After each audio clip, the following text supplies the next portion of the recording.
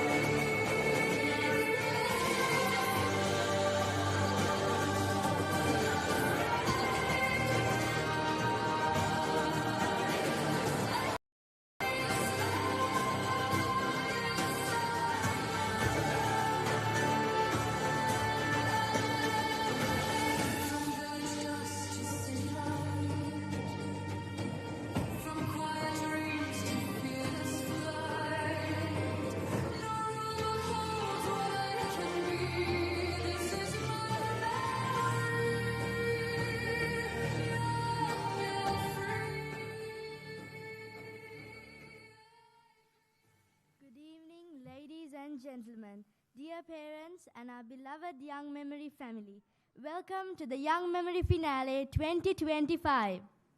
Tonight is not just another ceremony. We celebrate transformation, the spark inside each child that dares to dream, to learn, and to create themselves. At Young Memory, we believe that every child is a genius in their own way. We do not measure children by marks or exams, but by curiosity, courage, and character. We believe failing is not the end. It is a part of growth, and every child who dares to try is already a hero.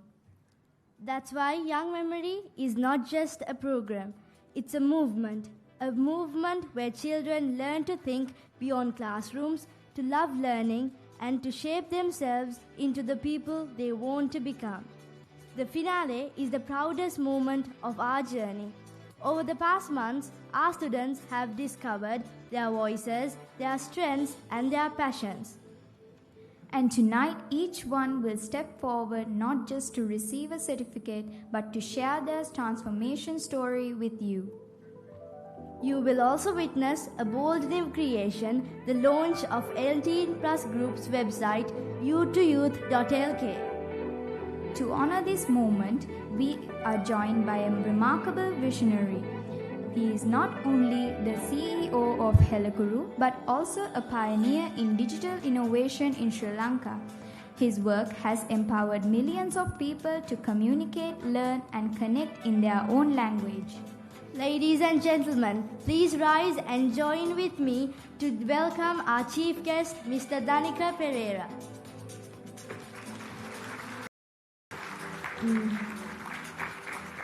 And a special hero of tonight, Brian Kingston, who earned 9 A's at O-levels and fought for an A-level science stream for students like him. Their stories remind us that courage creates history. Now, before we begin, let us take a moment to reflect on what Young Memory is about.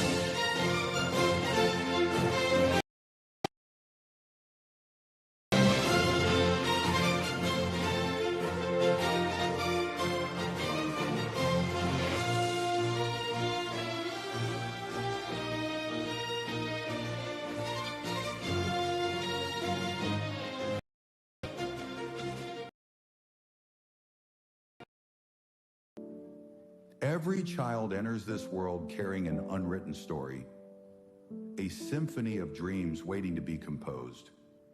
But somewhere between the sound of school bells and the weight of exam papers, that story often gets buried beneath marks, fear, and the deafening silence of not good enough. What if we dared to create a place where children didn't just learn facts and figures, but discovered the magnificent truth of who they are, building with hope? Young Memory was born from one revolutionary belief: every child is a genius if we teach them to believe it. In 6 months, across 4 age groups, we didn't just fill minds with knowledge. We planted seeds of personality, confidence, communication, and character that we refused to stay inside walls. We painted in the wind. We climbed leadership hills. We brought city children to villages and carried village dreams back to the city, and the stories unfolded. Parents whispered about quiet children finding their voice. Those who trembled now lead with courage. Something shifted, not just in grades, but in their very being. This wasn't a course. This was metamorphosis. But we refused to be contained. Teens for Teens rose against drugs and bullying. Youth to Youth spread kindness across communities. We started in Colombo, but never intended to stay. How could we speak of transformation while village children waited to be seen? Here's the beautiful truth. Every parent who enrolled their child in Colombo also lived in the village in Polonnaruwa. You placed books in children's hands in Morawaka. You are the invisible thread connecting hope and healing. Young Memory grows guided by 4 pillars, nurturing the complete child. Personal growth that honors their uniqueness.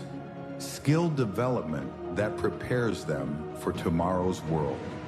Community service that teaches them they belong to something bigger than themselves. An exploration and adventure that shows them the world is vast and waiting. But our philosophy goes deeper than curriculum. We believe that learning happens not when we fill empty vessels, but when we ignite the spark that was always there. We don't ask children to fit into our mold. We help them discover their own magnificent shape. In young memory, there are no failures, only discoveries. No wrong answers, only different perspectives. No small dreams, only dreams that haven't been given room to grow yet. These aren't just modules. They're mirrors reflecting a future where education is about meaning, not marks. Where children don't say, I will be someone, but declare, I create me. To every child who stood tall, parent who trusted, teacher who carried this vision. Young memory isn't ending, it's beginning. This is our revolution of love. Somewhere tonight, a child sleeps, believing they don't matter. Tomorrow will show them they do. Young memory lives not in buildings, but in the unshakable truth that every child carries the power to transform not just their story, but the world's story. We will be there. Until every child knows they're loved. Until every dream finds wings. Until every voice is heard. This is not goodbye. This is hello to everything we're about to become.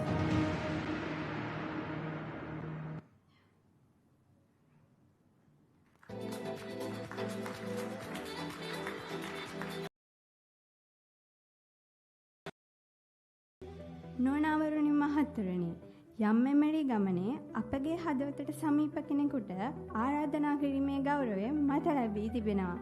අය මේ ගමනේදී අපිට මඟ පෙන්වන ආලෝකයක්. අපගේ පරිවර්තන සිහිනය වර්ධනය කර මහඟු පිටුවහලා.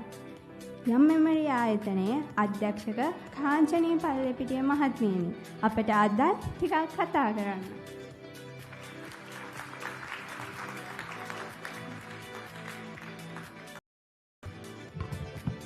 බොහොම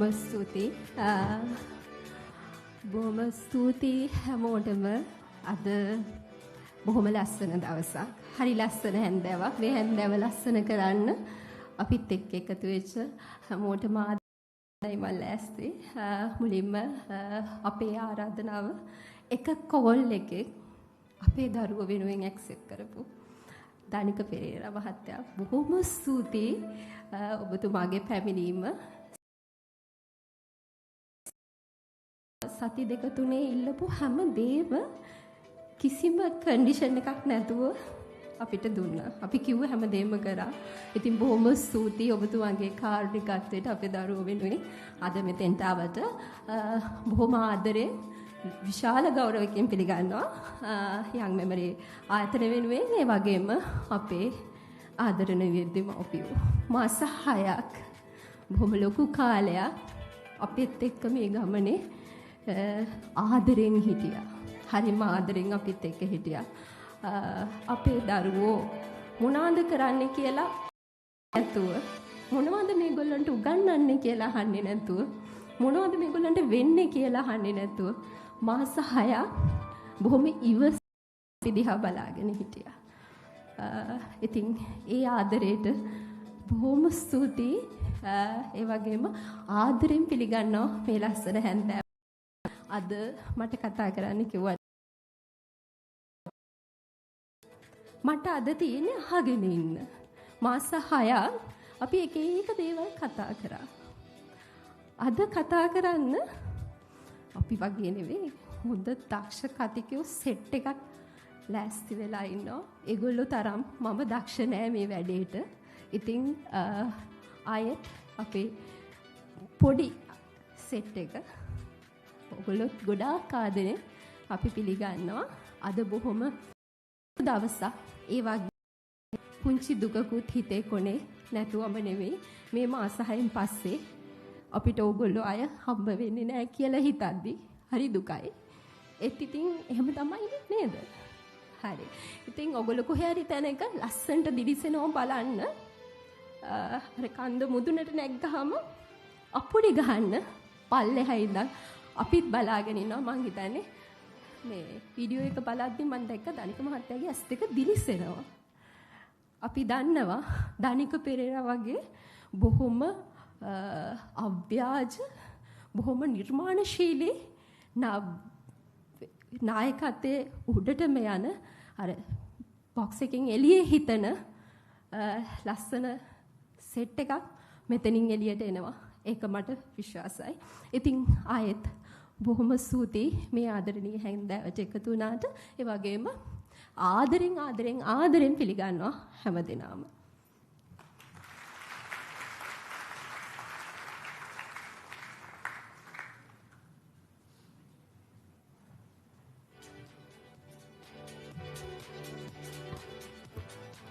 Now we have the pleasure of listening to Dinudi Chanulya Bandara, who will be sharing thoughts with us on stand even if you're alone.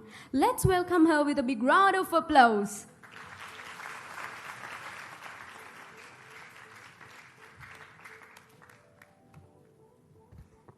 Hi everyone.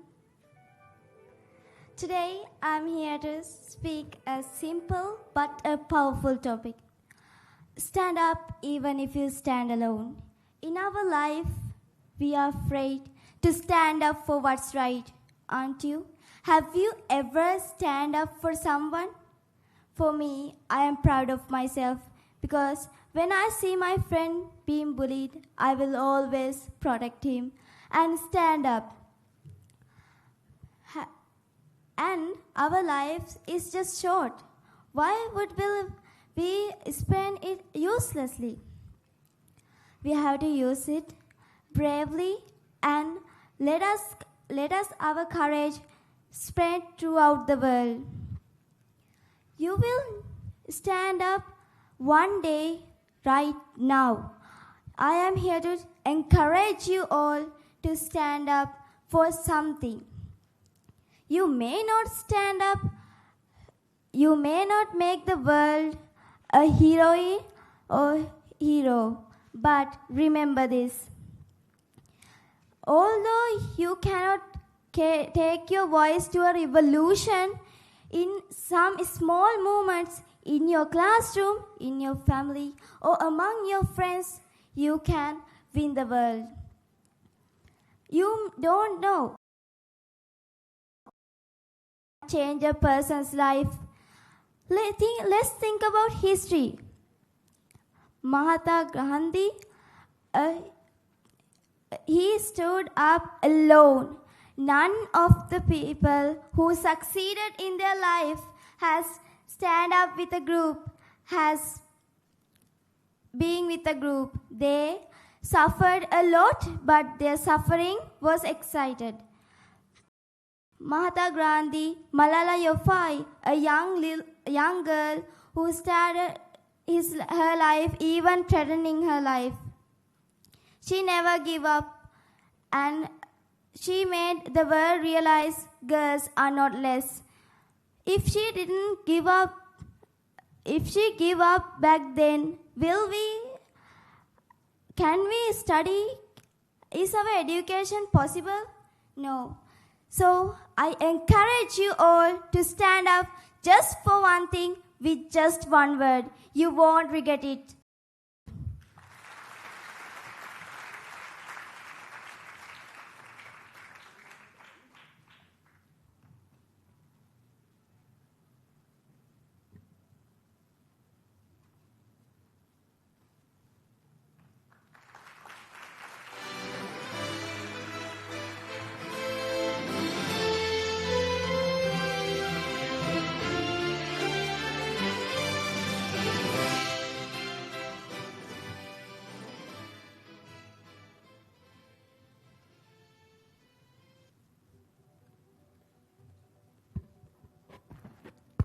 Ladies and gentlemen, as we continue with today's processing, we now have the opportunity to hear from Litomi Pereira, who will be speaking on mistakes are our best mistakes. Her words will no doubt add much value to our ceremony. Put your hands together for Litomi Pereira.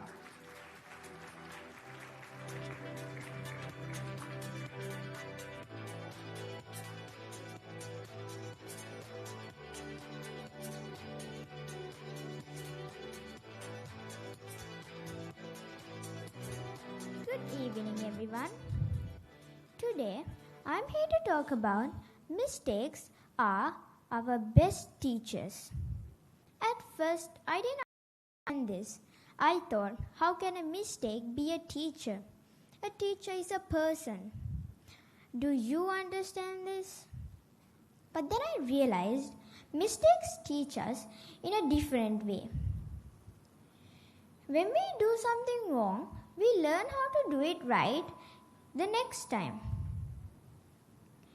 Now, I will tell you all 2 scenarios where I can best guarantee you all my point. My first scenario is when I was baking cookies, I forgot to add the sugar and they tasted horrible afterwards. But now I will never forget the sugar again. And the second scenario was at school. It was lunch break and I was running down the hall when suddenly I bumped into someone. So I got mad, so I shouted, the kid started to cry. I was so confused why the kid was crying for that little thing. And the next day, when I came to school, I got to know he was actually blind. So I quickly ran to that kid's class and apologized. That was the biggest mistake I have ever done.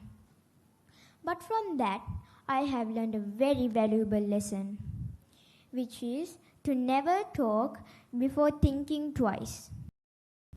Mistakes make us smarter because we remember the lesson forever.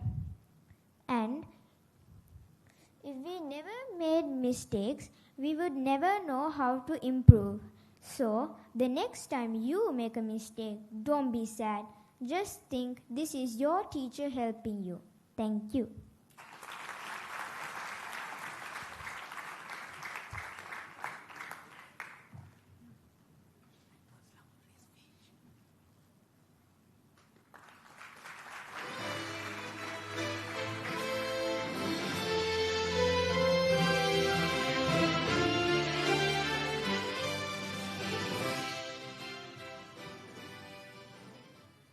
Next, we have Tasheli Devapriya with the speech, Power to Say No. Let's give her a round of applause.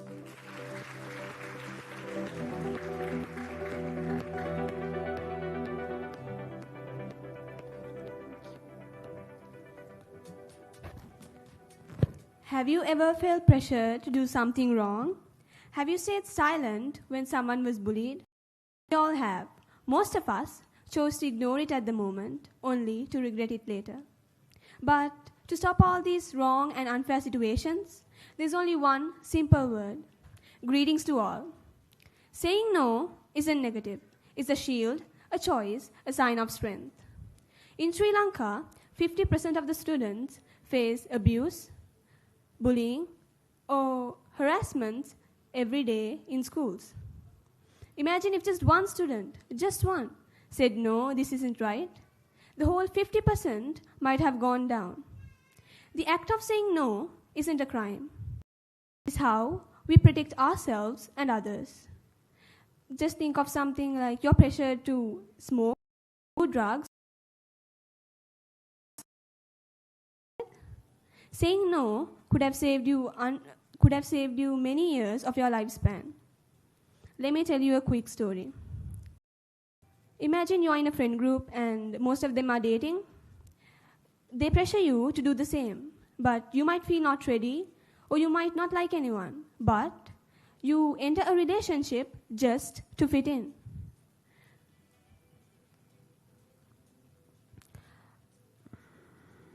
At first it might feel exciting, but soon problems arises. Your grades will start to slip. You might feel uncomfortable, trapped, or sometimes emotionally hurt, all because you said yes. But what if you said no? You rejected it, and you stood up for yourself. You wouldn't be in such trouble. It's all because you said yes. Thought that positive word would have made a positive difference, but no. Sometimes a negative word might make a positive difference. So, let me remind you again. this word, no, means not simply negative. It's not simply a word. It makes a huge positive impact on us, on our lives. And don't forget that no is our right. So I encourage all of you to protect yourselves and others, and also be a part to build a better society. So let's start today by saying no for unfair treatment. Thank you.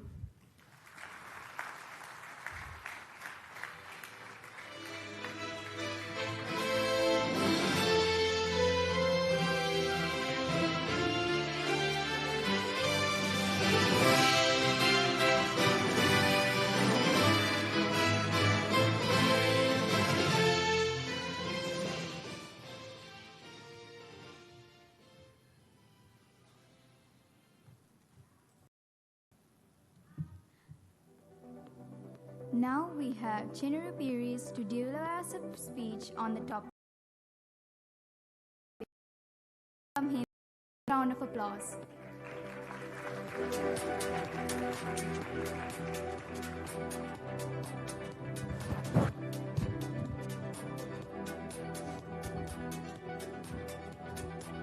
Good evening, esteemed guests, respected teachers, proud parents, and my dear brothers and sisters. Tonight, I will share truth that goes beyond classrooms and examinations. Marks doesn't define a person. What truly defines a person is not just their marks. Exams can measure memory, but they can never measure the imagination. They can never record the curiosity. Marks measure, they can never show your creativity, curiosity, or the courage. Think about Bill Gates. He wasn't the best in his class. Yet today, all the toppers in his class work under him. Why? Because life rewards innovation, vision, persistence, not just grades in a report card. History is filled with people who weren't defined by marks, but by their dreams.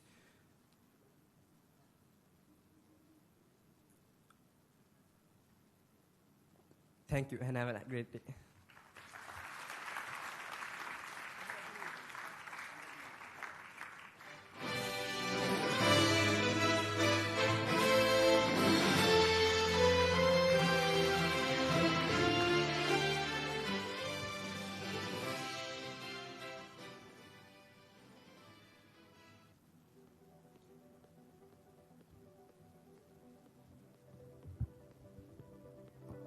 Ladies and gentlemen, now we have Menon Chaturya Pereira Vijay Singha to express his thoughts on the danger of glorifying suicide.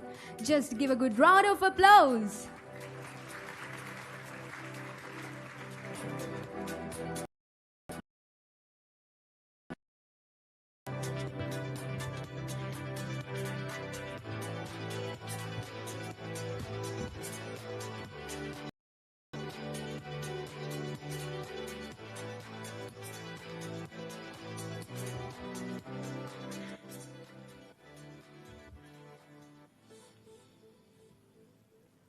A single headline may last only a day, but its impact on a student can last a lifetime. Good afternoon to our honorable guests, to our parents, and to all of you, my fellow colleagues. It's wonderful to see you here. I cannot be emotional like the other speakers, because if I do, I might risk turning myself in pain into a drama, and that really is the problem in our society. It is sensationalizing self-harm. Have you all heard that with great power comes a great responsibility? In a world where news travels faster than ever, a single story can be reached by millions in just a matter of seconds. And that is power, a power that we must handle, especially when it comes to reporting about a suicide topic. Harmful reporting can cause a huge damage to our society. When the media sensationalizes and describes methods in details or even glorifies death, it can plant dangerous ideas in people who are already vulnerable. Loss is never a beauty, so let's not glorify it. It's not a bravery. It's just the silence that steals futures, breaks families, and problems that already have answers. So what can we do for this? we can change the lens of how this news is projected. I'll share 3 simple steps how we can do that. First, we can remove the roadmap. We should leave out the methods and the locations when reporting about them, because those aren't facts, those are instructions. And then we should always use a neutral language. Say died due to self-harm. Always avoid the blame and the crime-flavored phrases. And center on the living. Share more comeback stories like I've struggled, I reached out, and I survived. Things that focus more on healing methods or steps to keep people motivated. My dear brothers and sisters, show what care looks like. Choose care that acts. Send a message, make a call, walk with them, and sometimes just sit with your friends through their problems. Parents, please ask to instead of saying stay strong, say, I'm here, we'll go through this together. Say, always end the news with support and hope. Because the way you present this information could either save a life or destroy one. Responsible reporting doesn't mean we should hide the truth. It means telling it with so we can learn and heal from it. Because news doesn't just reflect the world, it shapes us. And so do we, with our voices, with our choices, and with our words. So let's not glorify self-harm, and let's not allow anyone to do it. Let's break the silence with compassion and with hope. Thank you.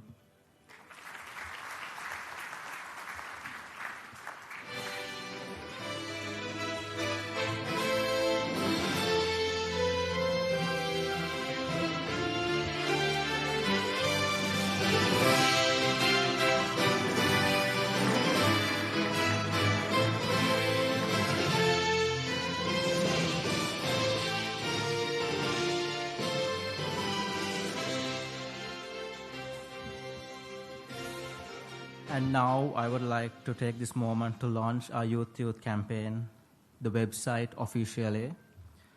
And before that, I'll give you all a brief introduction about our heartfelt campaign, Youth. So our vision is to create a world where every young person feels safe to speak openly, to never struggle, and to be heard without a judgment. And our mission is to achieve this vision. We will be building an anonymous system, youth-led platform that provides non-judgmental peer listeners, promotes responsible suicide reporting, and increases awareness among the youth. And the platforms where they can share their problems freely. And now I would like to invite Mr. Danica Pereira to officially launch our website.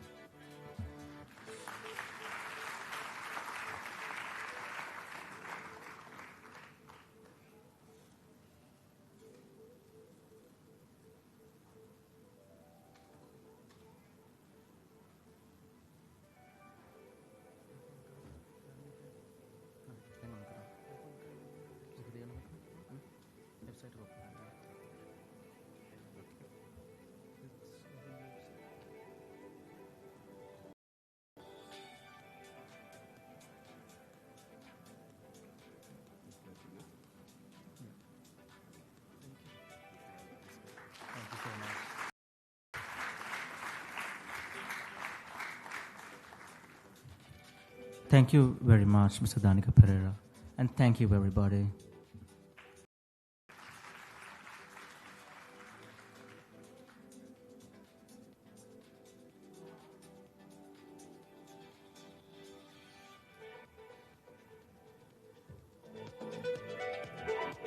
නෝනාවරණ මහත්මයානි, මාගේ මේ ආරාධනය ඉසුමි කුමාර සිංහ සොහිරියට අප සැමට මානසික රෝග පිළිබඳව සිතන්නට යමක් එක් කිරීමට.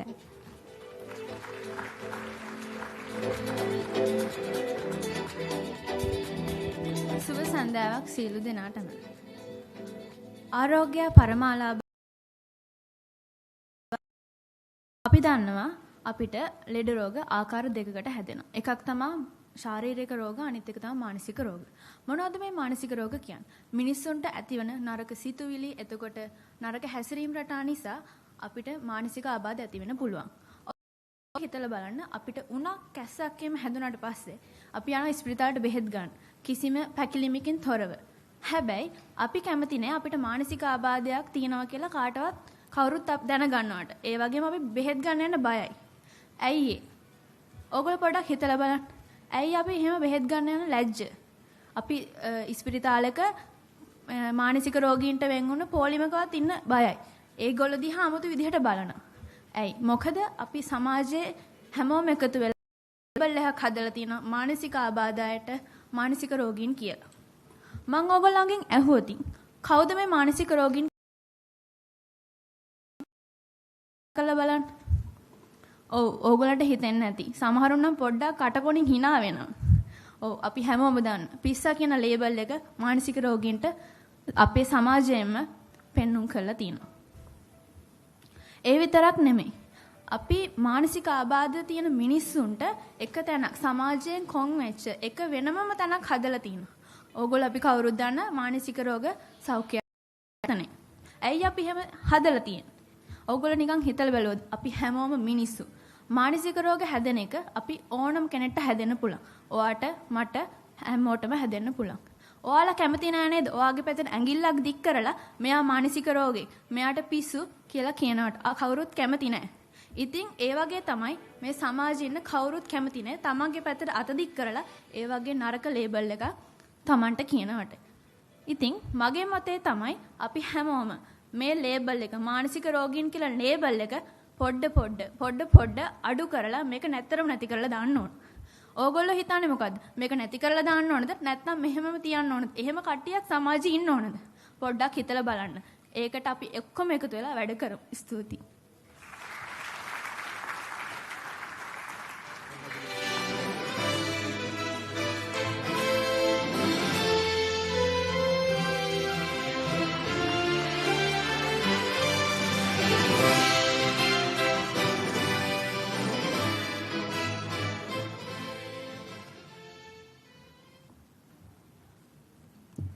Next we have Semindi Laknara with the speech, If I Were a Chimpanzee. Put your hands together for Semindi.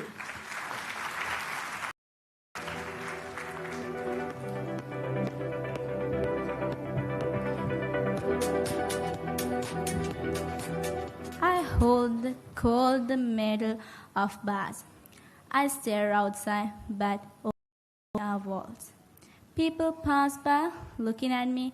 Some smile, some laugh, but no one sees the empty. I would tell you this. In the forest, my heart beats with joy. I swing from tree to tree, feeling the wind in my fur, smelling sweet flowers, tasting fresh fruits whenever I'm hungry. I live with my family. We care for each other. Every sunrise is different. Every sunrise painting only nature can make. That is freedom. But in the zoo, my world's dark. Trees are not endless, the ground is hard, and the sky is broken by bars. People watch me, take photographs, laugh, but they don't hear my heart crying for the forest. I can't choose where to go. I can't decide what to eat. I can't hug my family whenever I want. A forest gives me a life. A zoo gives me a survivor. But life is more than breathing. It's about feeling alive. If I could speak to humans, I would say, I just don't want to live. I want to be free. Thank you.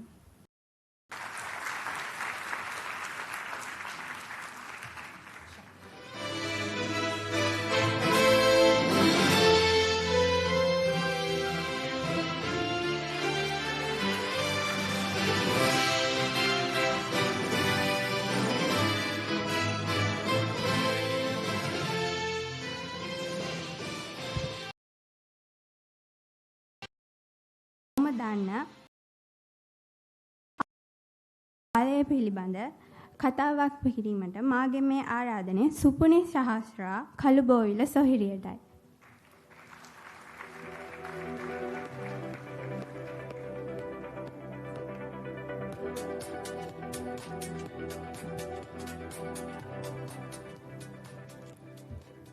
Good evening, ladies and gentlemen. මෙතන නැකතට අකුරු කියපු අය කොච්චර ඉන්නවද? හරි. ඒ කියන්නේ අපි හැමෝම වගේ නැකතට අකුරු කියපු. ඉතින් අකුරු කිව්වහම මොකද හිතෙන්නේ? අකුරු කියලා කියන්නේ වචන හදන විතරද? අකුරට දැන් වන්න දාස අකුරු පසුව වේය දාස. ඉටුවේ ඔබ සැම අදාස පැමිණෙයි සැප දාස දාස. කුමාරතුංග මුනිදාස මහත්මයා අකුරු ගැන ඒ විදිහට අකුරු කළේ අකුරුවල විශ්වීය විභවය එදාටත් අදටත් හෙටටත් එකසේම වළංගු නිසා. ඉතින් අද කතාව අකුරු ගැන. ඔයාගේ අකුරු තහකුරු වගේ නම් අද කතාව ඔයාට. අකුරට දැන් වන්න දාස අකුරු පසුව වේදාස කියලා කිව්වට ඇත්තටම අකුරට මුලින්ම දාස වෙලා පස්සේ අකුරු තමන්ගේ දාස කරගත්තා ඉන්නවද? නැතුව අද කතාව ඒ වගේ සුපිරි දෙන්නෙක් ගැන. දැන් යම් මාත් එක්ක 1972ට. In Portland, 1972, a boy walks into a random calligraphy class. Now he was in grades. He was almost a college dropout. But something about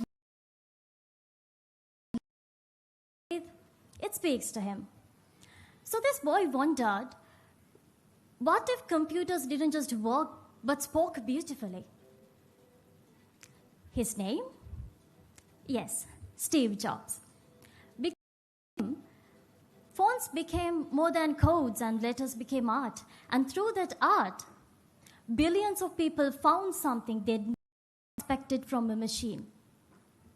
Belonging. Yes, he made Apple too. Now, fly with me all across the oceans back to Sri Lanka. A boy sits in front of his computer. He wants to type in Sinhala, the language of his people, his soul. But said, "Not today, mate."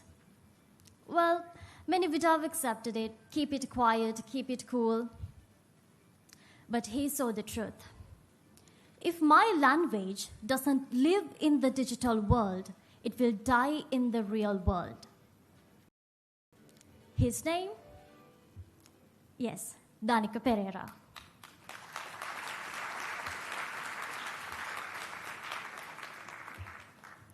He built Helakuru, the app that gave Sinhala its rightful place in the digital world. With over 10 million downloads, it became Sri Lanka's first super app to reach such monumental heights. It's not just a keyboard. You can get the latest news in Sinhala, you can channel doctors, you can pay your bills, and many more. He didn't just build features, he built futures. Mr. Danica Pereira, you didn't wait Silicon Valley to give us permission. You didn't ask the world to notice us. You made it impossible for them to ignore. We don't just thank you, we celebrate your belief that Sri Lanka deserves to be seen, heard, and celebrated in her own voice. Thank you for being the code of the nation. Now, you must be wondering, what do Steve Jobs and Danica Pereira have to do with me? Well, everything. Listen, Steve Jobs and Danica Pereira never met, but they shared the same superpower where someone dares to look at something ordinary and saw the extraordinary. They climbed to the top because they stayed curious, kept a relentless passion even when the things got tough. So my fellow friends, today you will leave here with a certificate, a piece of paper with letters on it. So what matters is not the paper, it's what you do with those letters. So let your letters build something, let your words heal someone, and let your code start a revolution. අකුරු කියලා කියන්නේ භාෂාවක මූලික ඒකකය. අකුරු වචන වෙනවා, වචන අදහස් වෙනවා, අදහස් ක්‍රියාවන් වෙනවා. ක්‍රියාවන් දවසක ලෝකය වෙනස් කරනවා. ඒ කියන්නේ ඔයා අද ලියන අකුර හෙට ලෝකය වෙනස් කරනවා. ඉතින් ලෝකය ඔයාගේ කතාව ලියනකම් බලාගෙන ඉන්න එපා. අකුරෙන් අකුර ඔයාගේ කතාව 25. Thank you. ජය වේවා.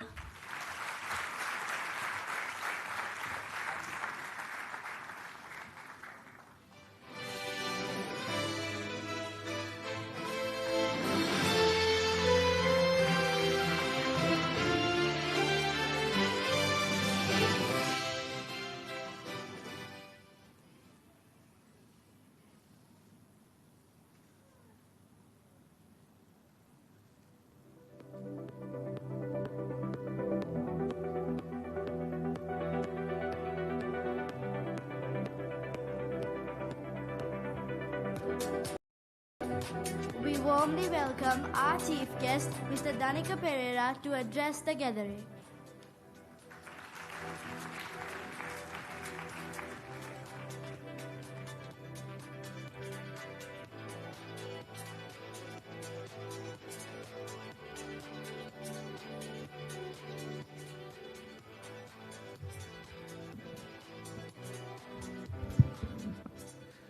Ayubowan. Good evening to all of you. අද ඇත්තටම ගොඩක් සතුටු දවසක් මට. මම කියන්න හිටපු දේවල් තමතකොට ඇත්තටම මේ අවසාන ස්පීච් එක අහුවට පස්සේ ඒක ඇත්තටම මගේ ජීවිතේ මම ඉදිරියේම මං ගැන ඒ විදිහ අදහසක් මගේ කනින් මගේ දෙසවලින් අහන්න ලැබිච්ච පළවෙනි අවස්ථාව. ඉතින් ඒ දූට මම නැවතත් සැරයක් ස්තුති කරනවා. ඒ වචන ටිකට මට ඇත්තටම හදවතටම දැනුණා. ඉතින් ස්තුති අද දවසේ මාව මේ ඔබත් එක්ක මේ අද දවස විශේෂ දවස බෙදා ගන්න ආරාධනා කරාට විශේෂයෙන්ම චන්දන සූර්ය බණ්ඩාර සර්ට සහ මේ වැඩසටහන මෙහෙවන සියලුම දෙනාට. ඉතින් අද all of you here who are actually getting your certificates and completing your program are really beautiful today. And I was so glad to hear all of your speeches, which actually gives some insights to why we live, what we actually pursue. ඉතින් මගේ ජීවිතෙන් මම බෙදාගත්තොත් ඕගොල්ලොත් එක්ක අද දවසේ ඇහිච්ච වචන කීපයක් failures, mistakes, passion මේ වචන කීපේ ගත්තොත් එහෙම මම කැමති පුංචි දේවල් ටිකක් බෙදා ගන්න අපේ දරුවෝ වෙනුවෙන්. මම ඉගෙන ගත්තේ මගේ ගම කළුතර පයාගල. මම ඉස්කෝලේ ගියත් කළුතරමයි. Holy Cross College Kalutara. ඉතින් ඒ දවස්වල ඇත්තටම මේ ඉගෙනීම කියන දේ විතරක් නෙමෙයි ඉස්කෝලේ කාලේදී ගොඩක් දේවල් කරා. මට පොඩි පාරම්පරිකව ගායන හැකියාවක් තියෙනවා. ඉතින් හැම ඉස්කෝලේ ෂෝ එකකම සින්දු කිව්වා. නාට්‍යවල හිටියා. වෙස්ටර්න් බෑන්ඩ් එකේ හිටියා. ට්‍රම්පට් එක තමයි ප්ලේ කරේ. ඊට පස්සේ ප්‍රිෆෙක්ට් කෙනෙක් වෙලා අවුරුදු 4ක් හිටියා. නායකත්වය ගැන ගොඩක් දේවල් ඉගෙන ගත්තා.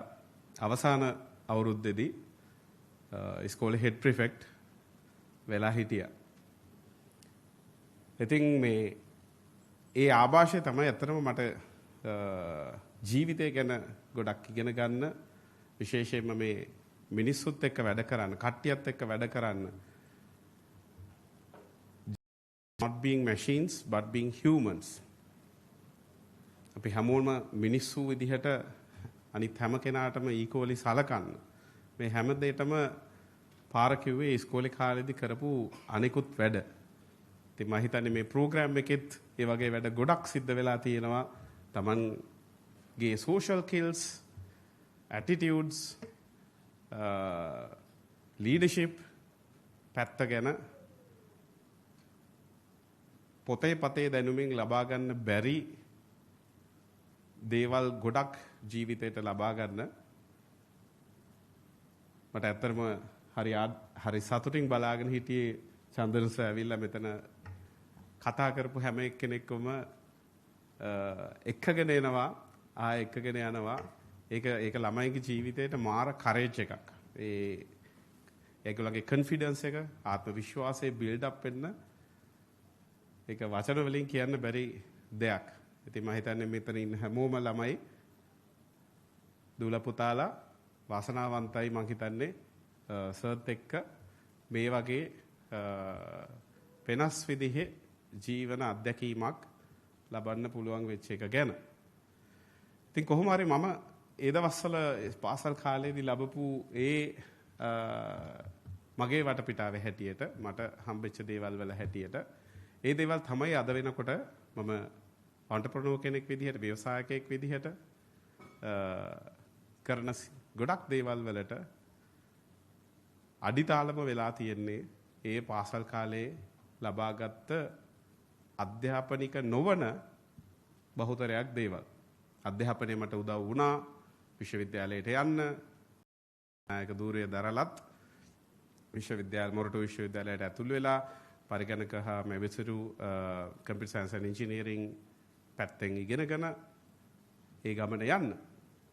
හැබැයි අර දේවල් ටික නැත්තම් මම අද ඉන්න මේ තැන කවදාවත් අත් වෙන්නේ නැහැ. මොකද මේ රාමුවෙන් එහා හිතන්න for me to think out of the box,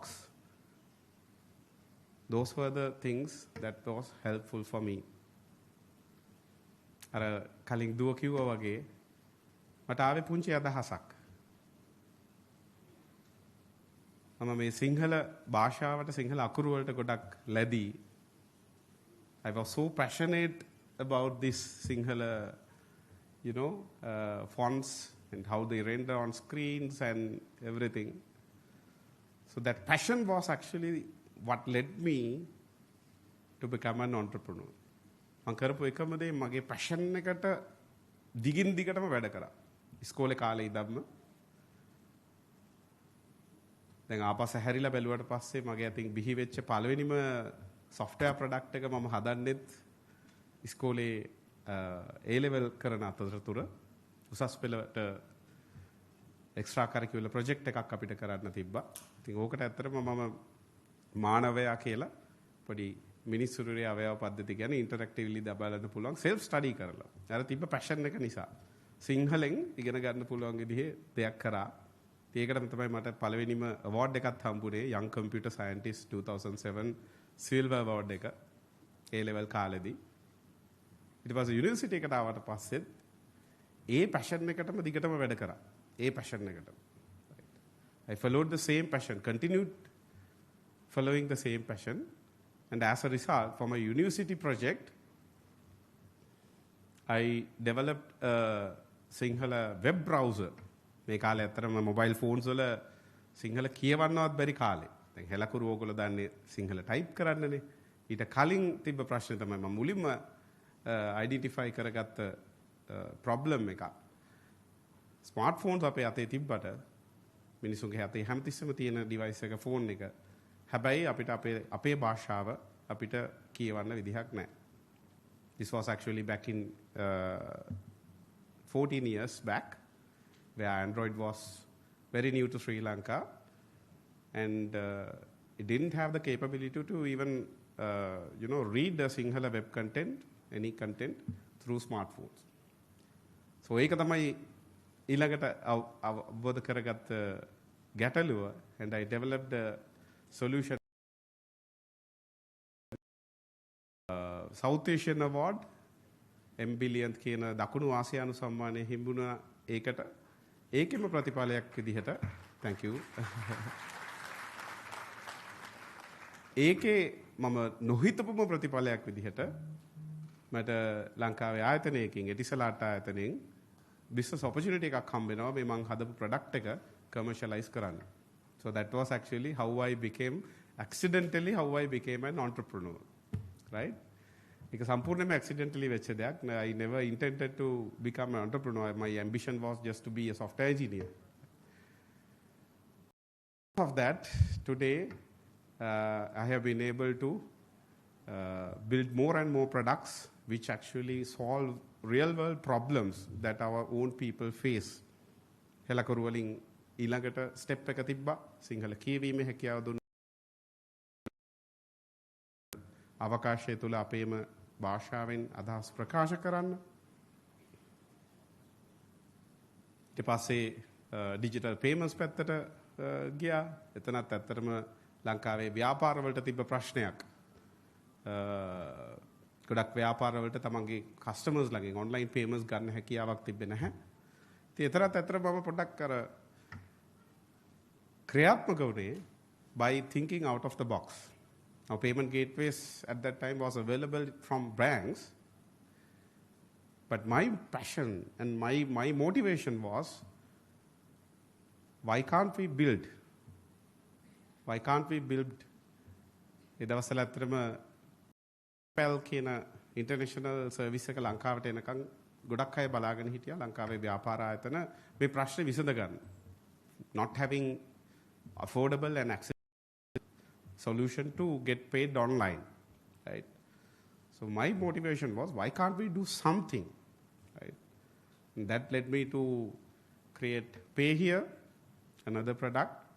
And right now we have helped processing more than 25 billion rupees of payments for more than 5,000 local businesses who were waited for come here and solve. We could actually solve it for them, right? I think දෙමෝපියන්ට parents මට දෙන්න තියෙන පුංචි පණිවිඩ ටික. Always let your kids follow their passion, right? Always let your kid follow their passion. ඒගොල්ලෝ අපිට වඩා ඒගොල්ලෝ දකින්න පැති වෙනස්. මගේ අම්මා තාත්තා මම තීරණය ගත්තට පස්සේ යුනිවර්සිටි එකෙන් අවුට් වෙලා අනිත් හැමෝම මගේ බැච්මේට්ස්ලා secured salaries වලට software engineersලා විදිහට quality assurance engineersලා විදිහට telecommunication engineersලා විදිහට වෙන තැන්වලට රැකියාවලට යනකොට when I took the decision that I will not go for a job but continue my own startup, they didn't have much of a clue මොකද්ද මම මේ කරන්න යන්නේ කියලා ඒගොල්ලන්ටත්. මොකද ඒගොල්ලෝ ඇත්තටම මගේ තාත්තා අපේ අතරින් සමුගන්න කල්ම කවදාවත් ෆෝන් එකක්වත් පාවිච්චි කරලා තිබ්බේ නැති කෙනෙක්, right? But they believed in me and they let me follow my passion, right? ඒගොල්ලෝ ඒ දවස්වල මට කිව්වා නම් නෑ ඕක නෙමෙයි ජොබ් එකක් කරන්න අනිත් හැමෝම බැච්මේට්ස්ලා වගේ කියලා. I never become an entrepreneur today, right? So let them follow their passion. ලෝකේ වෙනස් වෙනවා අපි නොහිතන විදිහට. දැන් අලුතෙන්ම ඔයගොල්ලෝ දකිනවා generative AI technologies එක්ක everything is going to be changed. How people work, how people get things done. මේ හැමදේම වෙනස් වෙනවා. ඉතින් එහෙම වෙනස් වෙනකොට සමහර වෙලාවට අපිට දෙමව්පිය හැටියට I also have 3 kids. Lokka grade 3, right? So දෙමව්පිය හැටියට අපිට බෑ අත්‍තරම අපි ළමයින්ගේ අනාගතය තීරණය කරන්න. We have to let them follow their own passion and be themselves, right? ඔවුන්ට ඔවුන් වෙන්න අපිට ඉඩ දෙන්න පුළුවන් නම් ඒගොල්ලෝ අත්‍තරම ඒගොල්ලන්ගේ ජීවිතේ හරියට හරි ගස ගන්නවා, right? And that journey of following your own passion, my dear kids, following your own passion is actually not a bed of roses, right? Definitely when you follow your own passion, you will face challenges, right? You will face failures, right? Failures ගැන කතා වෙච්ච නිසා මම entrepreneur කෙනෙක් වෙන්න තවත් හේතුවක් උනේ. Now in the university we have to do an internship for 6 months And university get us companies to apply and go. සාමාන්‍යයෙන් දෙකක් දෙනවා මුලින්. මම දෙකකට යනවා. ඒ දෙකෙන්ම මම fail interviews වලින්. Right. තව එකක් university එකෙන් දෙනවා. ඒකත් මම fail. Right. මේ වෙනකොට ඇත්තටම අර මගේ අර university project එකත් කරලා මම award එකකුත් අරගෙන but still I get failed in 3 interviews. Right. Luckily fourth one they did not actually held an interview but gave me the opportunity to do the internship. Right. හැබැයි එදා තමයි මම තීරණය කරන්නේ after graduation, right? A internship training ne, right? After graduation I will never again face an interview. Right? So ඒකත් මට ලොකු self confidence එකක් ගොඩ නැගුවා. මමම වෙන්න. Right? To be myself. Right? So failures are not always actually, negative. There's always a silver line in every negative thing happens. Right? So සමහර විට මම ඒ interviews වලින් fail උනේ නැත්තම් still I made this journey. Right? So likewise, even after I started the journey of Helakuru and pay here, but ගොඩක් challenges ආවා. එක අවස්ථාවක අපේ pay here service එක we had to actually stop just by a letter from the regulator, Central Bank of Sri Lanka. Overnight, we have been serving more than 200 customers and already processed about 8 rupees of payments. Overnight, we had to stop it. Look at the ගැටලුව. So I was a technology person. I did the solution technologically, but legally there were some issues in that. Right? So in that kind of situations, when you face challenges, when you are following for your passion, there are times where you have only 2 options: do or die. Right? Do or die. එක්කෝ ඒ වෙනුවෙන් fight කරන්න ඕන, struggle කරන්න ඕන, ක්‍රියාත්මක වෙන්න ඕන, කොහොම හරි කරන්න ඕන. එහෙම නැත්නම් you have to give up. Right? So in that situation even, I didn't choose giving up, but I struggled. We have to struggle more than 1.5 years with the central bank to get the legal provision for my innovation there. And after so much of effort, about after 2 years, we could relaunch that service again with the central bank approval. Right? So that solution right now empowers more than 5,000 local businesses to process their customer payments online, and we have been able to process more than 25 billion, as I just mentioned. Right? So perseverance is really important. There was a famous movie, you may have seen it, Karate Kid. Balatino, right? So at there, one of my favorite quotes in life, right? Life will knock you down. It's up to you to get up or not, right? ජීවිතය ඔබ වටාවි. හැබැයි හැමතිස්සෙම නැවත නැගිටිනවද නැද්ද කියන එක ඔබ සතු තීරණයක්. Right? Finally, මට මේ ගමනේ යන අනිත් පැත්තෙන් හැකියාවක් නැහැ. If I didn't have another one, that is actually purpose. Okay. When you are following up your passion, always link that into a outcome, final purpose. මොකද්ද ඔබ මේ ඔබේ passion එක follow කිරීමේ පරමාර්ථය මොකක්ද? මොකද්ද ඔබ බලාපොරොත්තු වෙන දේ අන්තිමේදී? Right? With Helakuru, මගේ පැෂන් එක සිංහල අකුරු වල තිබ්බ තමයි. හැබැයි මට පර්පස් එක මාව ඩ්‍රයිව් කරා හැමතිස්සෙම මට ඕන වුණා ඇත්තටම මේ අපි ඩිජිටල් ටෙක්නොලොජිස් වලින් අපේ ජීවිත සවිබල ගන්න එක. භාෂාව මිනිස් අපේ ලංකාවේ මිනිස්සුන්ට බාධාවක් වුණොත් අපේ ලංකාවෙන් බහුතරයක් 90%කට population එකෙන් they need local language support in your day to day life, right? එතකොට මේ භාෂාව කියන එක බාධාවක් වුණොත් අපිට මේ ඩිජිටල් ටෙක්නොලොජිස් වල benefit එක ඒකේ ප්‍රතිලාභ අපේ ජීවිතවලට ගන්න බැරි වෙනවා. So I had a purpose to break this language barrier when accessing digital services. So ඒක තමයි අත්‍තරම මාව drive කරේ. And today I'm happy to say Helakuru has become the largest digital platform in the country. More than 18 million downloads and 4.4 million active users. ලංකාවේ මිනිස්සු මිලියන 4.4කට වැඩි ප්‍රමාණයක් තමන්ගේ එදිනෙදා කටයුතු තමන්ගේම භාෂාවෙන් ඩිජිටල් මාධ්‍ය හරහා කරගන්න එය භාවිතා කරනවා අද වෙනකොට.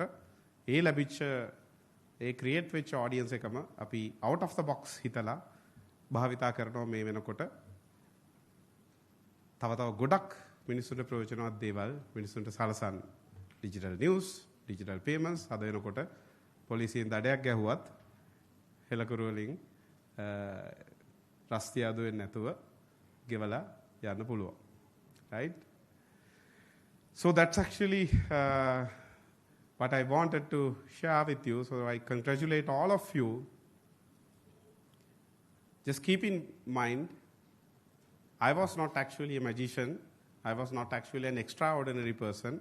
I'm just a Sri Lankan kid like you back in the days. Studied in a school in Kalutara. Studied in a Sri Lankan University and did all this.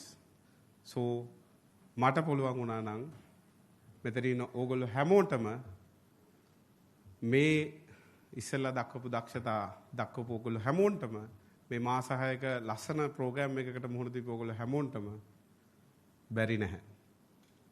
So I congratulate all of you to win your life with following your passion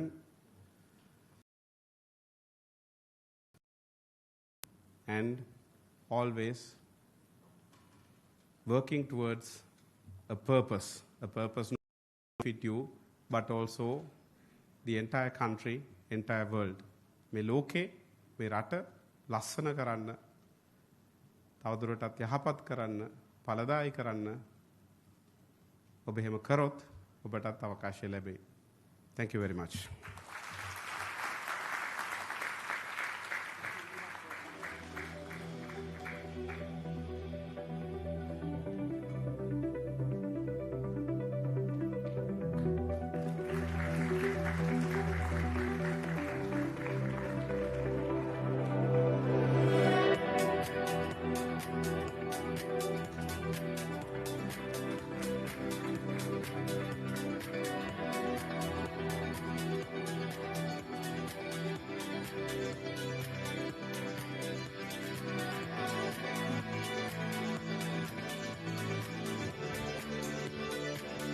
ගැහැණු ළමුන්ගේ පාසල් නිලැඳුම් හද පාට විය යුතුද නැද්ද? ඒ පිළිබඳව කතා කිරීමට මාගේ මේ ආරාධනය බොහාරා නැදිගම සොයුරියනි ඔබටයි.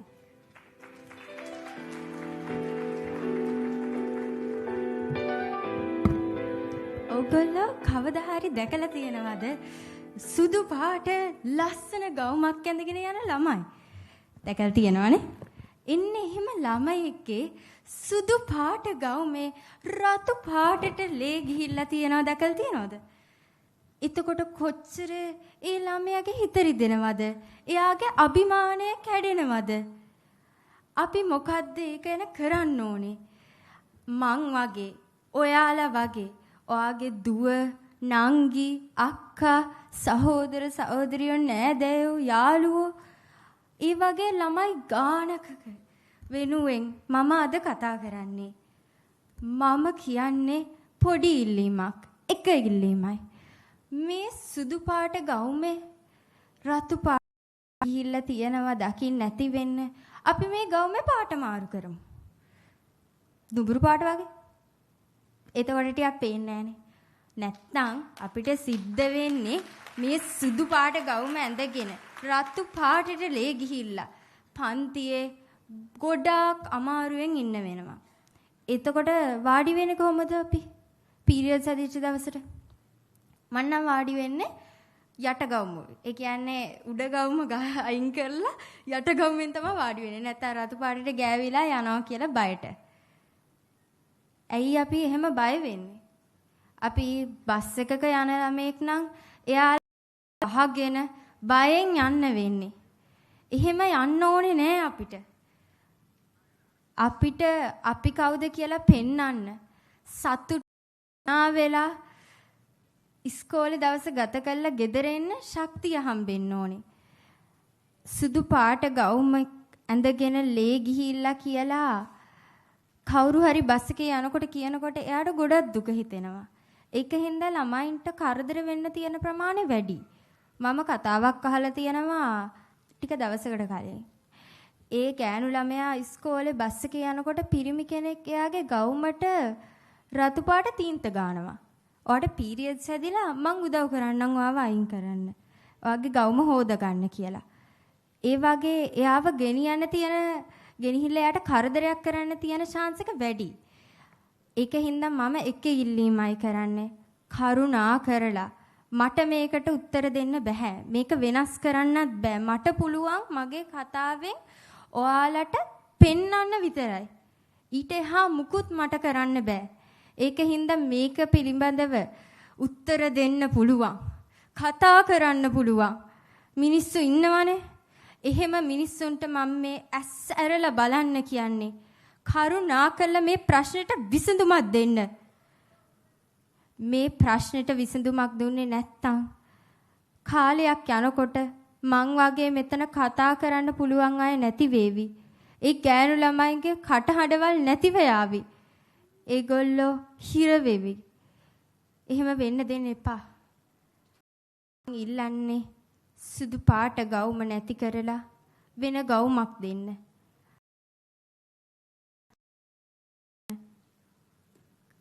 Thank you.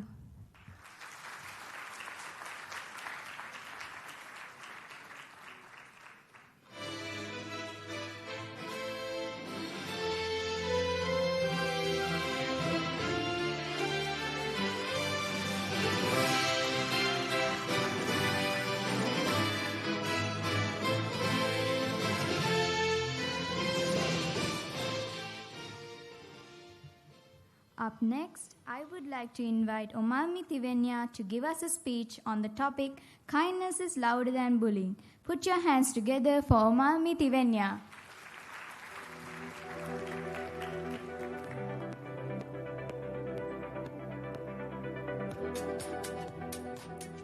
Good evening, everyone.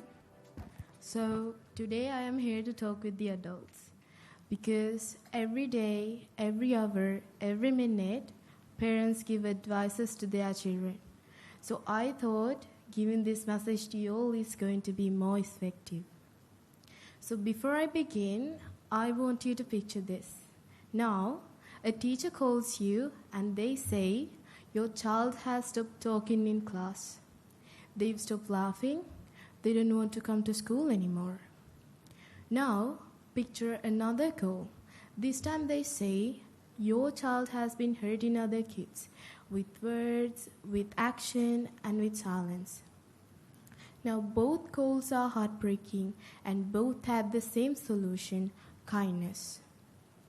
What if your child came home with tears they were afraid to show you? What if they felt invisible, unwanted, or completely alone? Or what if your child was the one cursing that pain to someone else? Would you want to know? Would you help them find a better way? You see, bullying doesn't just break hearts at the moment. It leaves scars that can last for years. But kindness can stop it. One word, one lesson, from you could change a child's life forever. Kindness is louder than cruelty, louder than fear. It tells every child, you matter, you're not alone. I ask you, will you teach kindness at home? Will you listen even it's harder? Will you make sure every child, whether hurting or hurting others, will find a better way? Because when kindness is louder than no child is left in the dark. Yours. Thank you.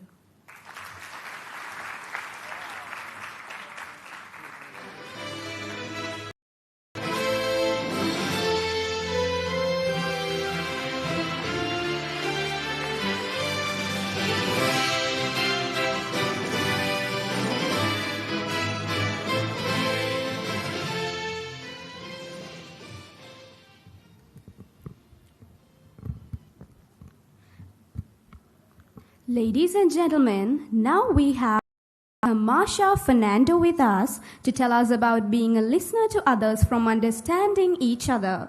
Tamasha, now the stage is yours.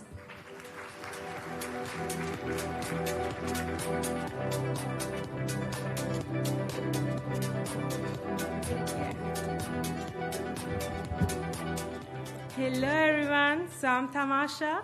And today I'm here to talk about the world needs more listeners than speakers. Ladies and gentlemen, we live in a time when everyone wants to talk, but a very few truly want to listen. Our world is full of voices, social media posts, and news headlines and opinions flying at us from every direction. But in this constant noise, something precious is disappearing. Does anyone know what is this precious thing that is going to disappear? Any idea? Anyone? Okay, the precious thing that is disappearing is the art of listening. Speaking is easy. Everyone can say words, but listening, really listening, truly listening, it takes effort, empathy, and patience. So, it means putting our own thoughts aside for a moment and understand the heart of someone else's story. But in that moment, we are just not hearing words. We hear emotions, struggles, dreams. So, why does the world listeners than speakers? Because sometimes what a person really needs is not a solution, not a reply, but just simply to be heard. So, great leaders, great partners, great friends. They all share this skill. They know when we listen to them, we give the most valuable thing that we can offer. Yes, it is our attention. So,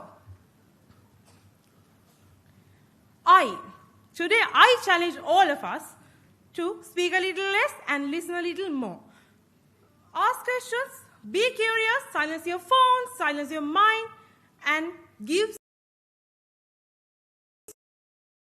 The world doesn't need more voices, it needs more ears, it needs more people who listen, not to reply, but to connect. Thank you.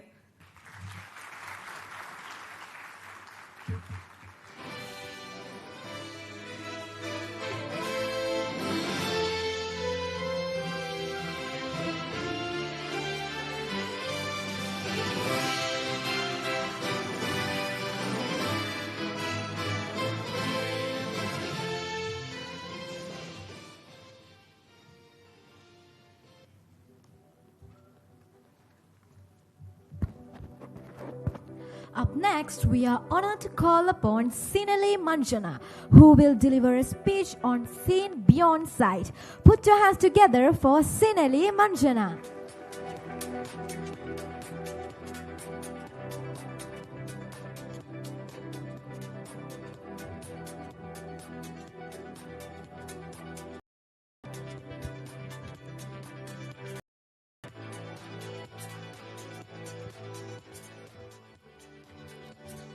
Helen Keller once said, the only thing worse than being blind is having sight but no vision.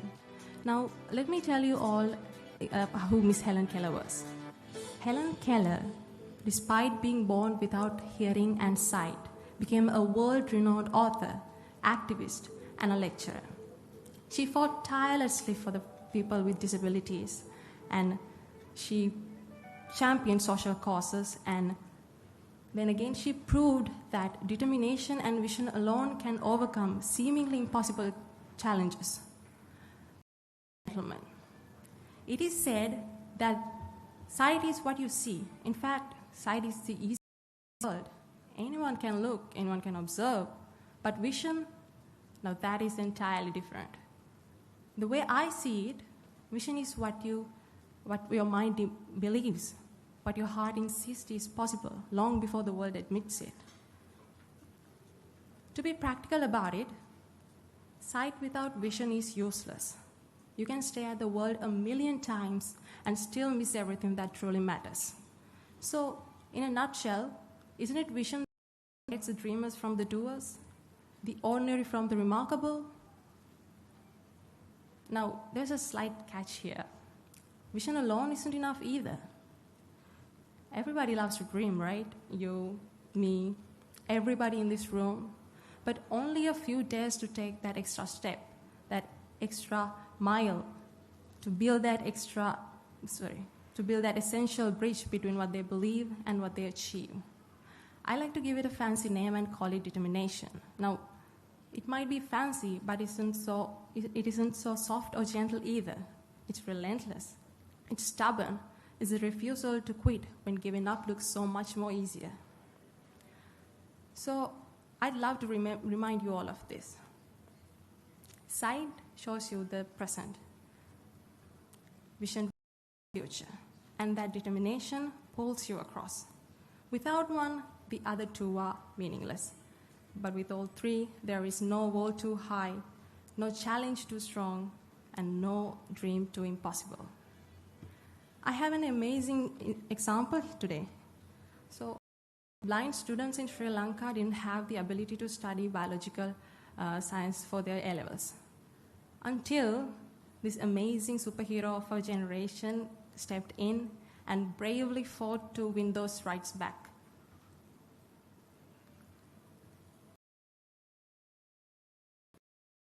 Here with us today, who is none other than Mr. Brian Kingston.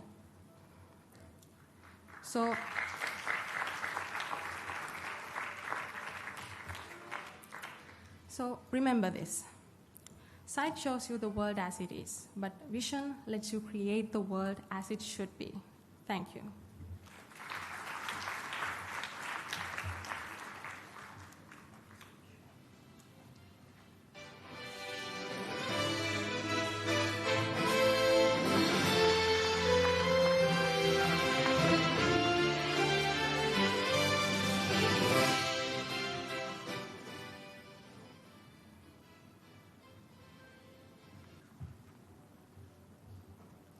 Let's welcome our special guest, Mr. Brian Kingston. Thank you, Brian, for being here today. It's a great pleasure to see you. Please join with me in giving him a warm round of applause.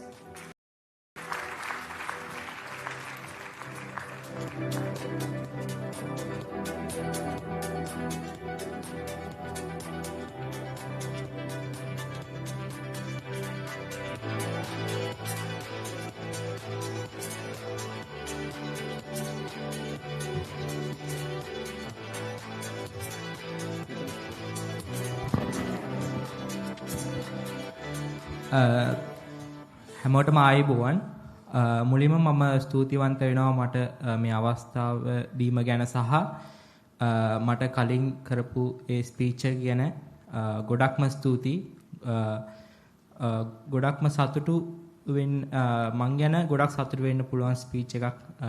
ඉතින් මම මුලින්ම මං ගැන කියනවා නම් මම ඉගෙන ගත්තේ රත්මලාන බ්ලයින්ඩ් ස්කූල් එකෙන්. මගේ ජීවිතේ හැරවුම් ලක්ෂය මුල්ම හැරවුම් ලක්ෂය මට පුළුවන් වුණා ලංකාවේ ෆස්ට් ටයිම් 9A ගන්න O levels වල.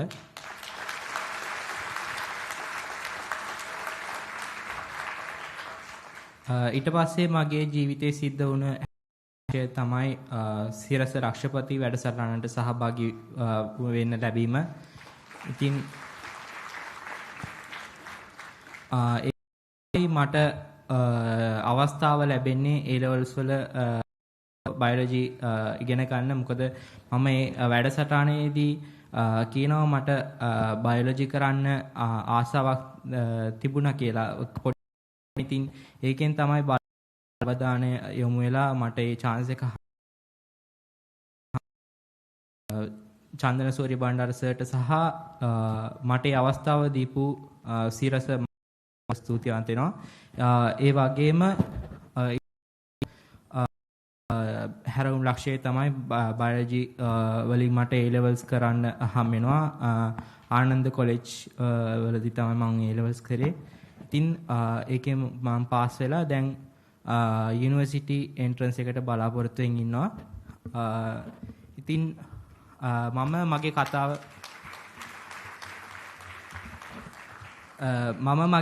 පටන් ගන්න මම මගේ කතාවකින්ම පටන් ගන්නම්. මේක සිද්ධ වෙන්නේ ඉස්සර අතීතයේ ඉන්දියාවේදී පොඩි ගමක් තියෙනවා. ගම් දෙකක් තියෙනවා. ඒ මැද කැලයක් තියෙන්නේ. ඉතින් ඒ ගමේ ගම් නායකයාට ඕනේ වෙනවා විශේෂ පණිවිඩයක් දෙන්න ඊළඟ ගම් නායකයාට. ඉතින් ඒ ගම් නායකයා පණිවිඩකරුවෙක් පණිවිඩයක් යවනවා ඊළඟ ගම් නායකයාට කියන්න කියලා. ඉතින් සහ ඒ වගේම තුවක්කුවකුත් දෙනවා ආරක්ෂාවට තියාගන්න කියලා. ඉතින් ඒ පණිවිඩකරුවා ඒ කැලේ මැදින් ගිහිල්ලා ඒ පණිවිඩේ සාර්ථකව දීලා ආපහු ඇවිල්ලා ගම් කියනවා මම ඔයා කියපු පණිවිඩය දුන්නා. ඒ වගේම මට රන් කාසි ටිකක් තෑගි විදියට හම්බුණා. ඉතින් එහෙම කියලා සතුටින් කියනවා. එතකොට තමයි ගම් නායකයා දකින්නේ එයාගේ අර පණිවිඩකාරයා ගොඩක් තුවාල වෙලා ඉතියේ ඇයි කියලා අහනකොට ගම් ඒ පණිවිඩකරුවා කියනවා මම කැලේ මැදින් යනකොට දිවියෙක් මුණ ගැස්සුණා. ඉතින් එයා ඇටැක් කරලා තමයි තුවාලේ උනේ කියලා. ඉතින් මම මේ තුවක්කුවක් දුන්නනේ ඇයි ඒකෙන් වෙඩි තිබ්බේ නැත්තේ කියලා. අහනකොට තමයි ඒ පණිවිඩකරුවා කිව්වේ ඒකේ මම තුවක්කුව තිබ්බ ඉඳලා තමයි මම ඒකෙන් දිවියට ගහලා ඒකෙන් බේරුනේ කියලා. ඉතින් මම ඒ කතාවෙන් කියන්න උත්සාහ කරේ අපි අපේ විභවය සහ ලෝකයේ දැන් තියෙන තාක්ෂණයේ විභවය හඳුනා ගන්න ඕනේ. එතනින් තමයි අපිට ඉස්සරහට යන්න පුළුවන්. ඉතින් අද ලෝකයේ ගොඩක් සාර්ථක වෙන්න නම් ආකල්පය, උත්සාහය සහ කැපවීම වගේම අපේ විභවය සහ තාක්ෂණයේ විභව හඳුනාගෙන ඉන්න එක තමයි කෙනෙක්ව බිහි කරන්නේ. ඉතින් ඒ වගේම ඔයාලා හිතනවා ඇති මට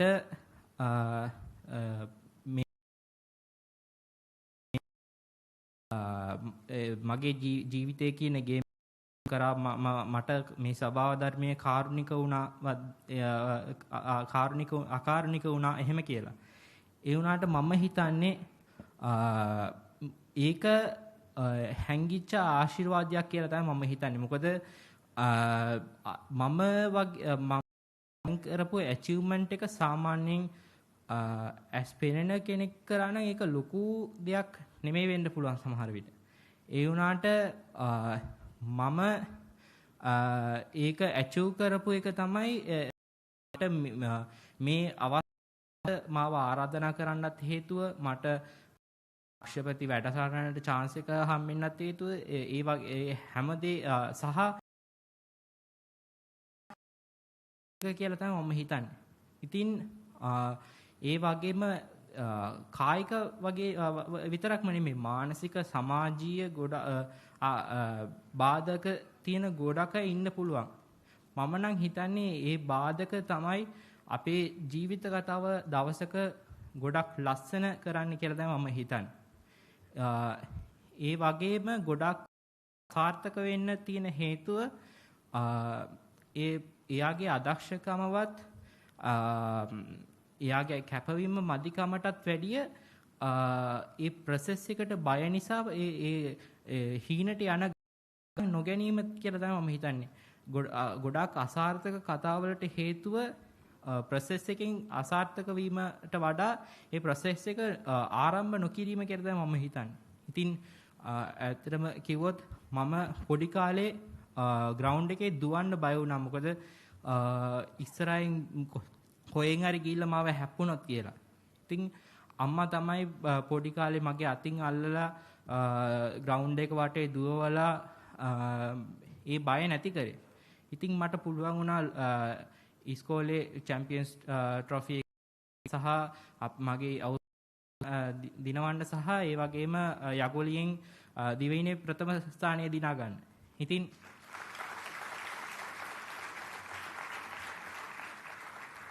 ඒ වගේම ලක්ෂපති වැඩසටහනට පොඩි කාලේ ඉඳලා යන්න ආසාවක් තිබ්බට මම ඒ මම ගොඩක් බය වුණා.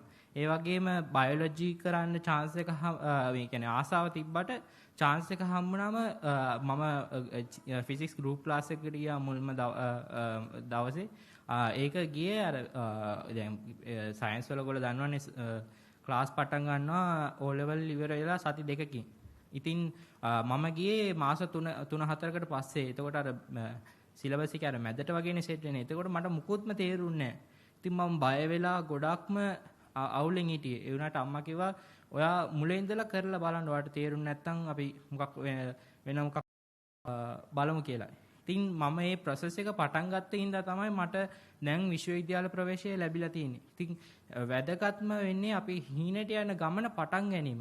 ඊට පස්සේ අපි ඒ හීනේට තියෙන ආදරය මත අපි අනිවාර්යයෙන්ම මේ හීනේ දිනන්න උත්සාහ කරනවා.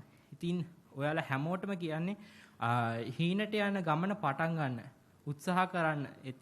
ඕන කෙනෙක් මේ ලෝකේ හීනේ දිනන්න ඕනේ, දිනනවා අනිවාර්යයෙන්ම. ඉතින් නැවත වතාවක් මට මේ අවස්ථාව දීපු හැමෝටම ස්තුතිවන්ත වෙමින් මගේ කතාව අවසන් කරනවා. ස්තුතියි.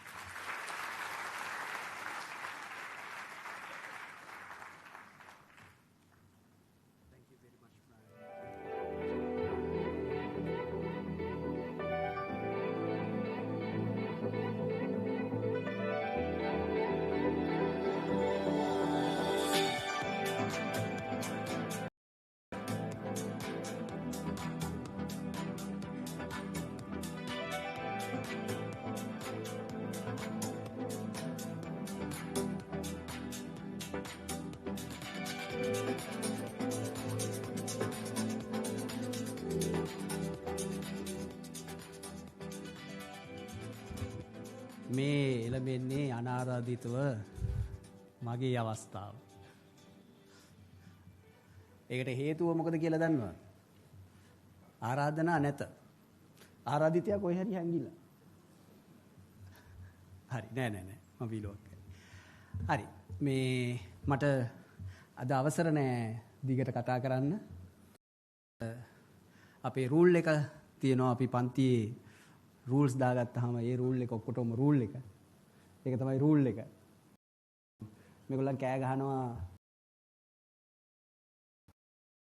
අයයි. අද අනිත් ඒගොල්ලන්ට මං දීලා තියෙන්නේ විනාඩි 1මාරයි 2යි. ඒ නිසා මමත් ඒක ෆලෝ කරන්න ඕන. නැත්නම් ඔය බට්ටෝ ඉන්නවා මට ලෙඩේ අදින. අද හරි සතුටු දවසක්. ඇයි මම එහෙම සතුටු වෙන්නේ? මේ සෙට් එක සෑහෙන වෙලාවක් හෙලවෙන්න නැතුව තියාගන්න පුළුවන් වෙච්ච එකට. ආරෝ වැඩේ ඒක නම් කරා. මෙතන හිටියා 4 දෙනෙක් මං හිටියානේ ළඟ. යන්නද? ඉතින් කිව්වා. ඊට පස්සේ පැය භාගයට පස්සේ අපව ආවා. එහෙම හරි. අද මේ ස්ථානයේට අපේ ආරාධනෙන් දරුවන්ගේ ආරාධනෙන් පැමිණි දනික Perera මැතිතුමනි Sir, thank you very much for your wonderful speech and honoring our invitation. Thank you, sir.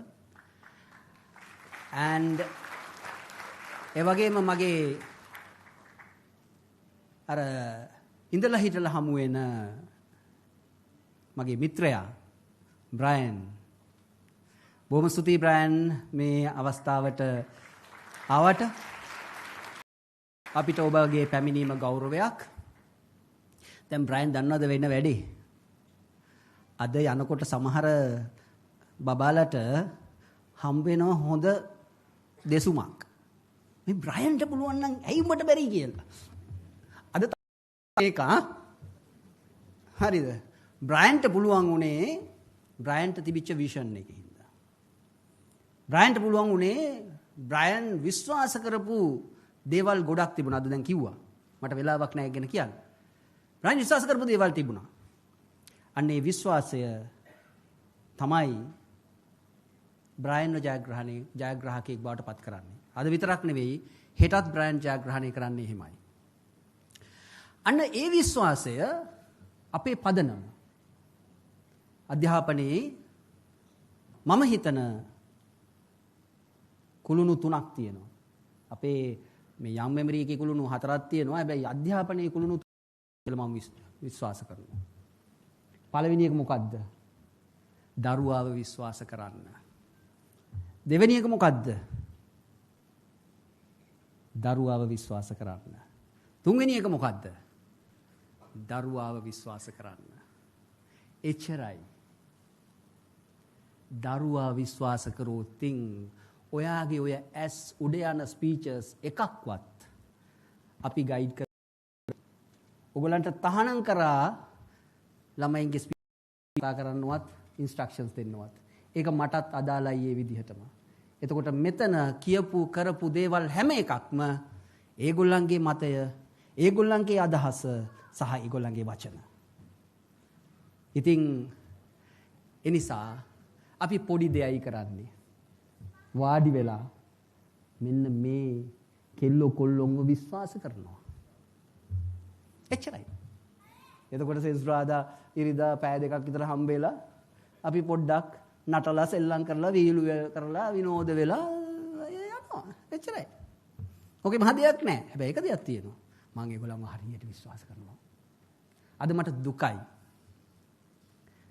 ඒ දුක ගැන මම කතා කරන්න පටන් ගත්තොත් එහෙනම් මට හරි අමාරුයි. ඒ නිසා මම දුක අමතක කරලා ඉන්නේ. සතුට වගේම දුකක් තියෙනවා. මගෙන් සමහර දරුවෝ අද ටටා කියනවා.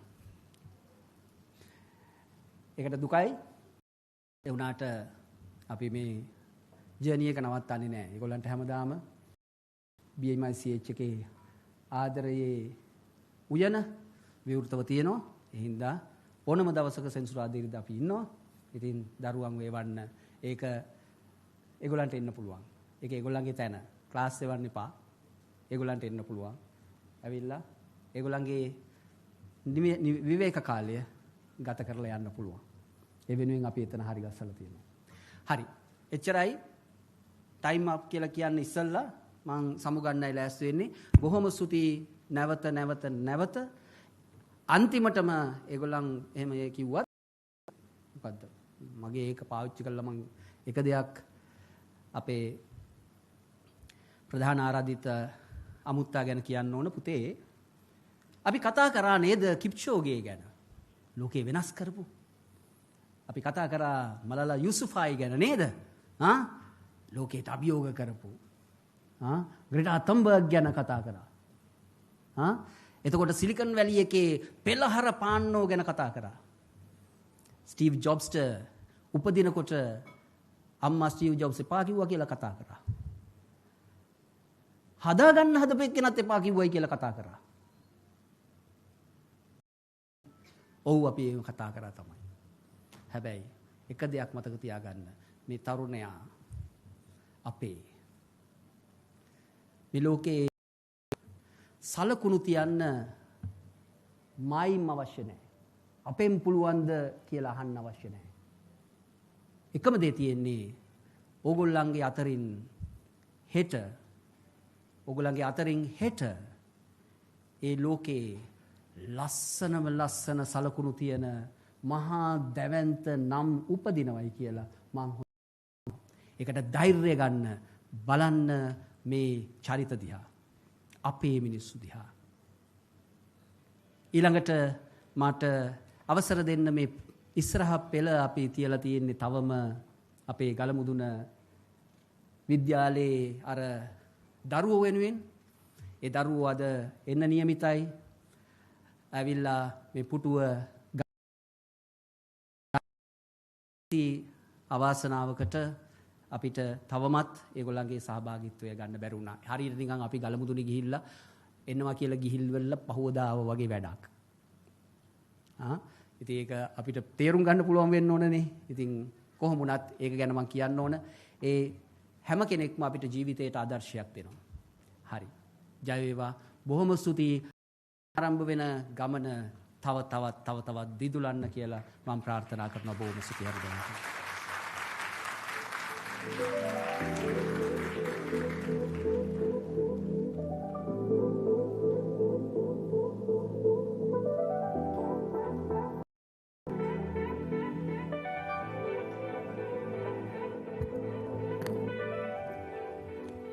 Now we have Matisha Jayasena to deliver her tribute to Galamudana School and his students. Let's give her a good round of applause.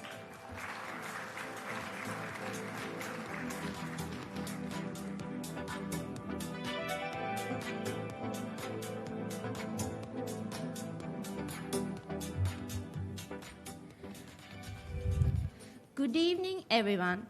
Respected guests of honor, dear invitees, beloved Chandana sir and the Young Mary team, supportive parents, and of course, my dear brothers and sisters. Today, I'm honored to stand in front of you with a story that is inspiring but truly miraculous. A miracle that began in the heart of the Knuckles Mountain at Galamudana Kanishta Vidyalaya. Its title, Light Through Wilderness, One School, One Teacher, Revolution. Now, when I say school, don't imagine big buildings with computer labs and all luxury. No. It's a school with just 21 students. No internet, no transport, and very limited facilities.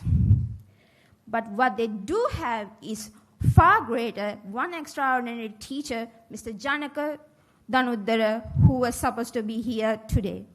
Unfortunately, due to avoidance, he is not just the teacher. He is the principal, the guide, the counselor, the friend, the role model, and yes, sometimes he is the disciplinary committee too. He teaches all 9 subjects from grade 1 to grade 11. What's most inspiring is that every week he walks miles through the difficult paths just to reach the school. He makes that long journey on foot simply to ensure that education never stops for his students. Although they couldn't join us, there are many shining fruits of his dedication. His students who recently passed the GCE ordinary level examination with honors. Isn't that incredible? From a tiny classroom in the wilderness, they have shown all of us what determination and hope can achieve. And now, let me share a little personal part of this journey. I first heard about this school because of those outstanding exam results. I was curious. How could students with so little achieve so much? Thanks to the Young Memory Institute, I was given the chance to visit the school. And what I found there truly changed me. The village was not just surviving, it was living. The people had very little, yet their hearts were full. They faced hardships daily. No proper transport, no internet, sometimes even no electricity. And yet they laughed, welcome visitors warmly, and share what little they have. I realized something there. We often complain when our Wi-Fi goes down for 10 minutes. Seriously, some of us act like civilization has ended. But those children, they walk hours to school, climb hills, cross streams, and still arrive smiling, laughing, and dreaming. That's when it hit me. True education is not fancy facilities. It's about courage, dedication, love, and above all, never giving up. So if you ever doubt what one person can do, remember this.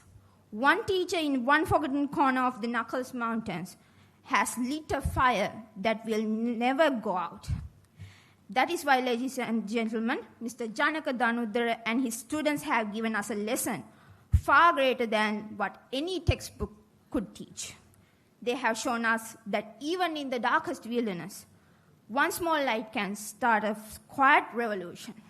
So today, let us honor Mr. Janaka Danudara and his brilliant students and the resilient people of Galmudana. They are the living proof of that one school, one teacher, and one quiet revolution can change the world. And as have we seen tonight, even in the darkest wilderness, a single light can guide the way. So please join me in giving them a big round of applause. Thank you.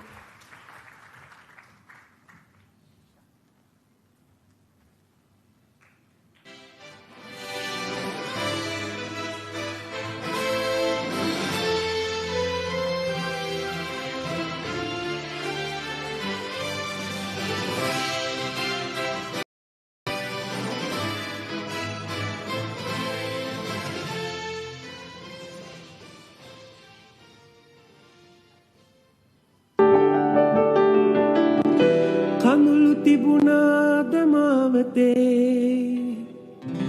රුදුරු හන්දාම ජීවිතේ වතුර හෙව්වාද හාමතේ පැදුරු නැති රැක නිදිමතේ අපි පාවෙන ලෝකේ ඇවිදින දවසක පාබේදෝ අහසේ අදරල්ලන් වනාස ගමනේ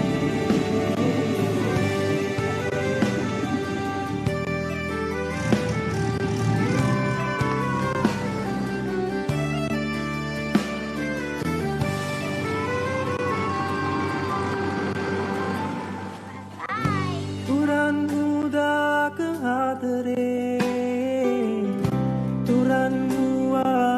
ජීවිතේ පහස දැනුනාම තනිකමේ දෙබස් ඇහුණාද හදවතේ අපි පාවෙන ලෝකේ ඇවිදින චාරිකාවේ දවසක පාවේ දොහසේ හඳ අල්ලන්න ගමනේ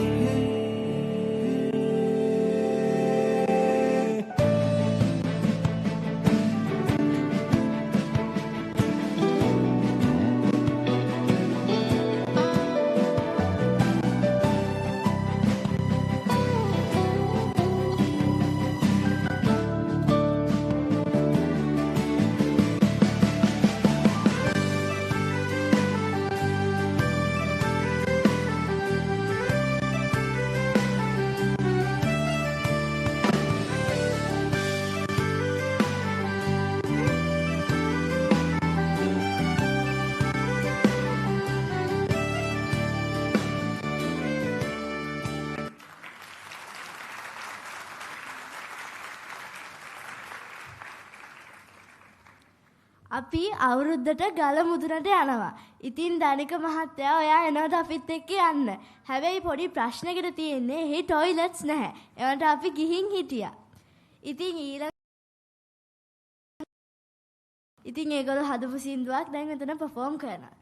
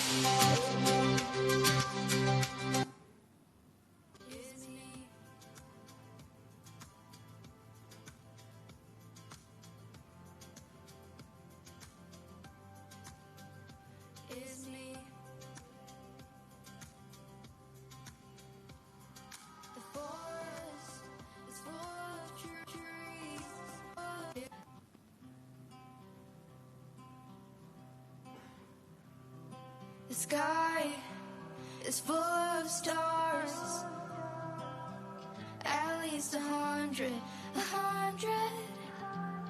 But the brightest star, the biggest star, the brightest star is me. Is me.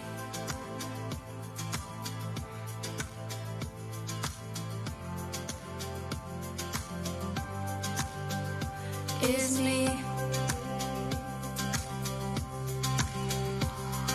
The forest is full of trees, at least 100, 100.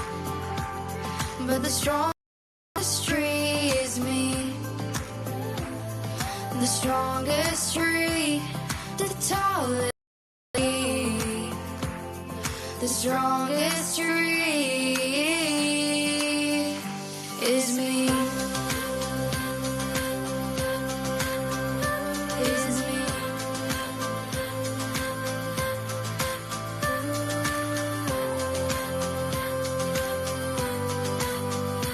Is me. The ocean is full of waves, at least 100, 100. But the bravest wave is me. The bravest wave, the prettiest wave. The bravest wave is me. Is me.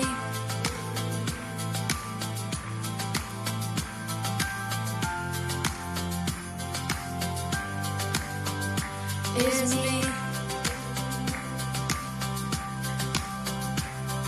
The fire is full of flames, at least 100, 100. But the warmest flame is me. The warmest flame, the infinity flame. The warmest flame.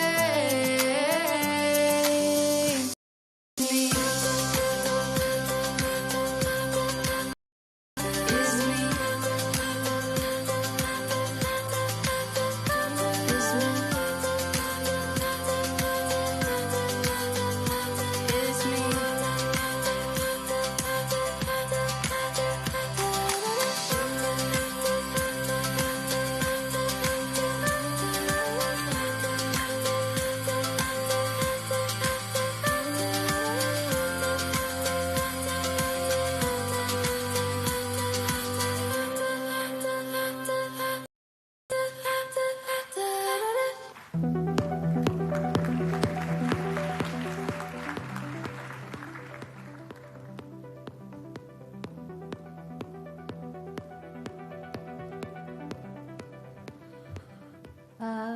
බොහොම ලස්සන සින්දුවක් නේද?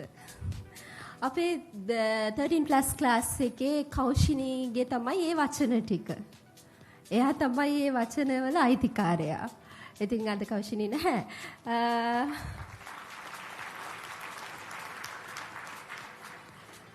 අපේ class එකේ ඉන්න මේ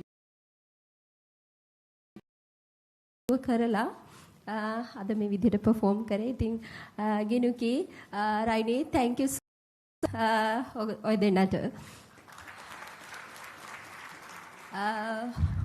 අපි දනික මහත්තයාගේ වෙලාවෙන් බොහොම ලොකු වෙලාවක් ගත්තා.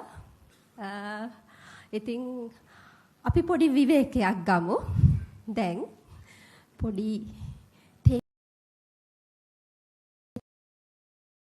ටේකක් අපි ඒක අරගෙන ආපහු ඇවිල්ලා පුළුවන් තරම් ඉක්මනින් ඉඳගමු. තව ලොකු වැඩ ඉස්සරහට බලන්න තියෙනවා. ඒක නිසා අපේ පොඩ්ඩෝ ටික ඔහොම ඉන්න පුතේ ඔයගොල්ලෝ යන්න එපා එළියට. ක්ලාස්ලට යන්න ගියම අපිට ඔයගොල්ලොත් එක්ක විනාඩියක් කතා කරන්න ඕනේ. හරි?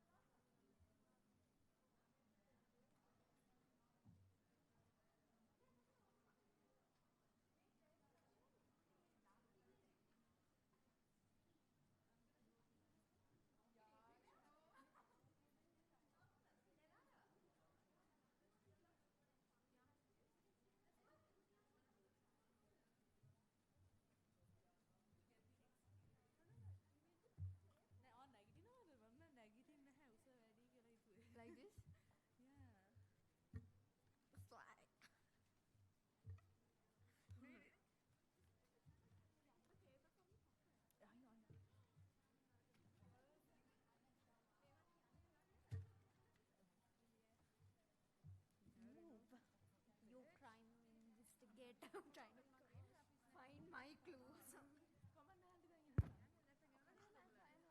Dear parents. Anything to get out. I would do like this and you like, No, I will like, so we are starting a cult. This called youth. More like idiot to idiot.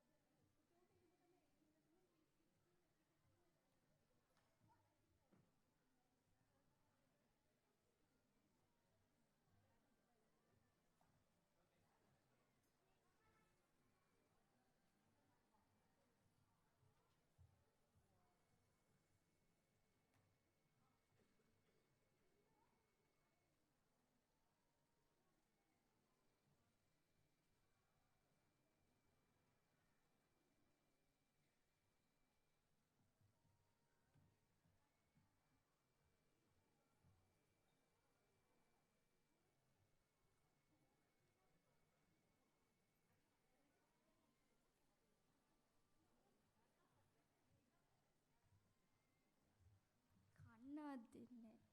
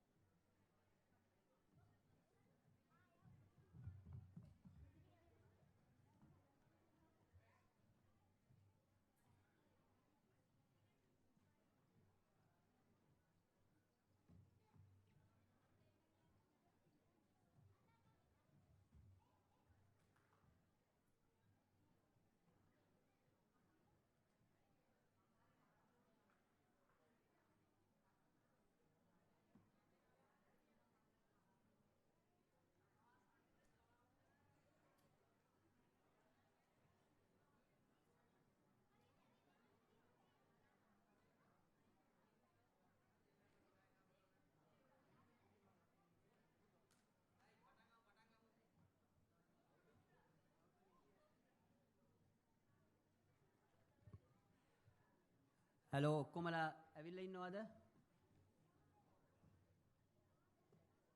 අපි ඔක්කොමලා ලෑස්ති වෙමු speeches වලට.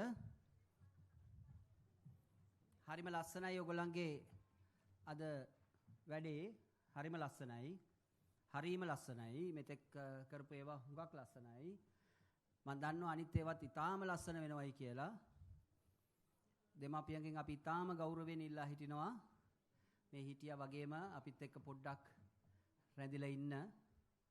පුළුවන් වුණොත් අපි ඉවර වෙලා ෆොටෝග්‍රාෆ්ස් ටිකක් එහෙම ගම්මු. නමුත් අපිත් එක්ක ඉන්න දිගටම මේ අපි ඉක්මනින් ඉවර වෙනවා. හුඟක් ඉක්මනින් ඒගොල්ලන් කතා කරගෙන යනවා. ඇද ඉන්නේ නැහැ. So please අපිත් එක්ක ඉන්න.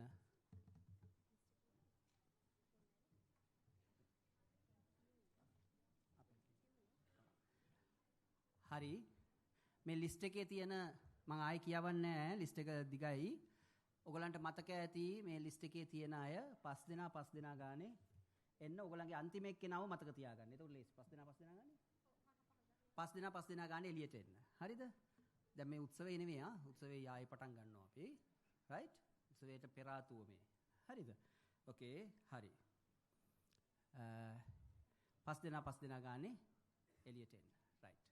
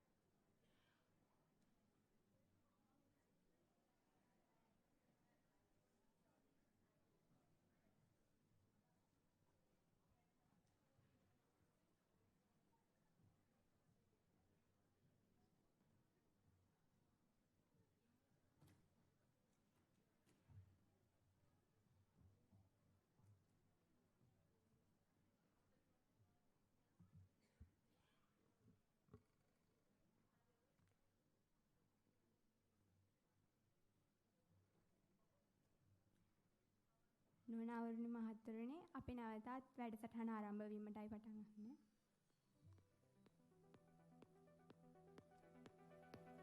මගේ හිනාව මගේ දවස ලස්සන කරයි. මම නම් නෙමෙයි හැබැයි ඒක කියන්නේ. ඒක කියන්න මම ආරාධනා කරනවා දෙසනි දෙව්හාරා සොහිරියට.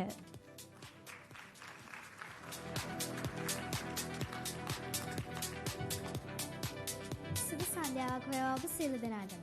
මම අද කතා කරන්න යන්නේ මගේ හිනාව මගේ දවස ලස්සන කරන විදිය ගැනයි. මම ඔයගලන්ට මගේ දවස ලස්සන කරන පුංචි මැජික් එකක් කියන්නම්. ඔයගලා දන්නවද? ඔයගලා hina වෙලා ඉන තරමටම ඔයගලා ලස්සන වෙනවා. ඔයගලගේ දවස සුබ වෙනවා. ඒක තමයි මම ඔයගලන්ට දෙන පුංචි මැජික් එක. හරි, අපි කතාවට යමු. ඔයගලා දන්නවද? ශ්‍රී ලංකාවේ මිනිස්සුන්ව වෙන රටවල මිනිස්සු හඳුන්වන්නේ hina වෙලා ඉන මිනිස්සු කියලා. ඉතින් මාත් ඒ අතර එක්කෙනෙක්. මං විතරක් නෙවෙයි. අපි එක්කෙනෙක්. ඇයි අපි hina වෙන්නේ නැත්තේ? අපිට hina වෙන්න පුළුවන් හැම වෙලාවකම අපි hina වෙන්න ඕන. අපිට hina වෙන කිසිම වේදමක් නැහැ. සල්ලි ඕන නැහැ, මහන්සි නැහැ. ඉතින් ඇයි අපි ඒ ලස්සන hinaවට එළියට එන්න ඉඩ දෙන්නේ නැත්තේ? මම ඔයගලට මගේ hinaව ගැන කියන්නම්. මගේ hinaව හරිම ලස්සන හොරබෝටි hinaවක්. ස්තුතියි.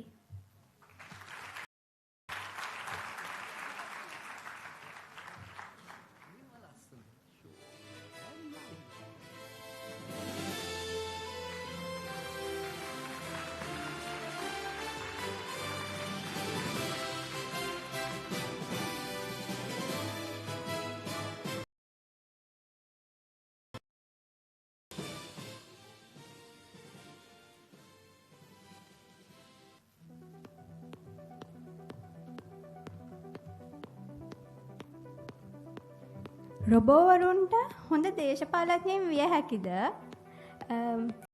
කතා කිරීමට මම මේ ආරාධනා කරන්නේ නෙතුම් කේනාත් මල්ලි ඔබට.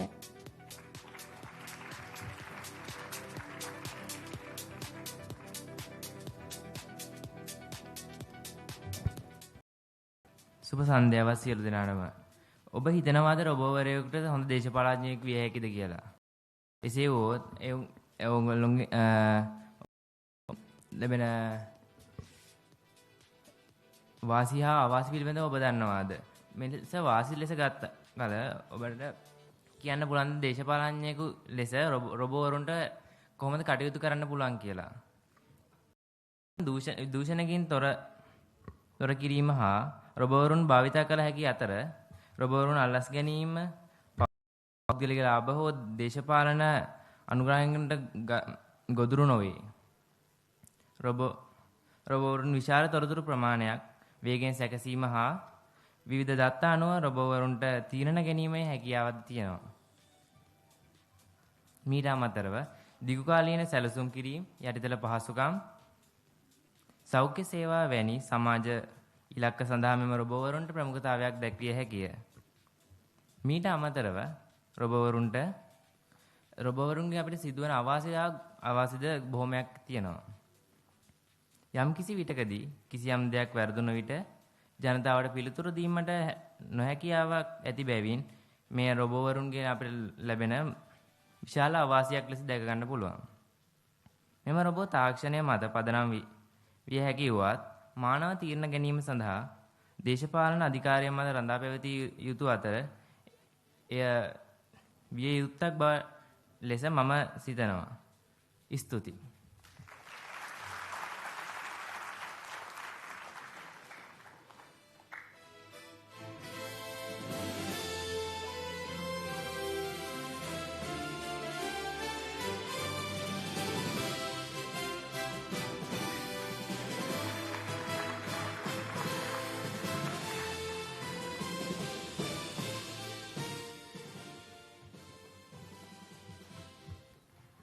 අපිට දැන් ඉන්නවා අමුත්තෙක්.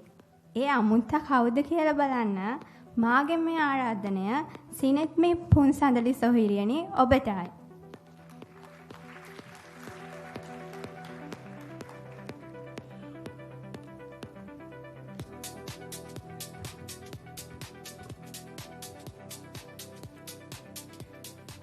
සුබ සන්ධ්‍යාවක්. මම අද කතා කරන්නේ ගමේ ගෙවල් වලට එන සුපුරුදු. හැබැයි මෙයා නගරයට ආවොත් නම් විශේෂ අමුත්තෙක් වෙනවා. අනිත් අමුත්ත වගේ නෙවෙයි. මෙයා හරි භයානකයි. වර්තමානයේ තියෙන විශාල සහ ගැඹුරු අභියෝගයක්. සමහර අයට මේක නිකම් පුවත්පත් වාර්තාවක් නැත්නම් රූපවාහිනී දර්ශනයක් වෙන්න පුළුවන්. හැබැයි තවත් කොටසකට මේක තමයි ඔවුන්ගේ ජීවිතයේ යථාර්ථය. ඔවුන්ගේ බලාපොරොත්තු, සිහින, ඒ වගේම ඔවුන්ගේ ජීවිතයේ පැවැත්මට පවා බලපෑමක් ඇති කරන බිහිසුණු අත්දැකීමක්. වනාලියෙක් සහ මිනිසෙක් අතර තියෙන්නේ සාමාන්‍ය ගැටුමක් නෙවෙයි. මේකට කියන්නේ සබාදහම සහ මිනිසා අතර බෑ ගැටුම කියලා. නගරේ ඉන්න අපිට අලියෙක් කියලා කියන්නේ ලස්සන විශාල සත්වෙක්. කොටින්ම අපි අලියෙක් පාරේදී දැක්කත් ෆොටෝ එකක් ගහනවා. හැබැයි ගමක ඉන්න මිනිස්සුන්ට මේක මරණයත් ජීවිතයත් අතර තියෙන සටනක්. නිකමට හිතන්න ඔවුන්ගේ අස්වැන්න විනාශ කරනවා, සමහර වෙලාවල් වලට මිනිස්සුන්ගේ ජීවිත පවා අහිමි වෙනවා. කියාවක් කළා ගෙදර ඕගලන්ට කොච්චර මහන්සිද? ඒ වගේම මාස ගාණක් පැල් රැකලා කුඹුරු අස්වැද්දලා සරුසාර අස්වැන්නක් අරගන්න ගොවීන්ට කොච්චර මහන්සියක් දැනෙනා ඇතිද? ඒ වගේම ඒ මහන්සිය එක ෂණයකින් ඔවුන්ගේ පිටදීම විනාශ වෙලා යනවා. ගොවි දැන් කරන්නේ තමන්ගේ පවුල රැක බලා ගන්න. තමන්ගේ ඇස් ඉදිරිපිට තමන්ගේ අස්වැන්න විනාශ වෙලා යනකොට පවුලේ කාට හරි ජීවිත හානියක් වුණොත් ඒක සමහර විට තමන්ගේ අම්මා, දරුවන්, ස්වාමි පුරුෂයා හෝ බිරිඳ වෙන්න පුළුවන්. කවුරුන්ම හෝ වෙන්න පුළුවන්.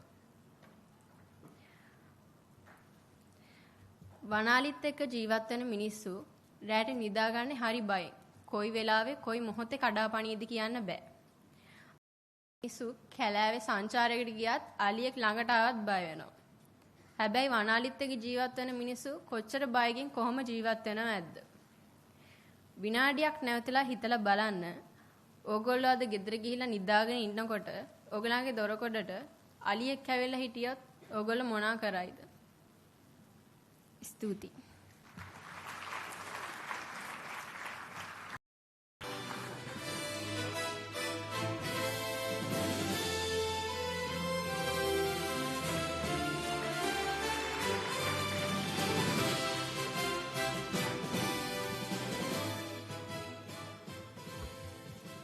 මනුස්සකමද අධ්‍යාපනයද?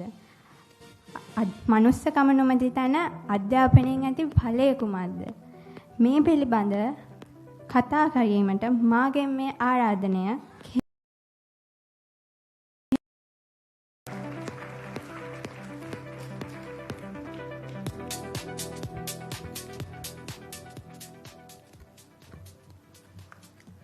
සුබ සන්ධ්‍යාවක් පැමිණ සිටින සියලු දෙනාට අද මම කතා කරන්න යන්නේ ටිකක් වැදගත් මාතෘකාවක් ගැන. ඒ තමයි ඇයි අපි ගණිතයට කලින් මනුස්සකම එහෙම නැත්නම් හැඟීම් කියන එක ඉගෙන ගන්න කියලා. අපිට කියලා දෙන්නේ කඩදාසියක් මත මනුස්සකම එහෙම නැත්නම් හැඟීම් මගින් අපිට කියලා දෙන්නේ අනිකාව තේරුම් ගැනීම හා ජීවිතයේ ගැටලු විසඳා ගැනීම. ගණිතය දන්න ළමයා අධ්‍යාපනයේ පැත්තෙන් බුද්ධිමතෙක් වෙයි. ඒත් මනුස්සකම දන්න ළමයා ජීවිතයේ පැත්තෙන් බුද්ධිමතෙක් වෙයි. අංක වලට කලින් අපි උගන්වන්න ඕනේ මනුස්සකම. ඔයගොල්ලෝ දන්නවද අපි කෙනෙක්ට කරදරයක් බාධාවක් වන අයුරින් කටයුතු කරාම එයා අපිට කියනවා නේද ඔයාට හැදෙද කියලා. එහෙම කියන්නේ අපි එයාගේ හැඟීම් දැනීම් වලට බාධා කරාම. මනුස්සකම නැති ලෝකෙ නිකන් යුද්ධ පිටියක් වගේ. අනාගතයේ බිහිවන නායකයන්ගෙන් අපි බලාපොරොත්තු වෙන්නේ දැනුම විතරක් නෙමෙයි කාරුණික මනසක්. ගණිතයේදී අපිට ගණන් හදන විදිය කියලා දෙනවා. ඒත් මනුස්සකම් මගින් අපිට අනිකාව තේරුම් ගැනීම කියලා දෙනවා. කාරුණික හොඳ ලෝකයක් බිහිවන්නේ සූත්‍ර මගින් නෙමෙයි අපි එකිනෙකාට එකිනෙකා තේරුම් ගැනීම. ස්තුතියි.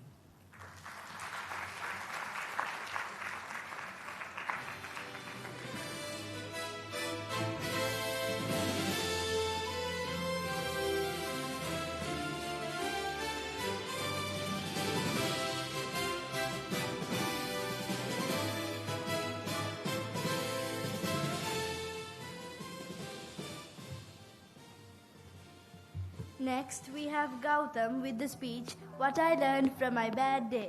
Let's give him a round of applause.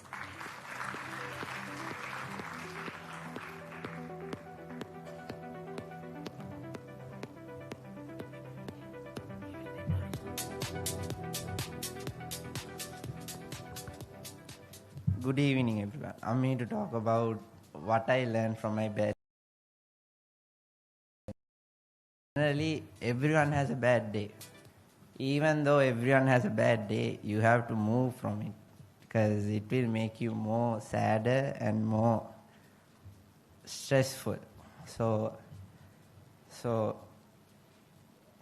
what I learned from my bad day is if I do a mistake that's supposed to be a bad day, but I think of it and make it sure it will never happen again. So I reduce my mistakes, move on to the other, make it more and more happier. So there's no bad days in our life.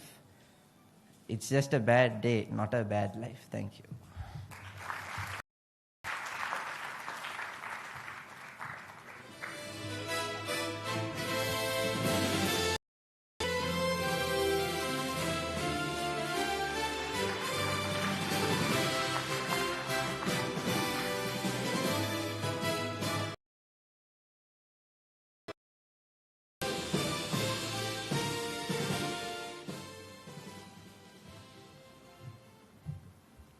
Up next, I would like to invite Navindu Okit to give us a speech on the topic If the Words Say That I Can't. Round of applause.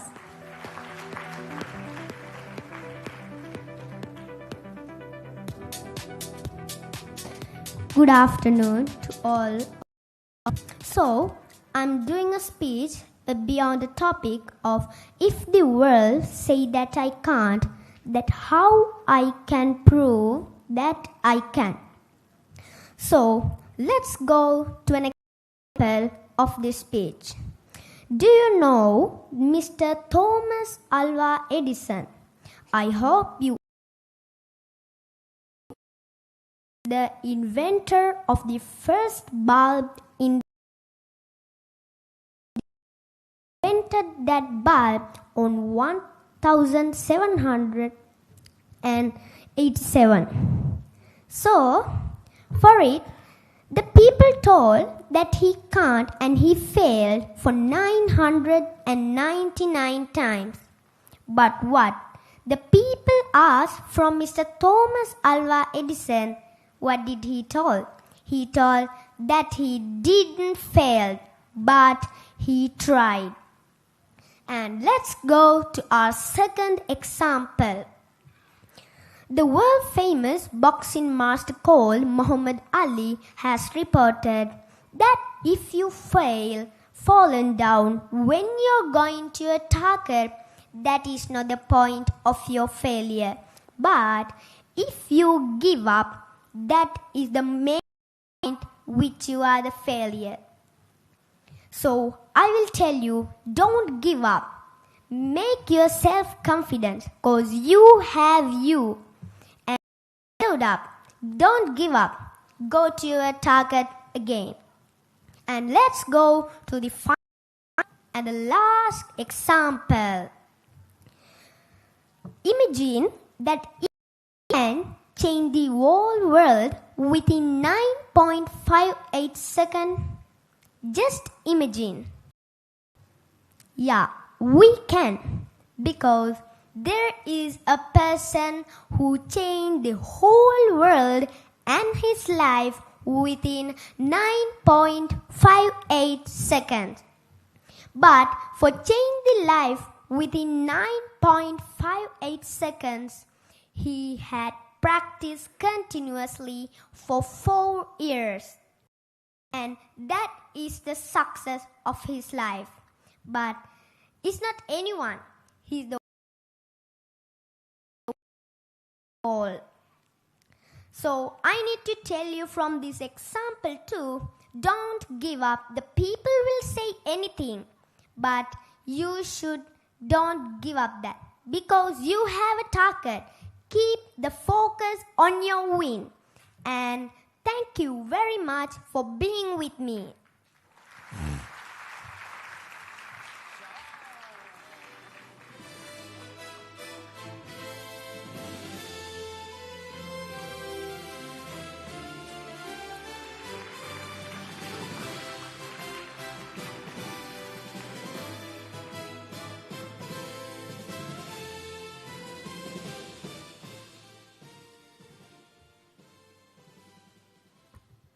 Now we have Aloka Shankini, who is going to speak on the topic, why grown-ups should listen to children. Here comes Aloka Shankini.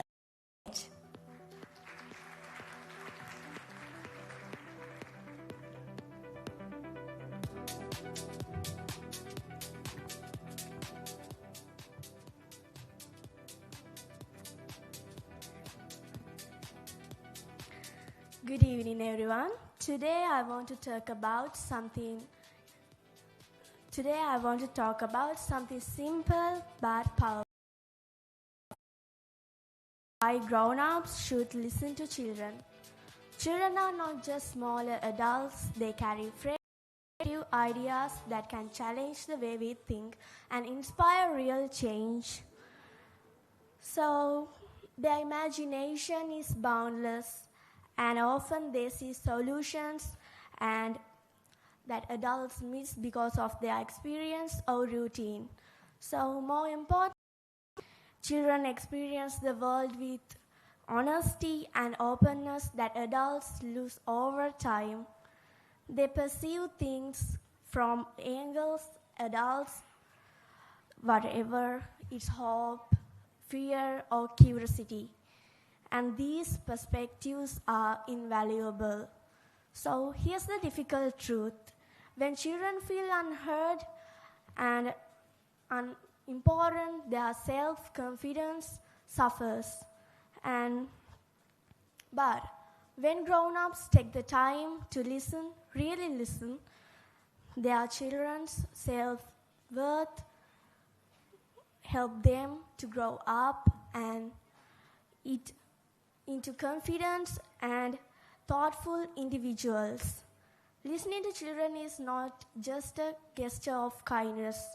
It is also a vital step toward building a more understanding and compassionate world by valuing their voices today. So I ask the parents around us, please don't just hear us, because the smallest voices can carry the biggest truths. And also, we are investing the leaders and the creators of tomorrow. Thank you.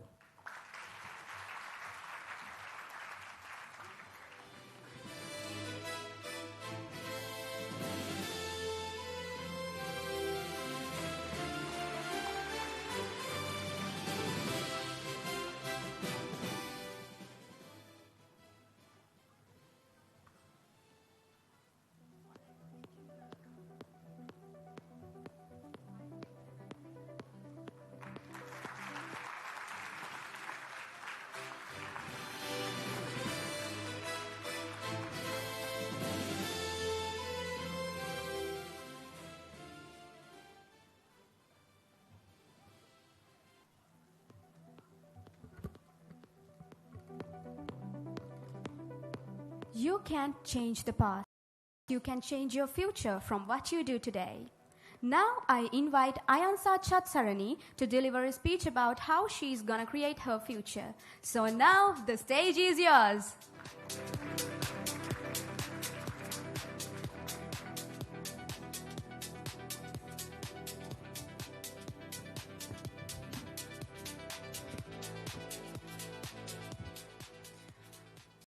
Evening to all of you. Today, I came here to give a speech about if I can create my future of my life. I know most of you lots try to create your future in a good way or in a special way, but I'm going to create a remarkable future of my own. Technology is getting more popular these days. It's just because it's very useful and important for humans just like us. So I thought when I grew up, I should invent a creation that every people definitely love. Like a gas cooker with its own hands. It can stir, cook, and flip just like we do, but we don't need to use our hands anymore. I wish my invention make every people thank to me. And also, I'm hoping to do a project like giving foods and drinks for the homeless people who are in the road, as you can see.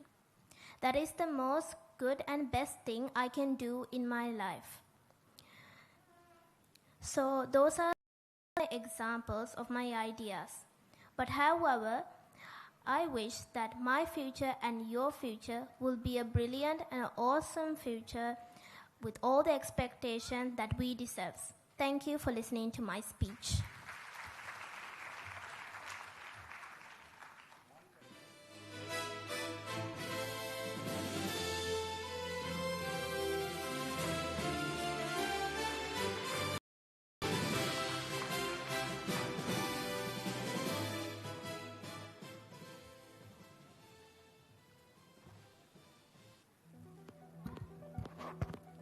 Up next, it's time to invite Jitma Ganepola, who will be speaking on Being is not a crime.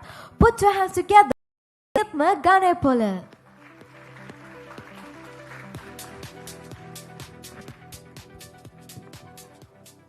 Good evening to everyone, the honorable guest, respective teachers, and my dear brothers and sisters. Today, I'm here to do a interesting, rather a powerful topic. Being different is not a crime. So, imagine Thomas Edison didn't thought like normal people. Today, we would have been suffering in the dark. What if Malala Yousafzai stayed silent?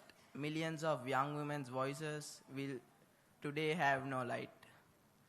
What if Steve Jobs also thought like their crowd? The you're holding in your hands at right this moment won't even exist. The truth is, the world changes, but because someone dares to change it. People may call you weird, they may laugh, they may doubt, but remember this. First, they will call you crazy, but then they will call that you're a genius. Don't be afraid to stand out. Be afraid to blend in. Because ordinary minds follow, but extraordinary minds, they lead. And maybe, just maybe, the next great leader is you. Thank you.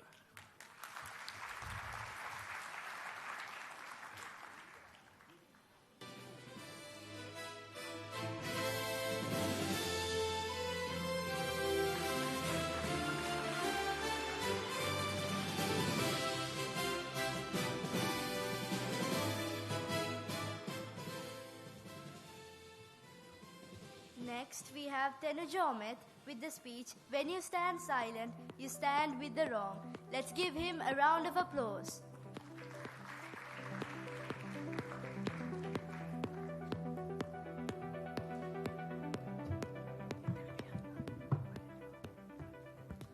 Good evening, everyone. Today my topic is when you stay silent, you side with the wrong. In everyday life, we often see moments of unfairness in school, at home, among friends, or even in society. For example, when someone is bullied, insulted, or treated as if they don't matter, if we see these things and stay silent, we are helping wrong side without realizing. Even a small voice has power. When one person speaks up, it can inspire others and create change. Standing against injustice doesn't fighting. Sometimes it's just saying that's not right, or helping someone in need. So friends, let's stop staying silent. Let's choose what is right. Because when you stay silent, you side with wrong. Thank you.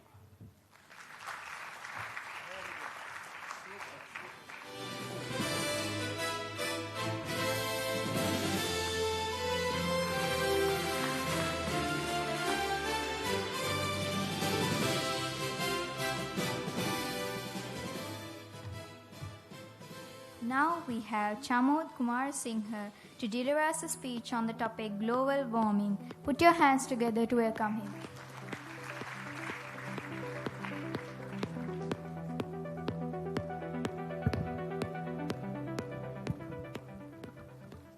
Good evening, everyone. Today I am here to speak on a topic that affects all of us: global warming. Our effect, our action, our responsible. For years, we have heard people blaming government and leaders for climate changes, but the real truth is,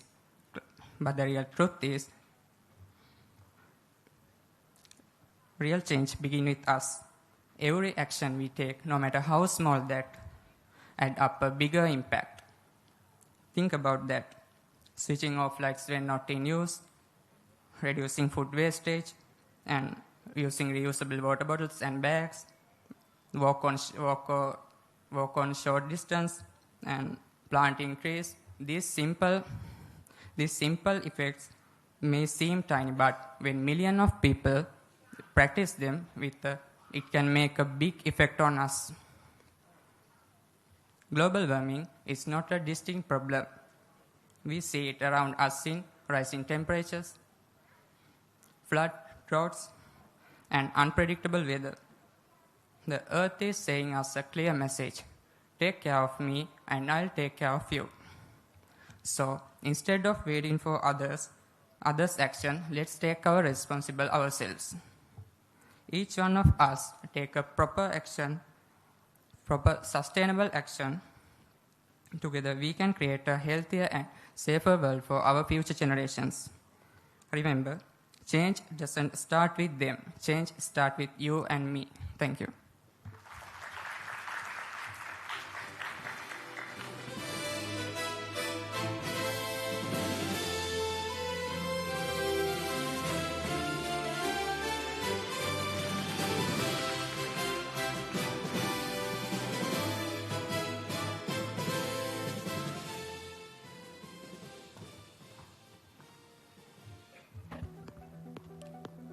කිරිසිදු හාවා පැන පැන ආවා.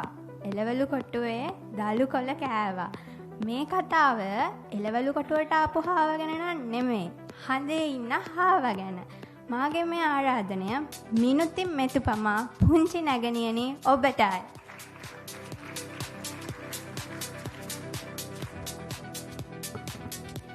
සුබ සැන්දෑවක්. අද මම කතා කරන්න යන්නේ මගේ හොඳම යාළුවා ගැන. එයා තමයි හාවා. එක දවසක් මම සෙල්ලම් කර ඉද්දී වැටුණා. එවලේ හාව මට උදව් කරා. ඉතින් එයා එවල ඉඳන් මගේ හොඳම යාළුවා. ඔයාලා දන්නවද මං දිහා ගොඩක් ළමයි බලනවා. එයාලා මං ගැන සින්දු කියනවා, කතන්දර කියනවා. ස්තුතියි.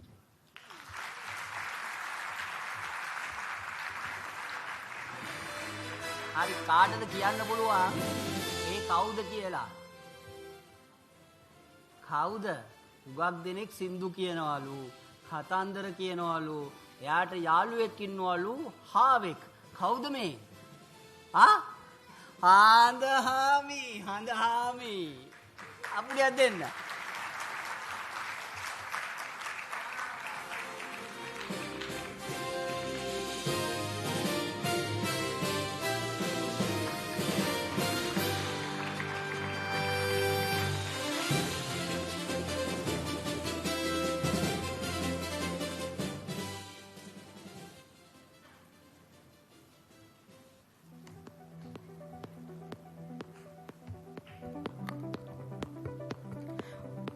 What would you think the world will look like without humans?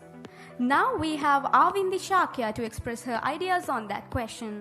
Avindi, now the stage is yours.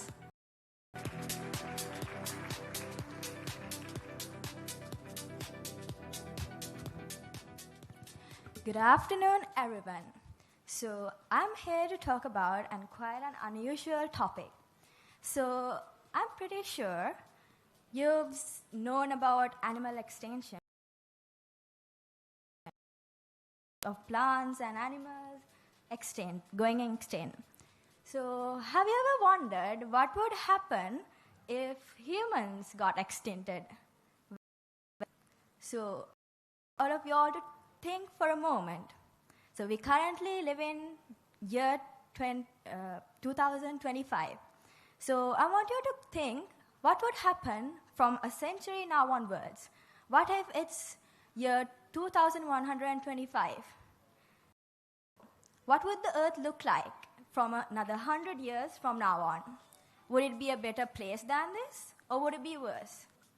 Well, in my story, the earth is going to be very silent. The oceans are all gray, and the skies are filled with smoke. And animals, well, they're almost gone. And the scariest part of the story is the humans, they are almost extinct too. So the only humans who remain are living in underground, wearing oxygen masks, and surviving on lab-made food.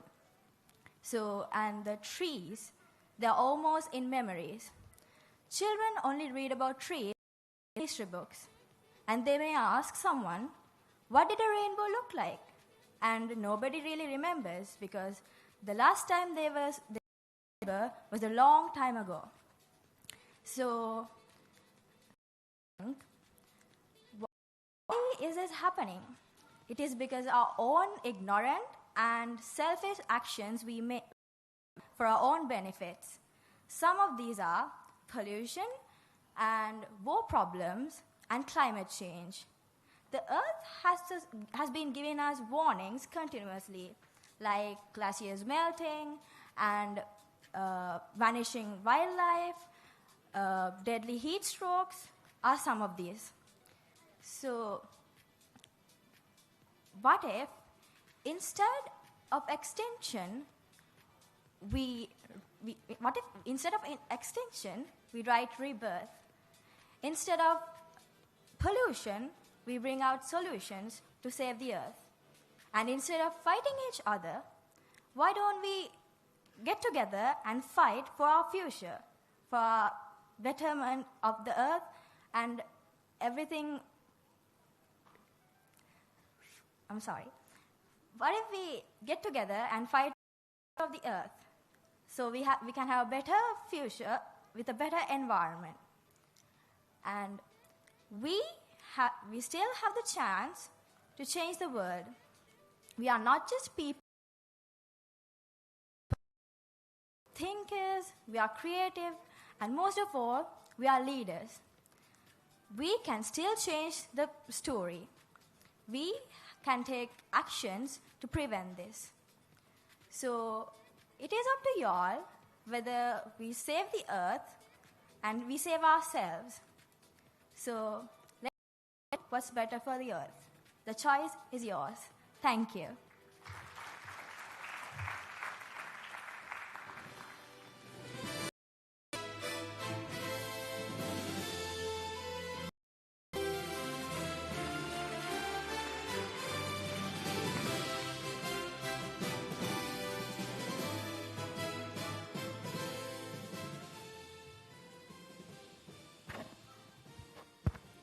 Next, we have Tenuja Gunathilaka on stage to talk about the hands that build you build the future.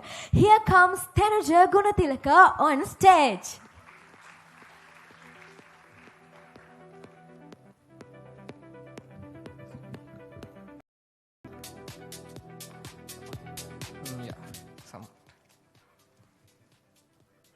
Good afternoon to all. Today, I am here to talk about the hands that build the future. Look at your hands.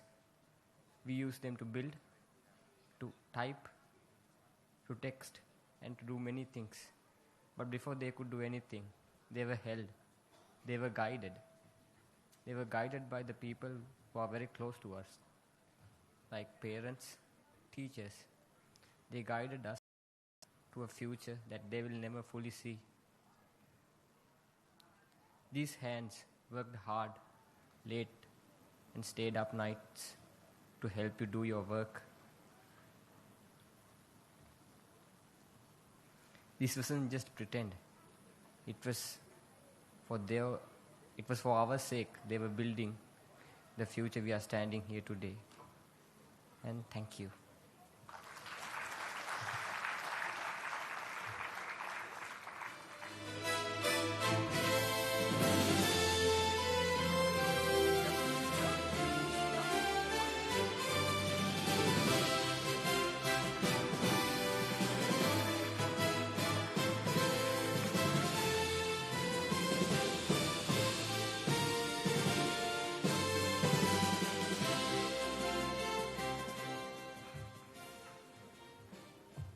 Next, we have Enuja Wickremage with the speech, If Animals Could Talk. Let's give him a round of applause.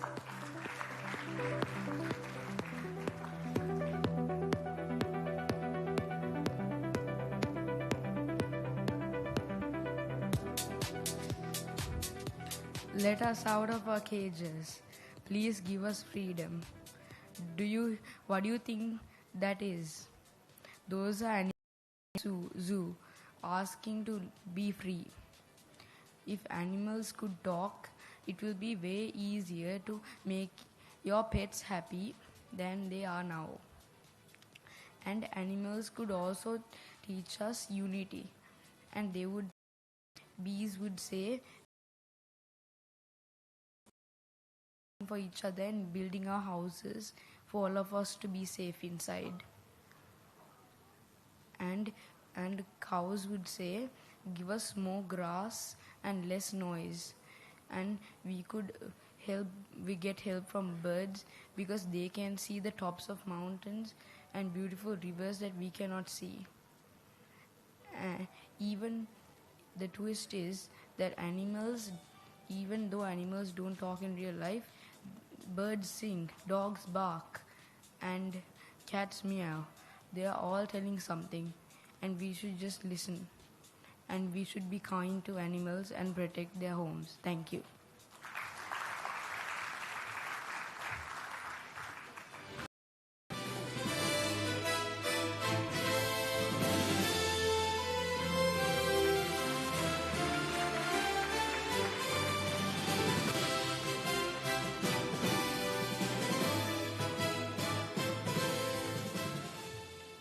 Up next, I would like to invite Satika Lakwin to give us a speech on the topic, Examination Should Not Decide Anyone's Future. Put your hands together to welcome him.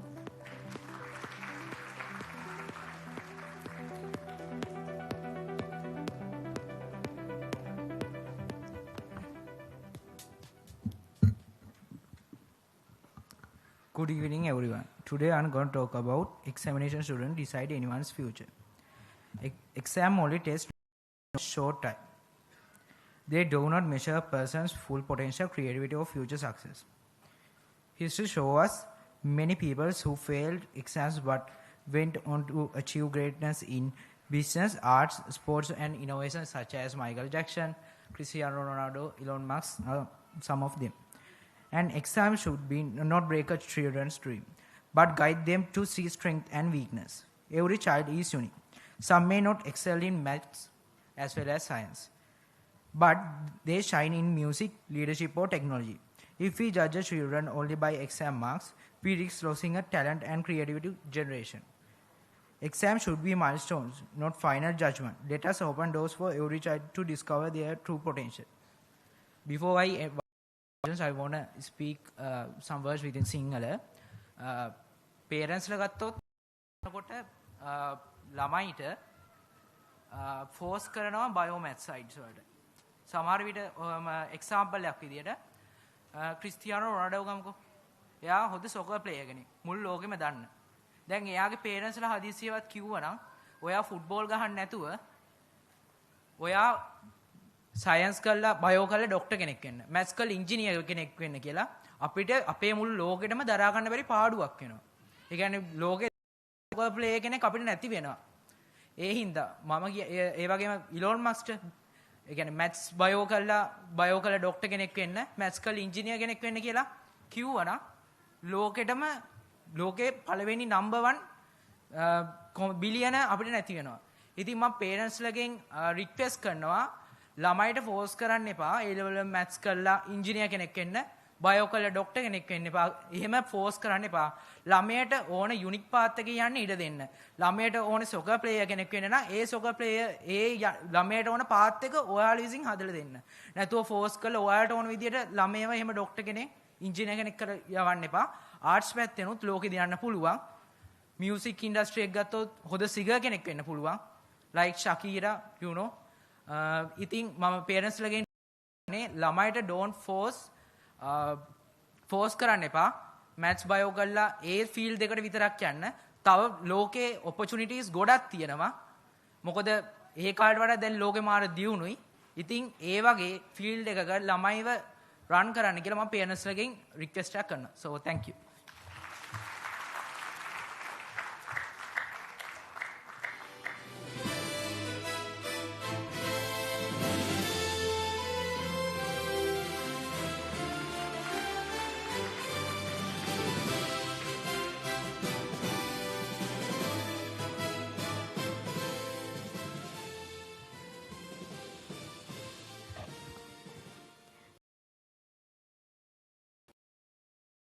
ශරණයට දුන්න පරන්දුව මොකක්ද කියලා. මාගෙන් මේ ආරාධනය ශරණ සිල්ලා නැගියනේ.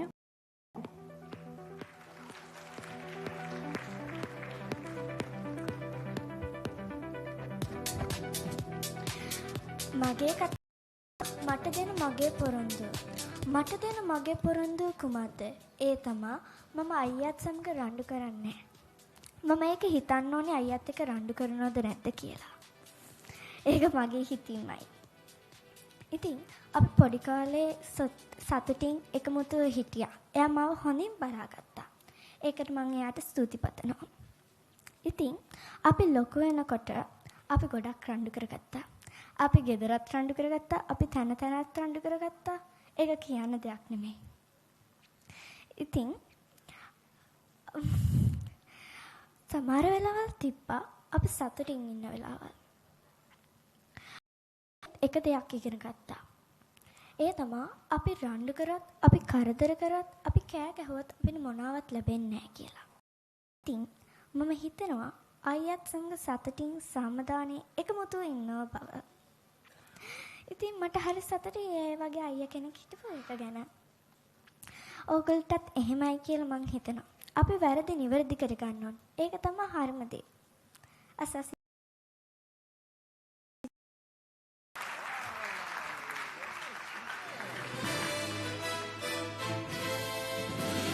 කොතනද ඔය ලස්සන අයියා ඉන්නේ? කොතනද? අයියා එන්නකෝ. අයියා දැන් මන් දන්නවා. දැන් අයියා මම රහසක් කියනවා ප්‍රසිද්ධියේ. කිව්වොත් එහෙම අයියා නැගිටිනවා ඩොග් ගාලා. අයියා නැගිටිනවා. එයින් දෙන්න. අයියා එන්න. අයියා මම රහස කියන්නද? ඔයාගේ දෙයක් මගේ ළඟ තියෙනවා. අයියා එනවද? කෝ අයියා කෝ එන්න. අන්න ලස්සන අයියා.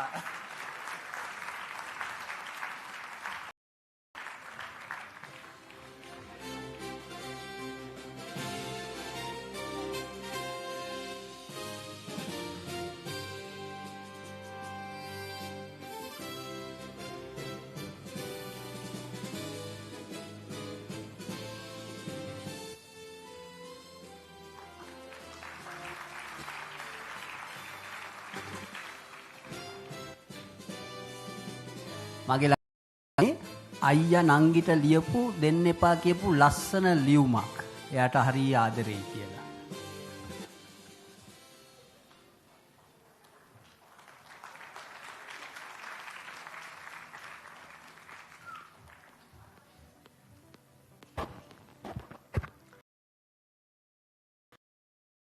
Gonna speak on the topic why we should include mental health in school curriculum. Put your hands together for Indura Shinsa.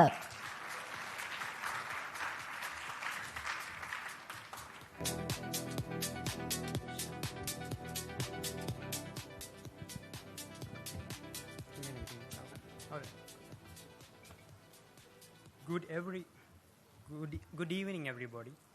Let's take a moment to talk about why Sri Lanka should include mental health in school curriculum. Mental health is equally important as physical health, yet it remains overlooked in many schools in our country. If we include mental health as a subject, it can empower students to manage emotions, manage stress and fear of judgment. Do you know every 1 in 7 children worldwide are affected by mental health conditions? To explain this problem, I will take a friend of mine. When he was 14 years old, he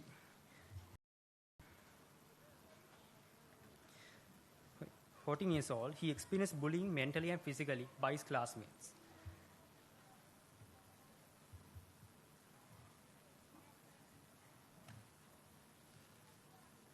Even though he's a bright student, he didn't move with friends or teachers. So all teachers and friends thought he was backwards and introvert child. But no one is anxiety daily by day. One day,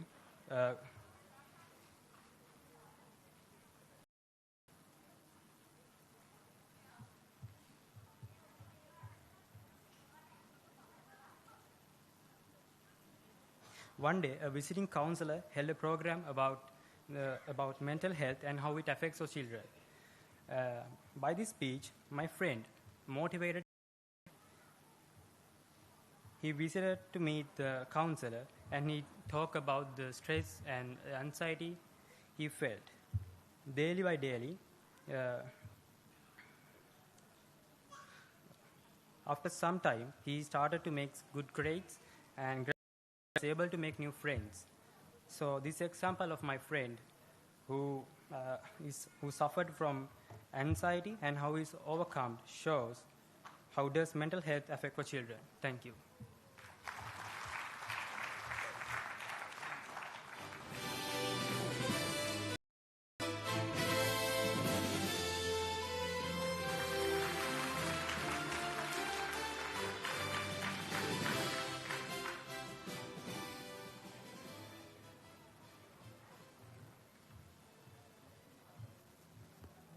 Now we have Aditya Mudalige to deliver us a speech about rights comes with responsibilities. Let us welcome her with a big round of applause.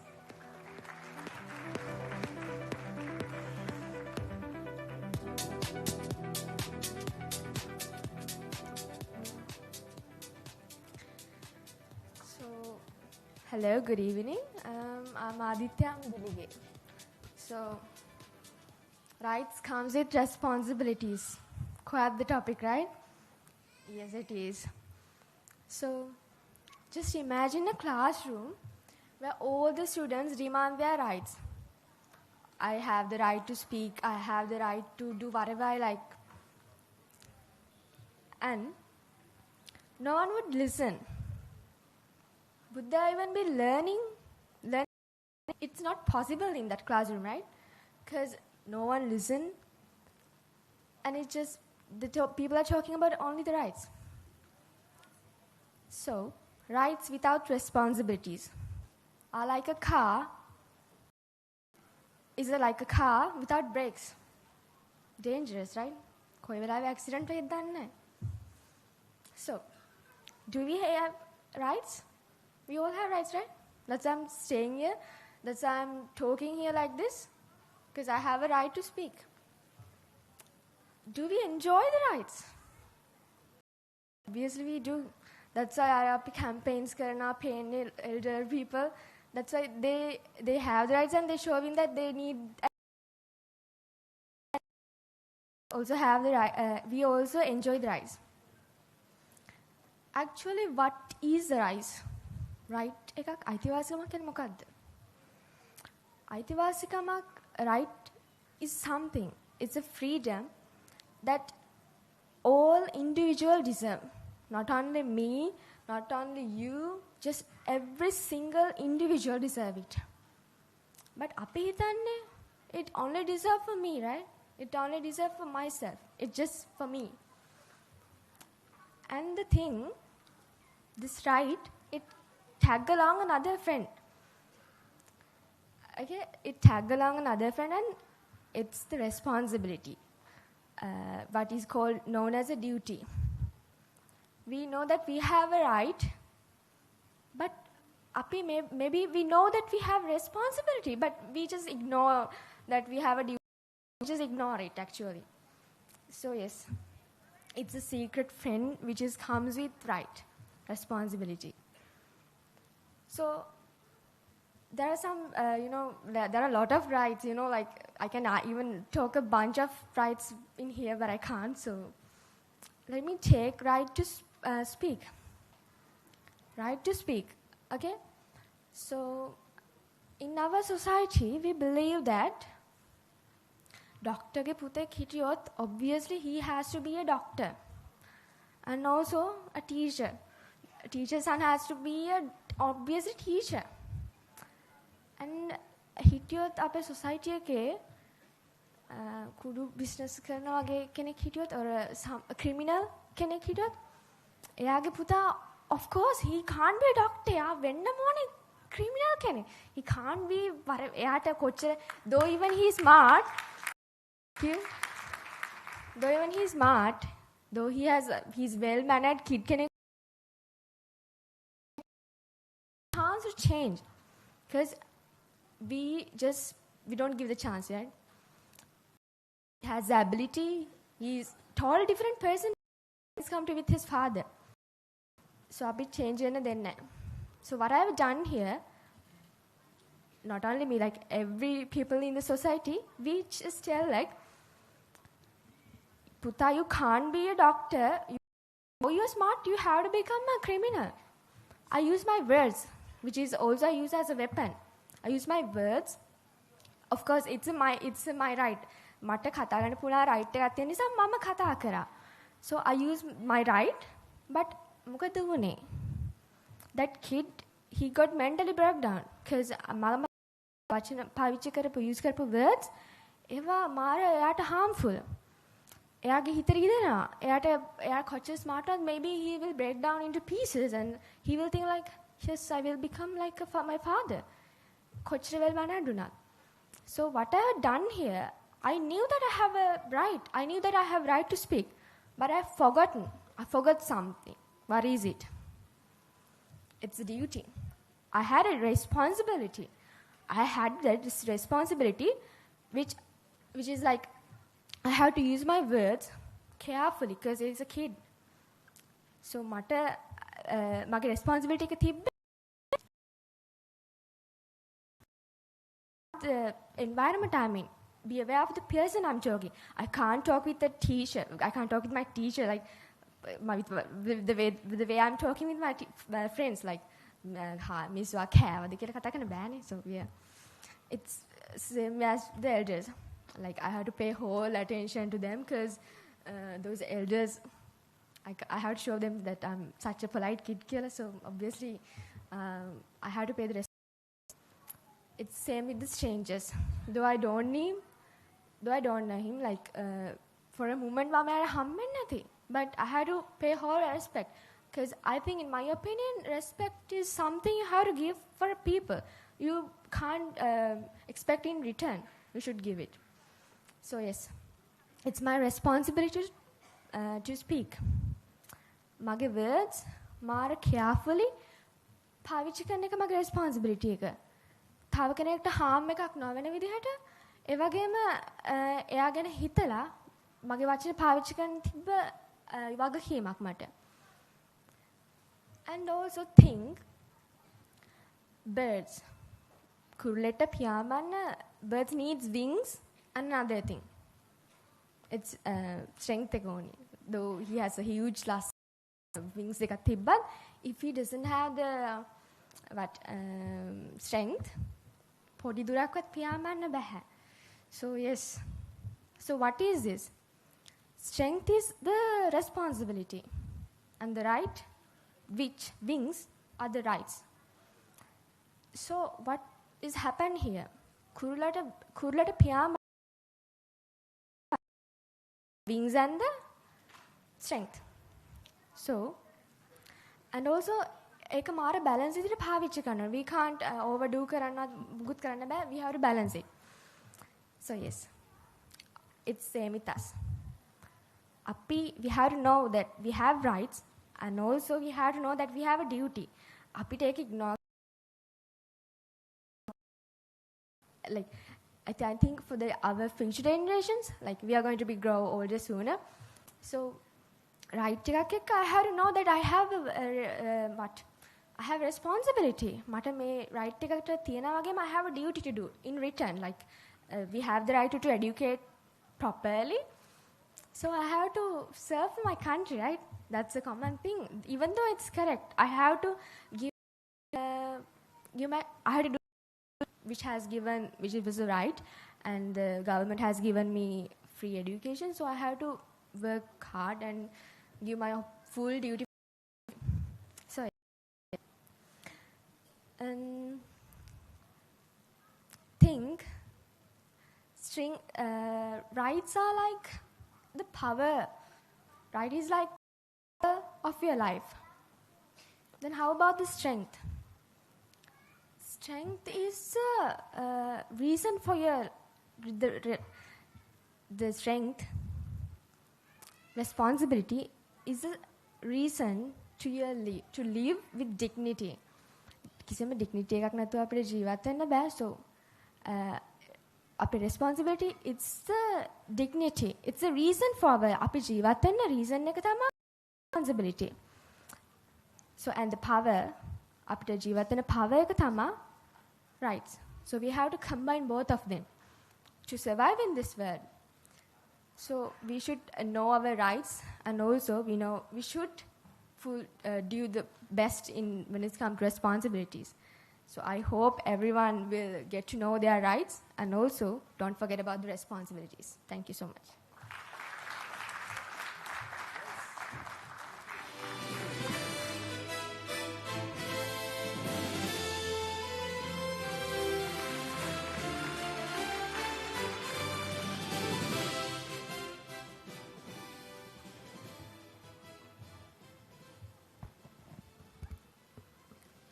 කරුණාවන්තකම කූල්ම trend එකක් කරොත් කොහොම තියෙයිද? ඒක ගැන කතා කරන්න මාගේ මේ ආරාධනය පිනිපා සරණි සොයිරියනි ඔබටයි.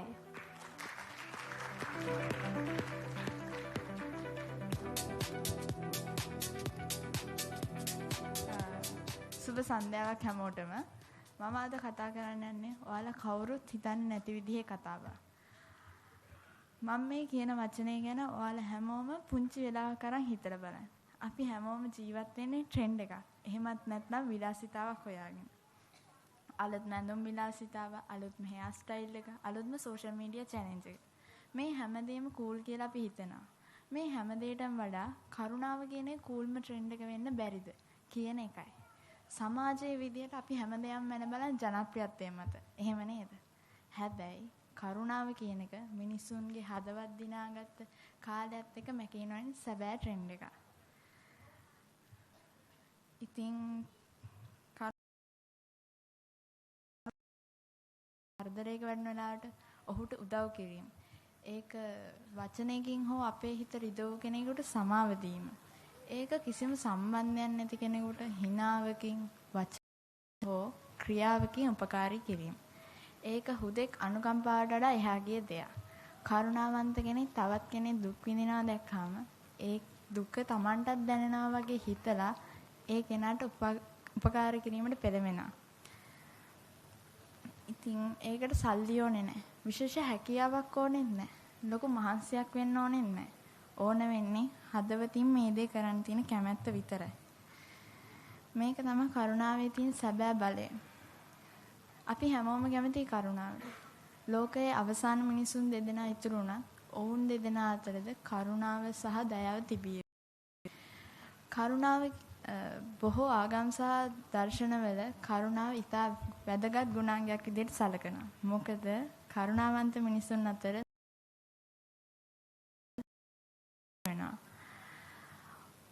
ඔබ කෙනෙකුට කරුණාවෙන් සැලකුවාම ඒක ඒ කෙනා ඔබට නැවතත් ඒ මේ කරුණාව ලබා දෙනවා. ඒක හරියට ಗುಣ කිරීමක් වගේ. ඔබ කරුණාවෙන් හැසිරෙන තරමට ඔබ වටා සිටින අයද කරුණාවෙන් හැසිරෙන්න පටන් ගන්නවා. ඔයා කඩේට ගියොත් ඒ මුදලාලි ඔයාට කරුණාවෙන් සැලකුවොත් ඔයා ආයේ කඩේට යනවා. ඒ මුදලාලි ඔයාට නරක ලෙස නපුරු විදියට සැලකුවොත් ආයේ කඩේට යන්නේ නැහැ නේද? ඒ වගේ තමයි. ඕනෑම දෙයකට හොඳ සහ නරක යන දෙපැත්තක් තියෙනවා. ඒ කරුණාව සෑම විටම යොදා ගන්න හොඳ දෙයක් සඳහා පමණයි. ඉතින් අපිට බැරිද කරුණාව කියන එක ලෝකේ කූලස්ම ට්‍රෙන්ඩ් එක කරන්න? බැරි නෑ. පුළුවන්. අපි අද ඉඳන් පටන් ගමු. කරුණාව අනිත් අය දිහා කරුණාවෙන් බලන්න. කරුණාවෙන් අනිත් අයට සලකන්න. ස්තුතියි.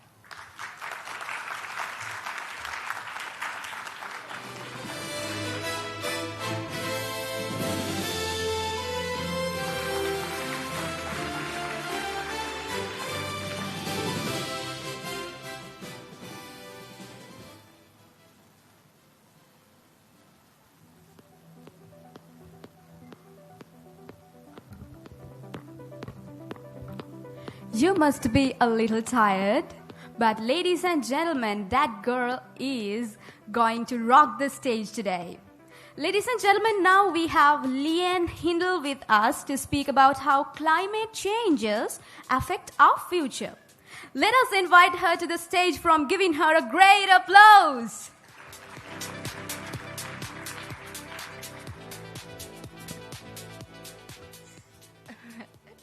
Good evening, everyone. I would like to thank every one of you to give me your time. Dear parents, I ask you to stop for a moment and think about your children, their laughter, their dream, and their future. Now imagine their future being stolen, not by wars, not by strangers, but by something we could have prevented: climate change. This crisis is not tomorrow's problem, it is today. Already we see strong floods, unbearable heat, polluted air, and failing harvest. And it is not fair that because while adults create most of the problems, it is the young who will have to live with them. Our generation does not deserve or inherited a broken world. But there is still hope. A hope lies in what you choose to do now, not when it's convenient, now. Switch to cleaner energy, plant more trees, reduce waste, speak up when the leaders fail to act.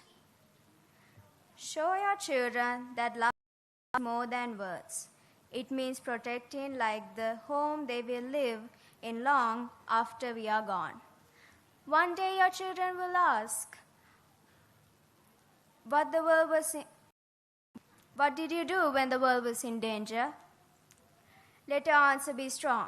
Let it be proud. Let it be, I fought for your future. Because there is no greater gift, no greater legacy than leaving behind a safe, living planet for the ones we love most. Thank you.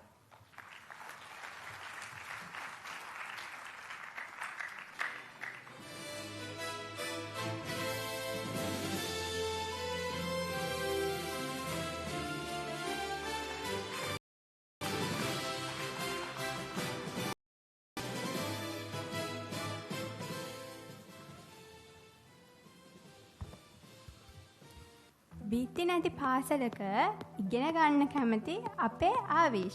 ඔව් මේ ආරාධනය ආවිෂ් හේරත් පුංචි මල්ලි ඔබටයි.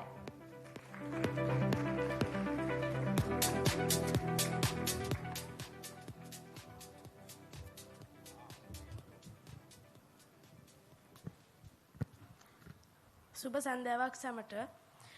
අද මම කතා කරන්න යන්නේ බිත්ති නැති පාසලක් ගැන. පාසලක් බොහෝ විට පන්ති කාමර, ගොඩනැගිලි හා බිත්ති වලින් සමන්විතය. නමුත් ශ්‍රේෂ්ඨතම පාසලකට එය ඉගෙනීම, අත්දැකීම්, අභියෝග සහ සීමාවයි ඉක්මවා වර්ධනය ලැබෙන ස්ථානයකි. මට නම් මම ගිය නායකත්ව පාඨමාලාව බිත්ති නොමැති පාසලක් වැනිය. නායකත්වය ආරම්භ වන්නේ මාමය වීම, විශ්වාසය ගොඩනැගීම, වගකීම් බාර ගැනීම හා අන් අයව දිරිමත් කිරීමෙනි. බිත්තියක් කියන්නේ සීමාවකි. සීමාවක් නොමැති තැන අපට ඉගෙන ගත හැකි දෑ බොහෝය.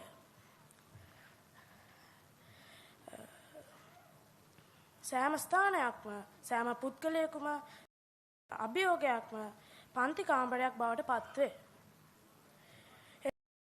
නායකත්වය යනු වඩා හොඳ අනාගත විෂයයි. අසා සිටි ඔබ සැමට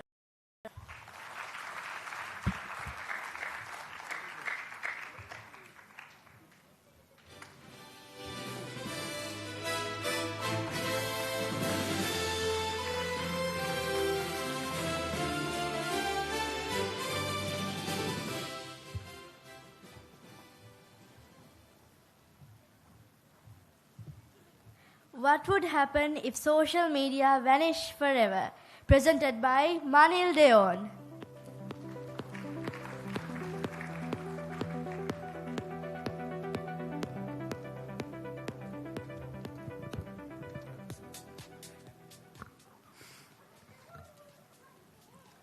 Good evening, everyone.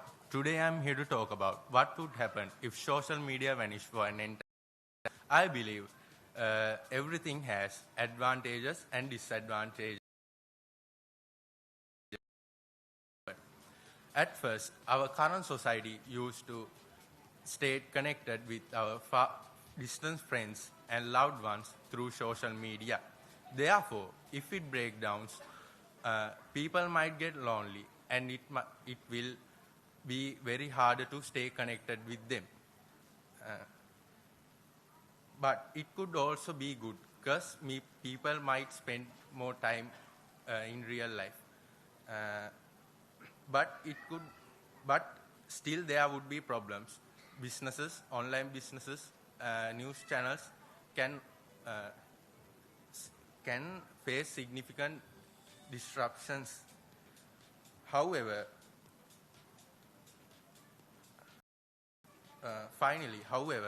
if we have to face a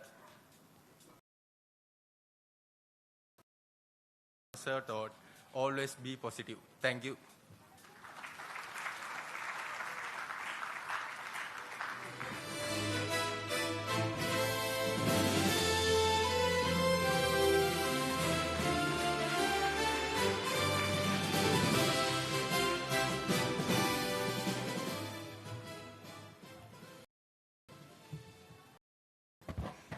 Now we have Demika Dulwan to deliver us a speech about We Are More Than Our Marks. Let us welcome him with a warm round of applause.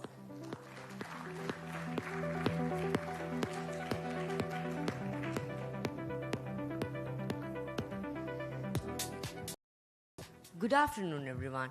Today, I stand here to speak about something important which affects almost all of our lives.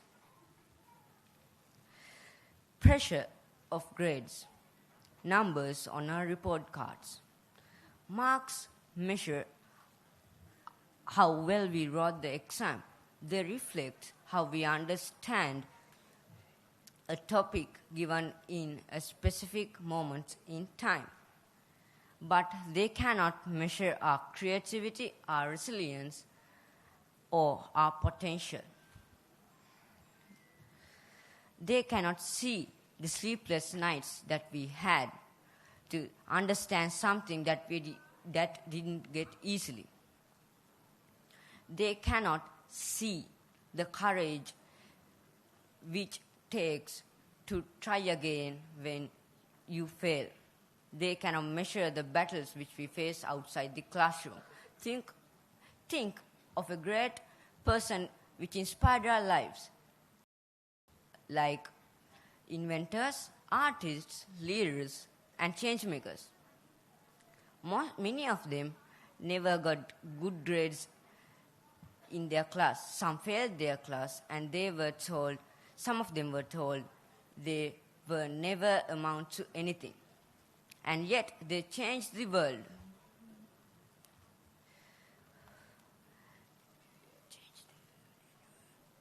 They change the world not because of their marks, their passion, determination, and their potential. Success is different for everyone when compared with others. For some, it might be acing the exam. For others, it might be getting out of bed and trying again after.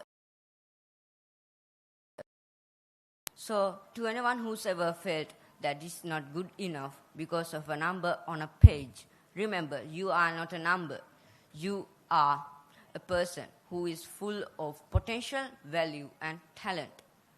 So now let's stop defining people by our grades and let's start defining ourselves by our potential, values, and our talents. In the end, the marks wouldn't be remembered, but the person behind them will be remembered. From this, I would like to end my speech. Thank you.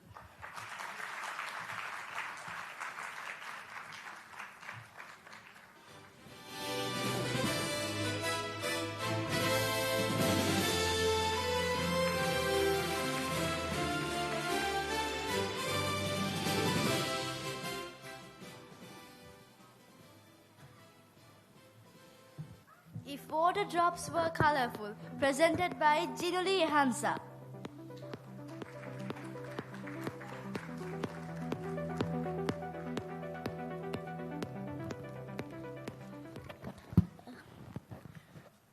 Good morning, dear parents and my dear friends.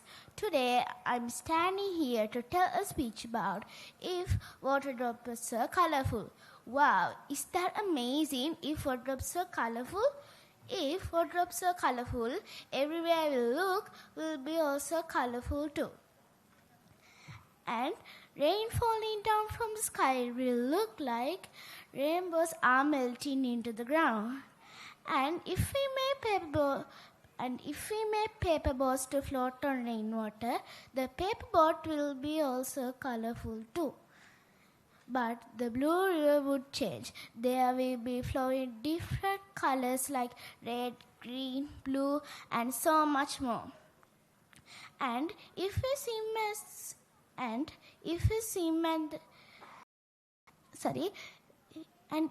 swim in the river, our clothes will be colorful as well. If water drops are colorful, I will try to taste every color and see what they taste like. I think I think red will be cherry flavor and pink will be strawberry flavor. It would be the prettiest day of my life if water drops are colorful. But I'm worried about animals. Will they be fine if the color of water drops change? Will they drink colorful water? I want to know if birds will dance happily in the rainwater. Will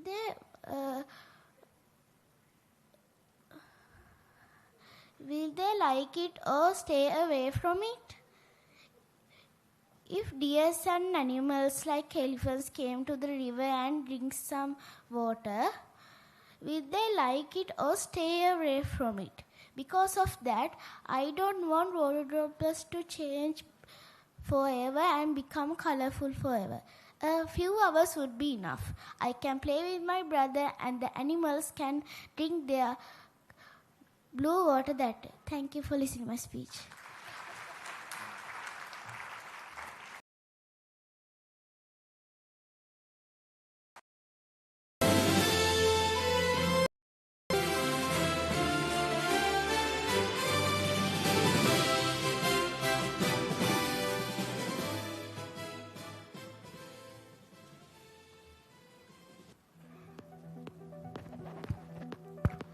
Ladies and gentlemen, now we have Tenuki Veerasinghe on stage. And now let's see how she's gonna erase that habit. Here comes Tenuki Veerasinghe on stage.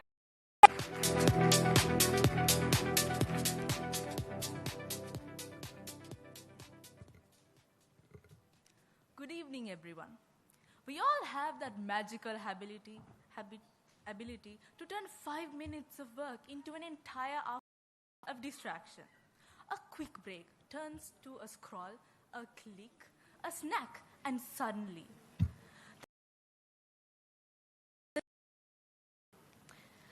that's one habit I would love to erase forever. You know, the art of saying, I'll do it tomorrow, every single day, until it's next year. Procrastination. It sounds small, even funny, but procrastination is a quiet killer of potential. Students pull desperate, workers drown in last-minute stress, and dreams, beautiful, life-changing dreams, postponed until GPS to be found. Now picture the opposite. Imagine a world without procrastination. A world where ideas don't die in notebooks, but turn into inventions that change lives. Where dreams aren't postponed until we're ready, but lived boldly in the present. Think about it. How many breakthroughs, how many connections, how many missed moments of joy have we missed because we simply kept saying tomorrow? The truth is, so much of life has already been lost to procrastination. Hours that turned to days, days that blurred into years, and opportunities that quietly faded before they even began. But it's not too late. Change it today. We could create a future where the best of our ideas don't die in hesitation, but lived out in reality, where the next masterpiece isn't waiting for someday, but happening now. And the best part, it's not just about the work. Erasing procrastination, time for family, for laughter, for things that actually make life worth living. So, if procrastination ever disappeared, we wouldn't be just more productive, we'd be more alive. We'd finally start living right now. Thank you.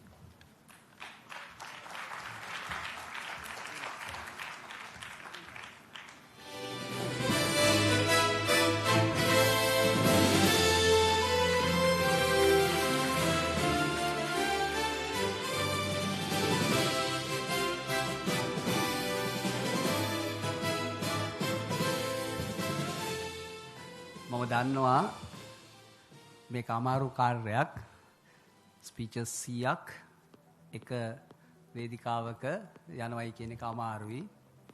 ඒක අපි මුලින්මත් හිතුව එකක්. නමුත් ඒ අමාරුව අපි විඳ දරා ගමු කොහොම හරි.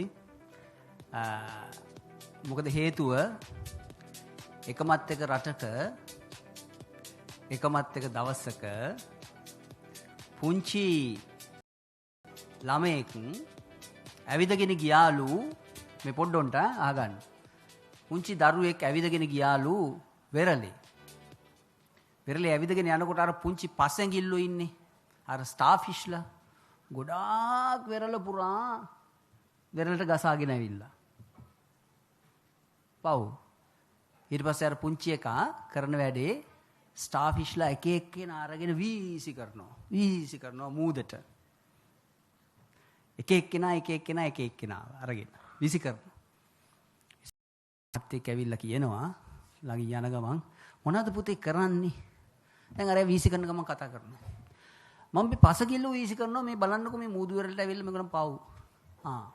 ඉතින් ඔයාට ඔය ඔක්කොම බලන්නකෝ හෙන විශාල ගොඩක් ඉන්නෝනේ ඔයාට ඕගොල්ලන්.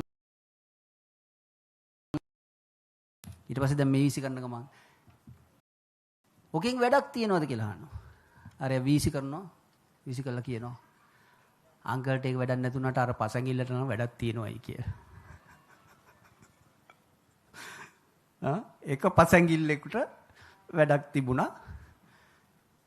ඉතින් මම ඕගොල්ලන්ගෙන් ඉල්ලනවා ඒගොල්ලන් ආසාවෙන් බලාගෙන ඉන්න ඕගොල්ලන්ගේ ඉස්සරහා කතා කරන්න. මේ හැදිලා තියෙන වේදිකාව හැදිලා තියෙන්නේ මේ පිටිපස්සේ තියෙන්නේ UN එකේ තියෙන වෝල් එක. ඔතන නෙමෙයි මෙතන. මේක මීට වැඩිය උසට තියෙන ඉතින් අපිට උස නෑනේ. ඉතින් UN නෙමෙයිනේ මේ. හැබැයි මේ UN hall එක just imagine කවදා හරි දවසක ඔයාගේ දරුවෙක් මේ global topic එකක් අරගෙන ගිහිල්ලා global platform එකක කතා කරන දවස ඒකට පුංචි තල්ලුවක් විතරයි. ඒ හින්දා කොන්ද රිදුනට අහගෙන ඉන්න මගේ කකුල් දෙක නම් දැන් හොඳටම රිදෙනවා මම දන්නවා. උනාට කරන්න දෙයක් නැහැ. කොන්ද කොච්චර රිදෙනවද කියලාත් මට හිතෙනවා, තේරෙනවා. හරි? ඒ වුණාට අපි අහගෙන ඉමු. මොකද හේතුව ඒ පසඟිල්ලට ලොකු දෙයක් සිද්ධ වෙනවා. අපි කොහොම හරි එයා වෙනුවෙන් මොනවා හරි කරා නම්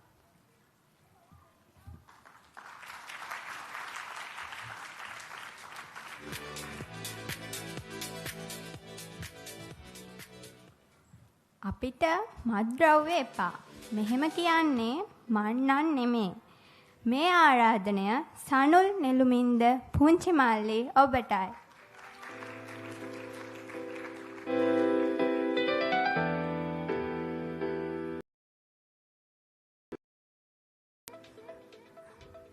සුබ සැන්දෑවක් ඔබ සියලු දෙනාටම.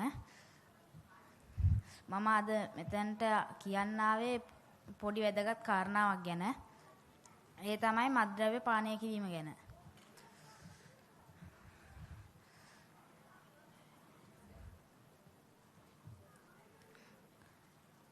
මත්ද්‍රව්‍ය පානය කරන හේතු දෙකක් තියෙනවා. එකක් දුකට. ඒ දෙකටම මත්ද්‍රව්‍ය පානය කරනවා. ඒ කියන්නේ ඒකේ ඒ ක්‍රියාකාරීත්වයෙන් මොලේ ක්‍රියාකාරීත්වය වැඩි වෙනවා. එතකොට සමාජයේ විවිධ ගැටලු ඇති වෙනවා. මේ මත්ද්‍රව්‍ය සමාජයෙන් අවම කරලා දැම්මොත් සමාජයේ තියෙන ගොඩක් ගැටලු වලට විසඳුමක් එන එක.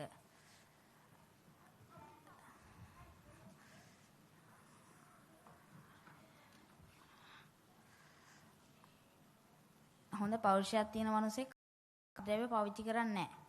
පෞරුෂයක් නැති මිනිස්සු හැම වෙලේම මත්ද්‍රව්‍ය පාවිච්චි කරලා හැමෝටම පෙන්නනවා එයා මත්ද්‍රව්‍ය පාවිච්චි කරනවා කියලා. එයා හිතන්නේ මත්ද්‍රව්‍ය පාවිච්චි කරනකොට අනිත් අය පිළිගන්නවා කියලා.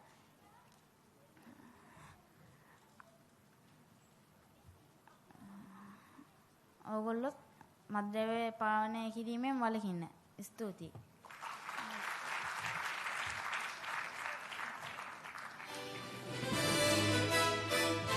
අර සනුල් හරිම ලස්සන කතාවක් කිව්වා තේරුණාද මන් දන්නේ නැහැ ඒක. එකම මත්ද්‍රව්‍ය දුකටත් පාවිච්චි කරනවා සතුටටත් පාවිච්චි කරනවා කියලා. එතකොට එයා අහන්නේ මේක එකම රසය දෙකේ දෙවිදියකට වැඩ කරන්නේ කොහොමද කියලා.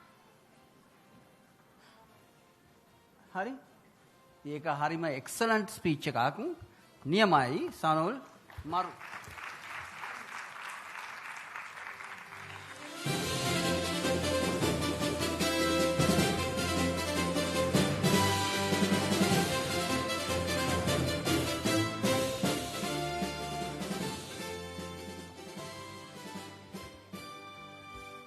අදට වඩා හෙට ලස්සන කරගන්නේ කොහොමද?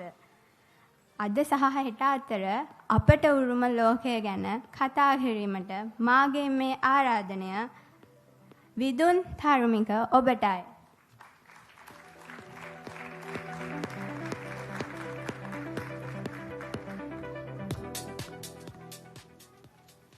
සුබ සන්ධ්‍යාවක් හැමෝටම. අතීතය අපේ පාසලයි. වර්තමානය අපේ අනාගතය අපේ දැක්මයි. ඔයාලා කවුරුත් අහලා තියෙන මහාචාර්ය කාලෝ ෆොන්සේකා මහතාගේ කියමනක් තමයි ඒ. සභාවෙන් අවසරයි. අද අපි ඉගෙන ගන්නා පාඩම්, අද අපි ගන්නා තීරණ මත තමයි අපේ හෙට දවස රඳා පවතින්නේ. අද අපි මේ හුස්ම ගන්නා ලෝකය අපට උරුම වුණ ලෝකයමද? තප්පරෙන් තප්පරය තාක්ෂණයෙන්, දේශගුණයෙන් සහ වටිනාකම් වලින් පෙරලිකාර ලෙස වෙනස් වෙන ලෝකය කයි අපි මේ සියලු දෙනාම ජීවත් වෙන්නේ. අද දවස දිහා බලන්න. ඇඟිලි තුඩක තියෙන තාක්ෂණය අපේ ජීවිත කොච්චර සරල කරලා තියෙනවද? නමුත් ඒ පහසුව කියන කාසිය අනික් පැත්තේ දිය වෙන හිමකඳු වන විනාශ වගේම දිනපතා පිරිහෙන මිනිස් සාර ධර්ම සහ එකිනෙකාගෙන් ඈත් වෙන මිනිස් හදවත් තියෙනවා. එක මොහොතකින් ලෝකයේ සමග සම්බන්ධ විය හැකි ක්ෂණයක් අප සතුයි. ඒත් ඒ පහසුව තුළම අපට මගහැරෙන්නේ මොකක්ද? අතැත්තේ ලෝකයේ ලයික් එකක් වෙනුවෙන් සැබෑ ලෝකයේ මනුස්සකම, කරුණාව සහ සැබෑ ලෝකයේ මනුස්සකම, මිනිස් සමගතා පාවා දෙන සමාජයක් අද බිහි වෙලා තියෙනවා. අද තේරීම් හෙට දවසට ඍජුවම බලපානවා. අද අපි පරිසරය ගැන නොසිතා කරන කියන දේවල් හෙට දවසේ දේශගුණික විපර්යාසයන්ට, ස්වභාවික විපත්වලට මඟ පාදනවා. අද අපි මිනිස් සබඳතාවට වඩා තාක්ෂණය වහල් වීමෙන් හෙට දවසේ සංවේදී නොවන යාන්ත්‍රික සමාජයක් බිහි කිරීමට හේතු වෙනවා. පැරණි වටිනාකම් වලින් හොඳම දේ රැකගෙන සබාදහමට ආදරය කරන සමාජයක් ගොඩනගා ගැනීමට එක්කෙමු. දවසේ පහසුවට වඩා හෙට දවසේ වගකීම ගැන සිතමු. ප්‍රසිද්ධ කියමනක් තියෙනවා, අනාගතය යනු අප යන තැනක් නොව අප විසින් නිර්මාණය කරගන්නා තැනක් බව. ඒ ගෘහ නිර්මාණය තමයි ඔබ සහ මම. ස්තුතියි.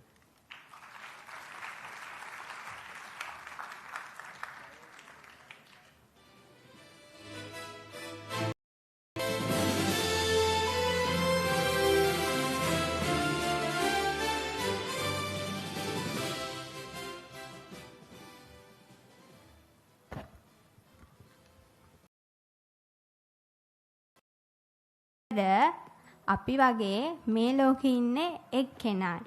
ඉතින් අපි අය අපිට ආදරය කරන්න ඕනේ කියලා අපිට කියන්න යන්නේ ෂෙනුලි විහංසා පුංචි නංගි.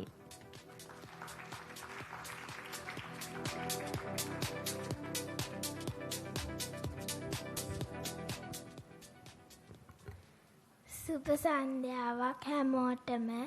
මම අද කියන්නේ මම මට ආදරයයි කියලා. චන්දන අංකලුයි කාංචනී ඇන්ටි විතරයිනේ මාව දන්නේ.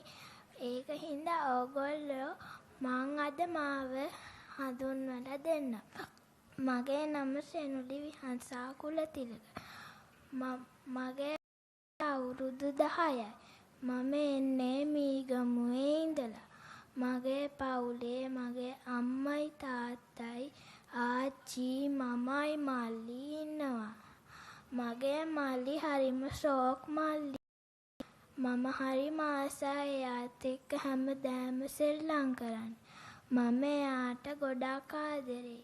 එයාත් මට ගොඩක් ආදරේ. මට ආදරේ මම හැමෝටම කරුණාවන්ත කීකරු ළමයෙක් නිසයි. මට ගොඩාක් ආදරේ. මගේ අම්මයි තාත්තයි මට ගොඩක් ආදරේ. එයාලා මාව හොඳට බලා ගන්නවා. හැබැයි එයාලා නැති තැන්වල මාව බලාගන්නේ මමයි. මම ශරීරයට ගොඩක් කැමති. මම්මගේ පෙනුමටත් ගොඩක්. මම්මගේ ලස්සන කොණ්ඩෙටත් ගොඩක් කැමති. මම හිනාවටත් ගොඩක් කැමති. යාළුවෝ මට ආදරේ මම අහිංසක ළමයෙක් නිසයි. ඉස්සෙල්ලාම මම ආදරේ කරන්නේ මටයි. ඕගොල්ලොත් ඉස්සෙල්ලාම ඔයාලට ආදරේ කරොත් අනිත් අයත් ආදරේ කරයි. එහෙනම් අපි අපිට ආදරේ කරමු. ස්තුතියි.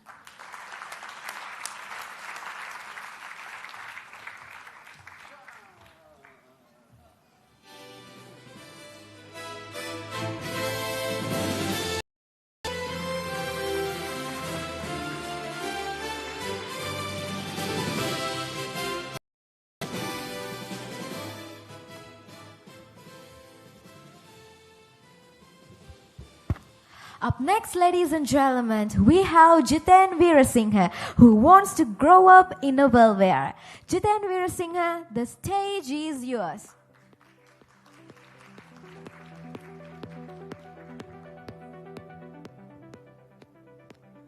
I want to grow up in a world where courage is contagious, kindness is the default, and a place where no one has to hide who they are to feel safe.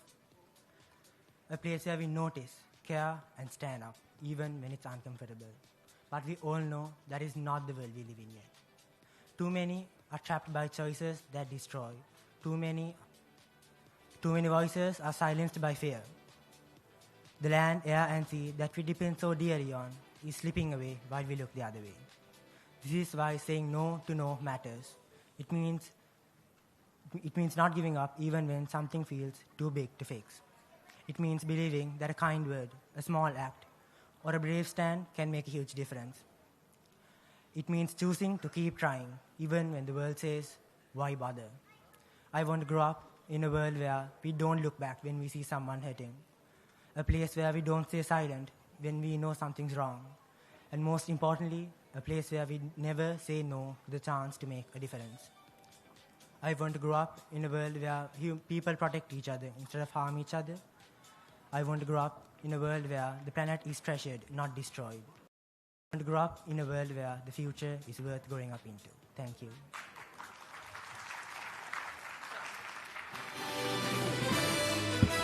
Martin Luther King.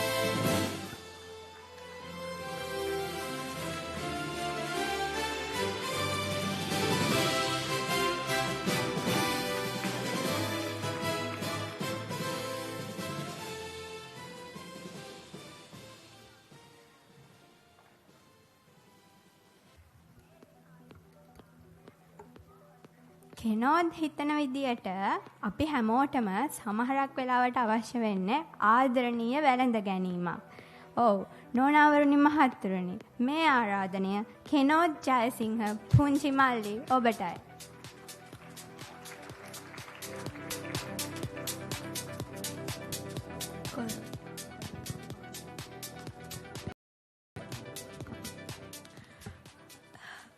Good evening everyone.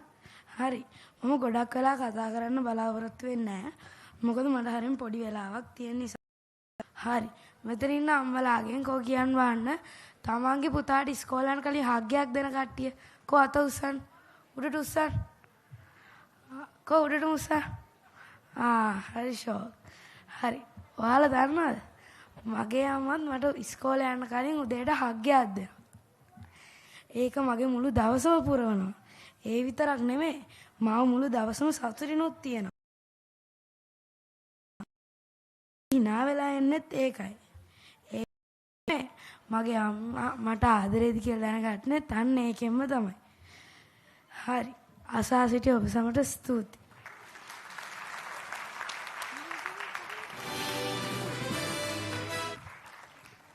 කොබලන්න hug එකක් දෙන කට්ටිය පුතාලට දුවලට ගන්න අපුඩියක්. මම මේ ප්‍රශ්නේ ඇහුවා විශ්වවිද්‍යාලේ ළමයින්ගෙන්. කාටද හග් එකක් ඕනේ කියලා. ඇත්තට කොළ විශ්වවිද්‍යාල කට්ටියගෙන් එතන 450ක් විතර හිටියා. ඔක්කොම ලත ඉස්සුවා. එක්කෙනෙක් දෙන්නෙක් විතර අත ඉස්සුවේ නෑ. අනිත් තුන් ඔක්කොම අත ඉස්සුවා. අපිටත් අම්මලාගෙන් හග් එකක් ඕනේ. ඒක හැබැයි ඒක ඔයගොල්ලන් කියන්නේ නෑ. ඉතින් කෙනොත්ගේ ස්පීච් එක හරි ෂෝක්.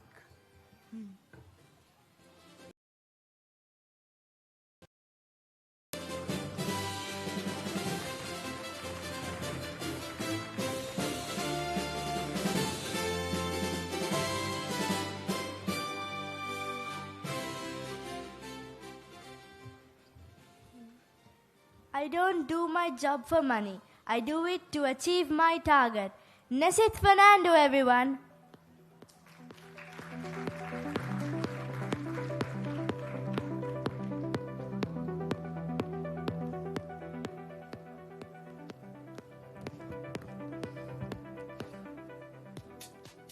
Good evening, everyone. So, I believe that a job should be more than just a way to earn money. Of course, money is important, but for me, it is not the purpose. It's my purpose. No, sorry. My purpose is to achieve. So,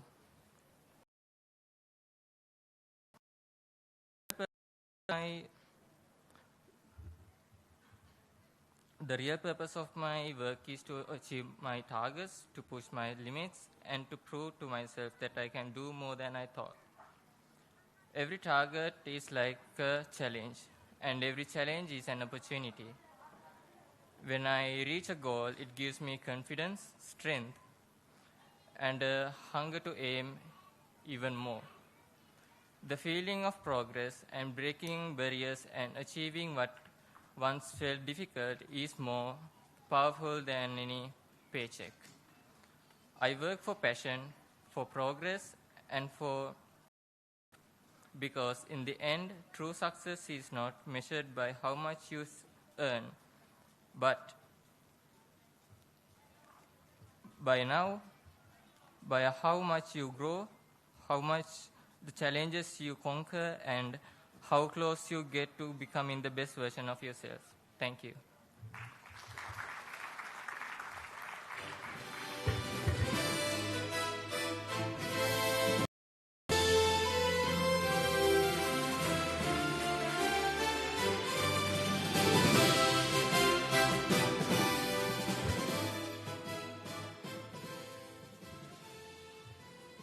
Now we have Lashavi De Silva to deliver us a speech on the topic If the Sun Disappears for a Week. Let us welcome her with a round of applause.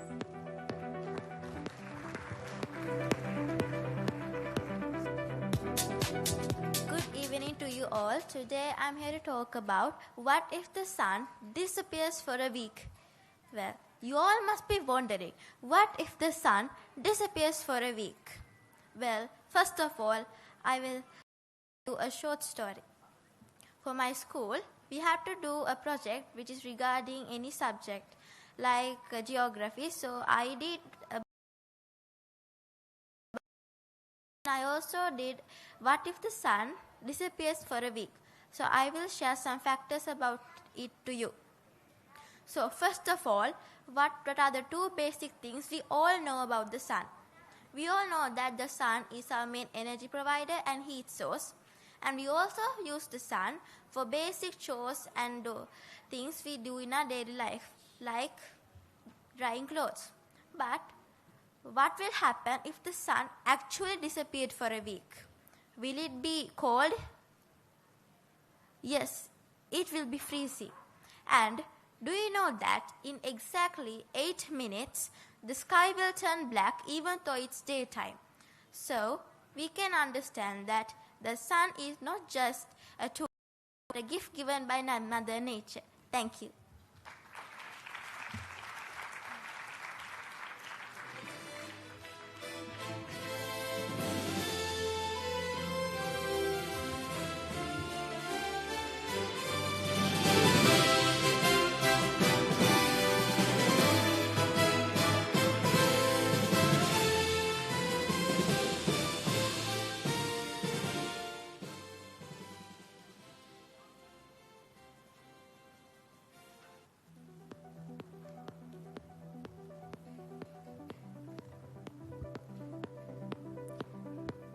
සාමය. ඇයි අපිට සාමයෙන් ඉන්න ඕනේ? ඒක ගැන කතා කරන්න මාගේ මේ ආරාධනය මැතිව් හස්මිත මල්ලි ඔබටයි.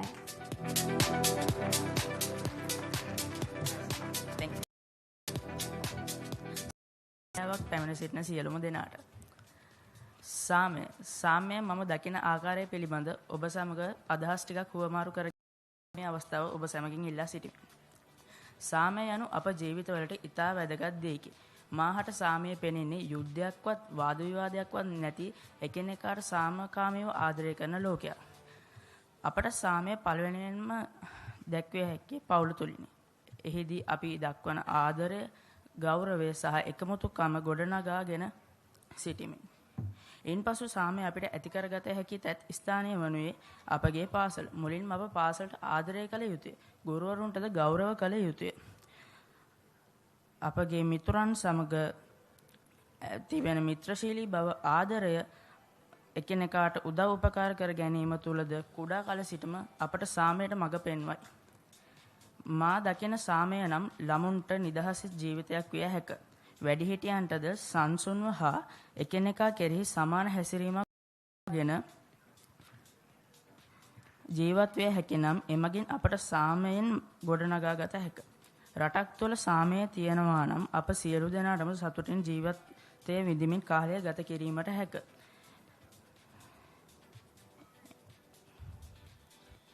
අසා සිටිය ඔබ සැමට ස්තුතියි.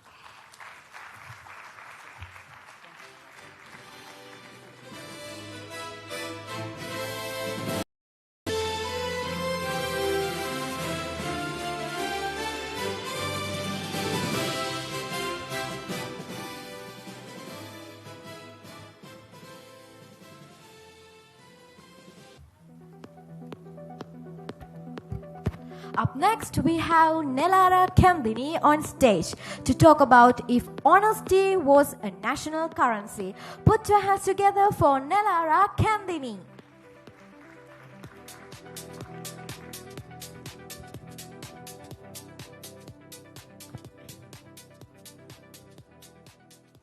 Good afternoon, everyone. I'm Nelara.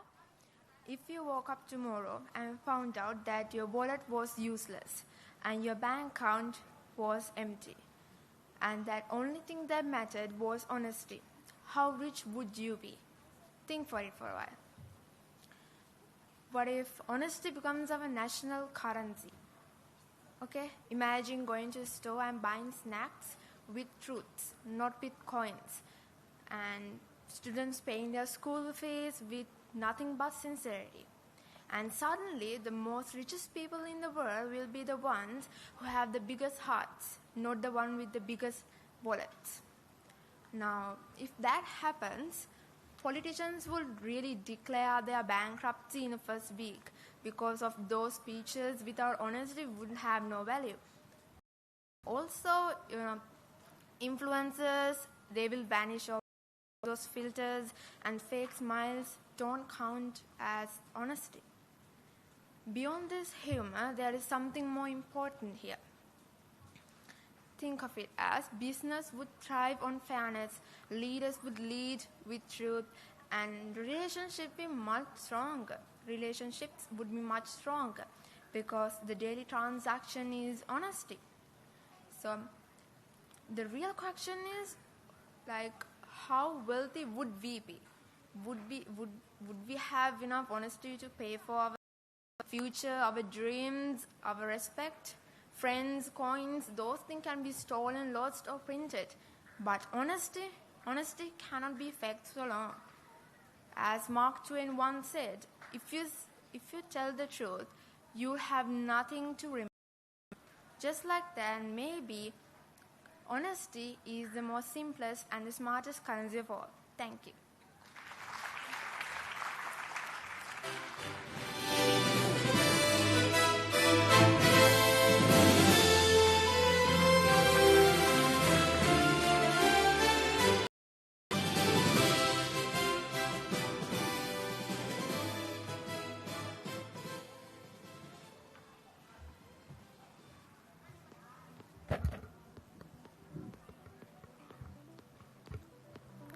It is a fact that most of the students are fed up with the rules given by their school. So here Naila Imran is ready to share her thoughts on school rules.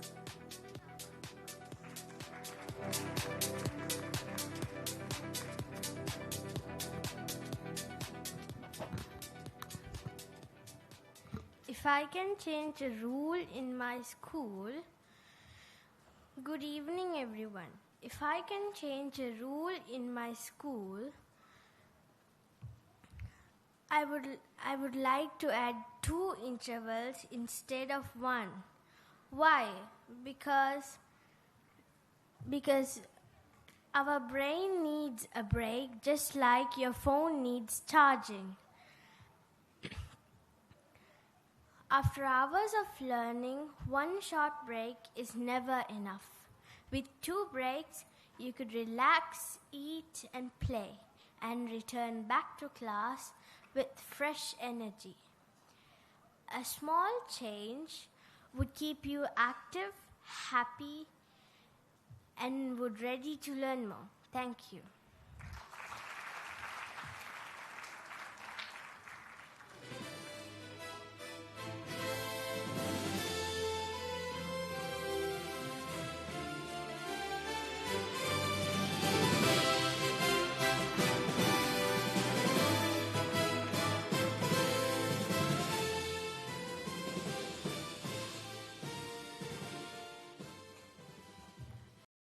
teach teaches the world by Nethuli Endirisinghe.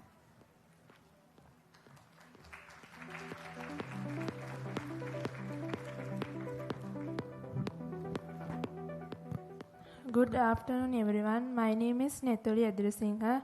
My topic is the child you teaches the world. Education is the greatest power given to humanity. It is not just about books or examinations. It is about shaping human lives, building values, and preparing the future. When we teach a child, we are not only teaching one person, we are preparing a leader, a doctor, a teacher, or scientist who can influence the world. The child we teach may grow up to fight for justice or inspire thousands of knowledge and wisdom. History shows us that Mahatma Gandhi, Martin King Luther, and Nelson Mandela were once children guided by their teachers. But it is not only teachers who make a difference. We too, as students, must remember that learning is not only for ourselves. What we learn, we should share. In this way, everyone becomes teacher to others. So when we teach one child, we are truly teaching to the whole world. Thank you.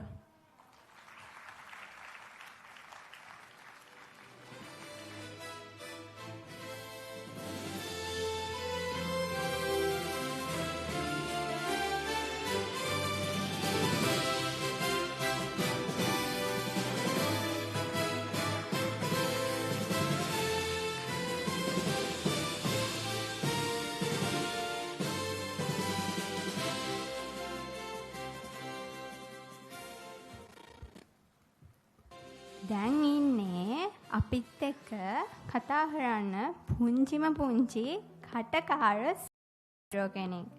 ඔව් මේ ආරාධනය අයිවි කොස්තා පුංචි නංගි ඔබටයි.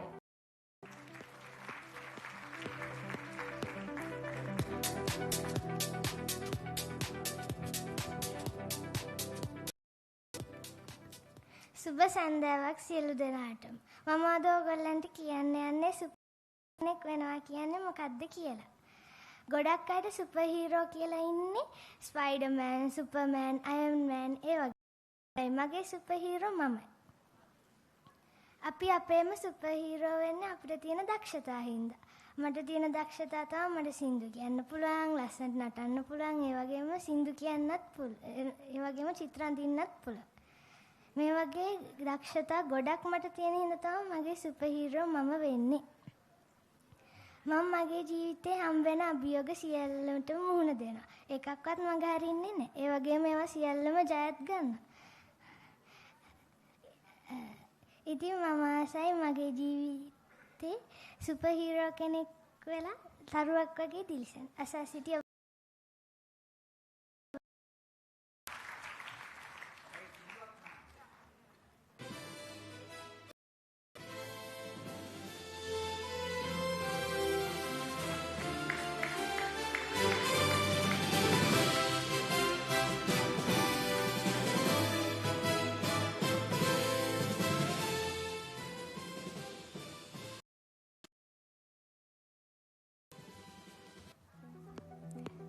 විභාග ඇයි මතකයම ඉන්නද කුතුහලයම ඉන්නද ඒ පිළිබඳ කතා කරන්න මගේ මේ ආරාධනය බිනුරි යශෝත්‍යා සොහිරියනි ඔබටයි.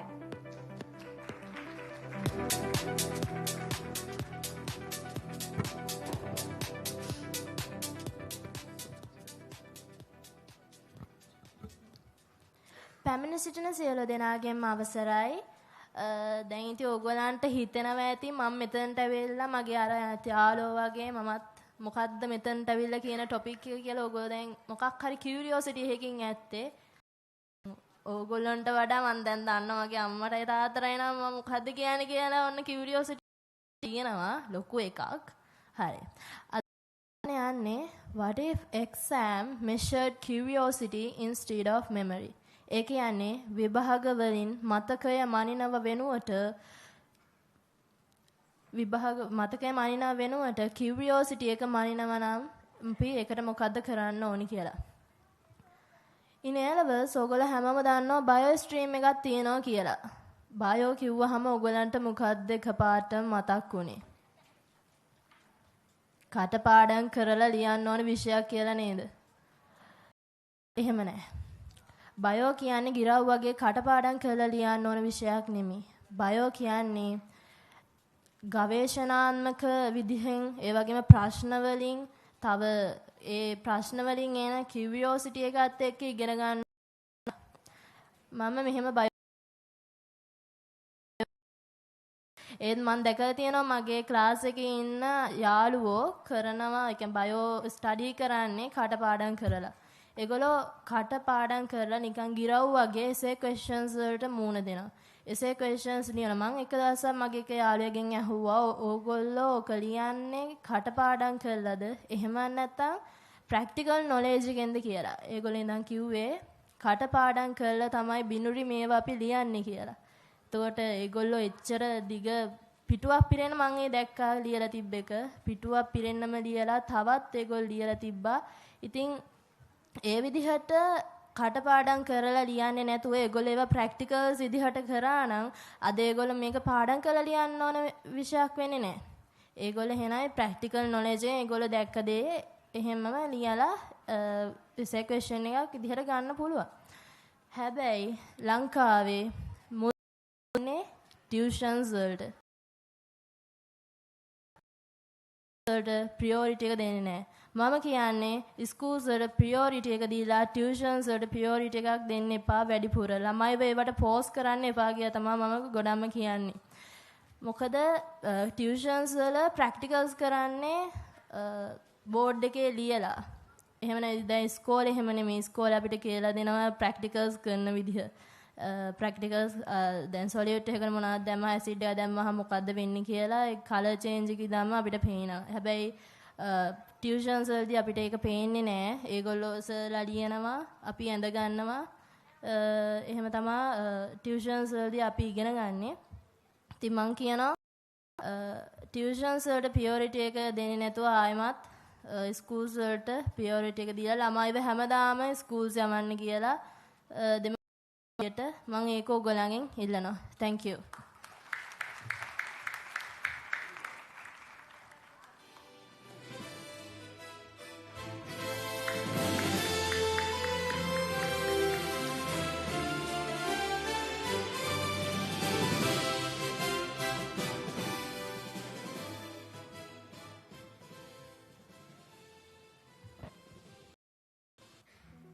ඇයි අපි ඉස්කෝලේ යන්න ඕනේ?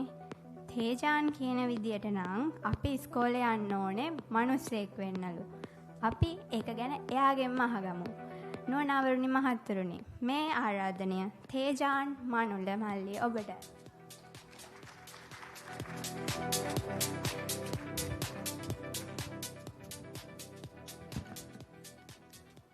සුබ සන්ධ්‍යා. ඉතින් කොහොමද අද මම කතා කරන්න යන්නේ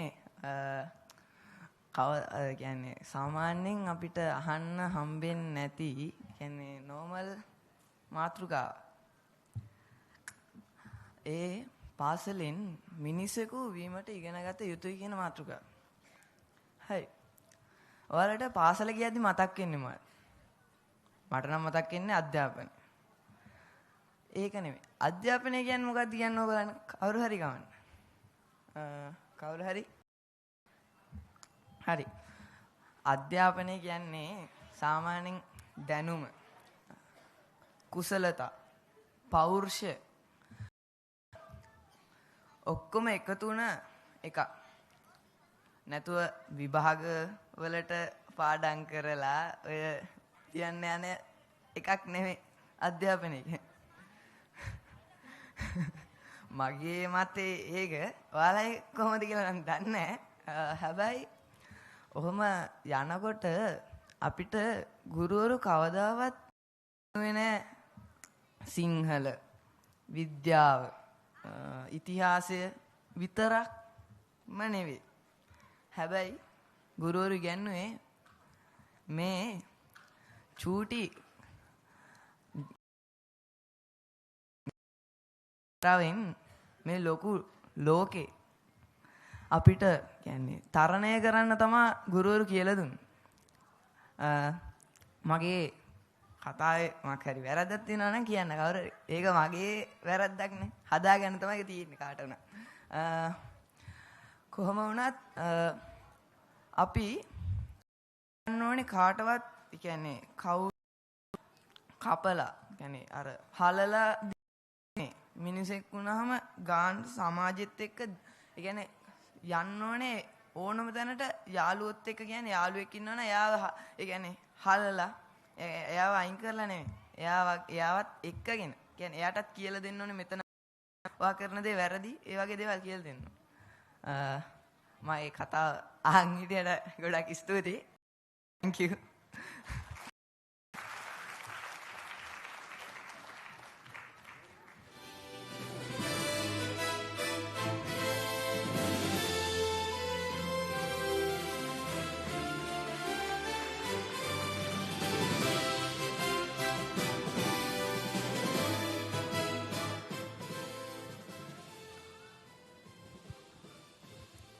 දන්නාද වැඩක් අපේ දිසුලිව හොයාගෙන තරුවක් ඇවිල්ලානේ. එයා ඇවිල්ලා විතරක් නෙමේ දිසුලිත් එක කතාත් කරලා.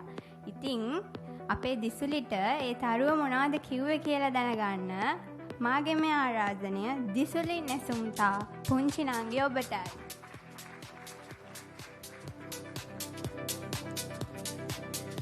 මම හැමදාම පුරුද්දක් විදිහට අහස දිහා බලන් ඉන්නවා. දවසක් මම අහස දිහා බලන් ඉද්දි එක තරුවක් ලස්සනට දිලිසුණා. ඒ තරුව දිලිසුනේ මට මොකක්ද කියන්න වගේ. ඉතින් මම අද ඔයගොල්ලොත් එක්ක ඒ කතාව බෙදා ගන්න. මුලින් ඔයගොල්ලන්ගෙන් අවසර ඉල්ලනවා. සුබ සන්ධ්‍යාවක් හැමෝටම. මම අද ඔයගොල්ලොත් එක්ක බෙදා ගන්න යන්නේ තරුවක් මට කියපු කතාවක් ගැන. ඒ තරුව මට කිව්වා මෙන්න මෙහෙම කතාවක්. එක පුංචි ලස්සන ගමක හිටියා ලස්සන පුංචි ගෑන් ළමෙක්. ඒ ගෑන් ළමයා හරිම දුප්පත්. එයාට හිටියේ ආගේ අම්මා විතරයි. එයා හැමදාම ඉස්කෝලේ ගියේ ආගේ අම්මට ගෙදර වැඩ කරන්න උදව් වෙලා. සුන්ට එයා සැලකුවේ හරිම කරුණාවෙන්. එයාට හම්බෙන හැමෝටම දෙන්න පුළුවන් ලොකුම දේ උනේ ආගේ පුංචි ලස්සන හිනා. කියලා ඒ තරුව මට කතාව ලස්සනට කිව්වා. මට විතරක් නෙමෙයි අපි හැමෝටම මේ කතාවෙන් ඉවත් වෙන්න අපිට සල්ලි විතරක් වැඩක් නැහැ. අපේ හිනාව සහ කරුණාවන්ත බව තියෙන්න ඕනි කියලා. ස්තුතියි.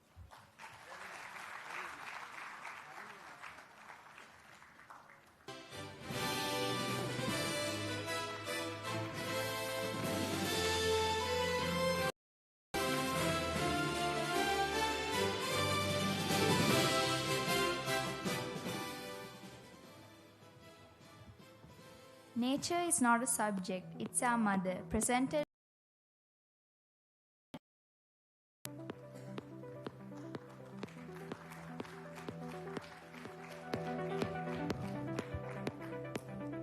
Good evening, everyone. Today, I want to remind you of something very important. That nature is not just a subject, it's our mother. When we open a textbook in our school, we may see many lessons about plants, animals, rivers, forests, or the atmosphere. But these are not just topics for exams. They are very things that give us life. The trees give us oxygen to breathe. The rivers gives us water to drink. The soil grows the food we eat. And the sun gives us light and energy. Just like a mother cares of her children without accepting anything, like that, nature silently taking care of us. Sadly, people forget this, and they are doing very bad things to nature. They are cutting down forests, pollute rivers, and fill the air with smoke. Imagine treating your own mother this way. Wouldn't it be heartbreaking? Yeah, it will be definitely heartbreaking to her. If we destroy nature, we are destroying ourselves. Let us respect nature not as a subject in our timetable but as our greatest teacher and our dearest mother. Let us plant trees, protect wildlife, save water, and live in harmony with nature. Without nature, human can't live. When we care for nature, the nature will care for us. Thank you.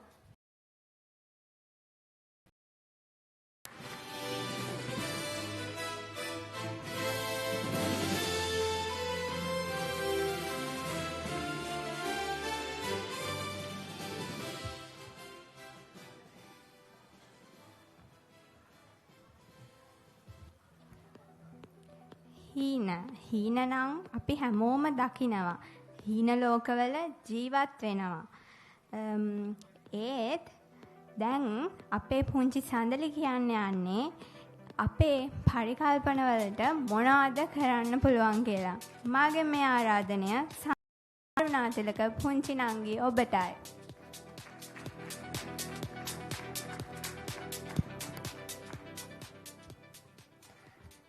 සුබ සන්ධ්‍යාවක් හැමෝටම. අද මම මෙතනට කතා කරන්න ආවේ පරිකල්පනයේ හෙවත් ඉමැජිනේෂන් එකට කරන්න පුළුවන් දේවල් ගැනයි. හරි. මොකද්ද මේ පරිකල්පනය කියන්නේ? මම නම් හිතන්නේ පරිකල්පනය කියන්නේ අපිට හිතන්න පුළුවන් දුර කියලා. දැන් මම කිව්වොත් දල්දා මාලිගාවට ගිහින් එන්න කියලා පුළුවන් දේ වැඩේ කරන්න. ඔව් ඕගොල්ලන්ට පුළුවන්. ඒ ඕගොල්ලන්ගේ පරිකල්පනයෙන්.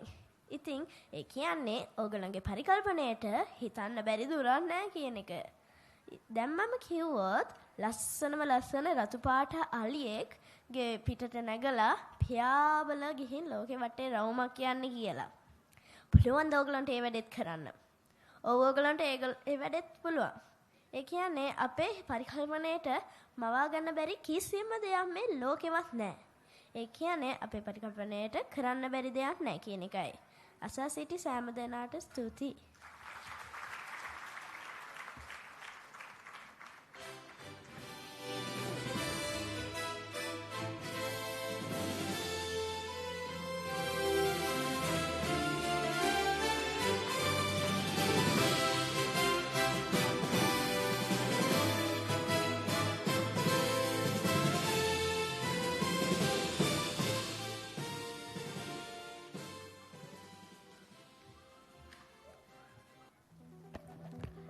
Now, ladies and gentlemen, now I have someone stopped comparing himself to others, and now he is gonna talk about how it changed everything in his life.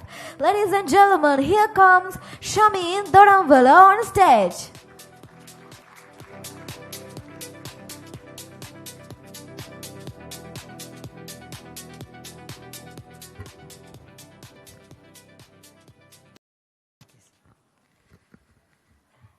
So, good evening, ladies and gentlemen.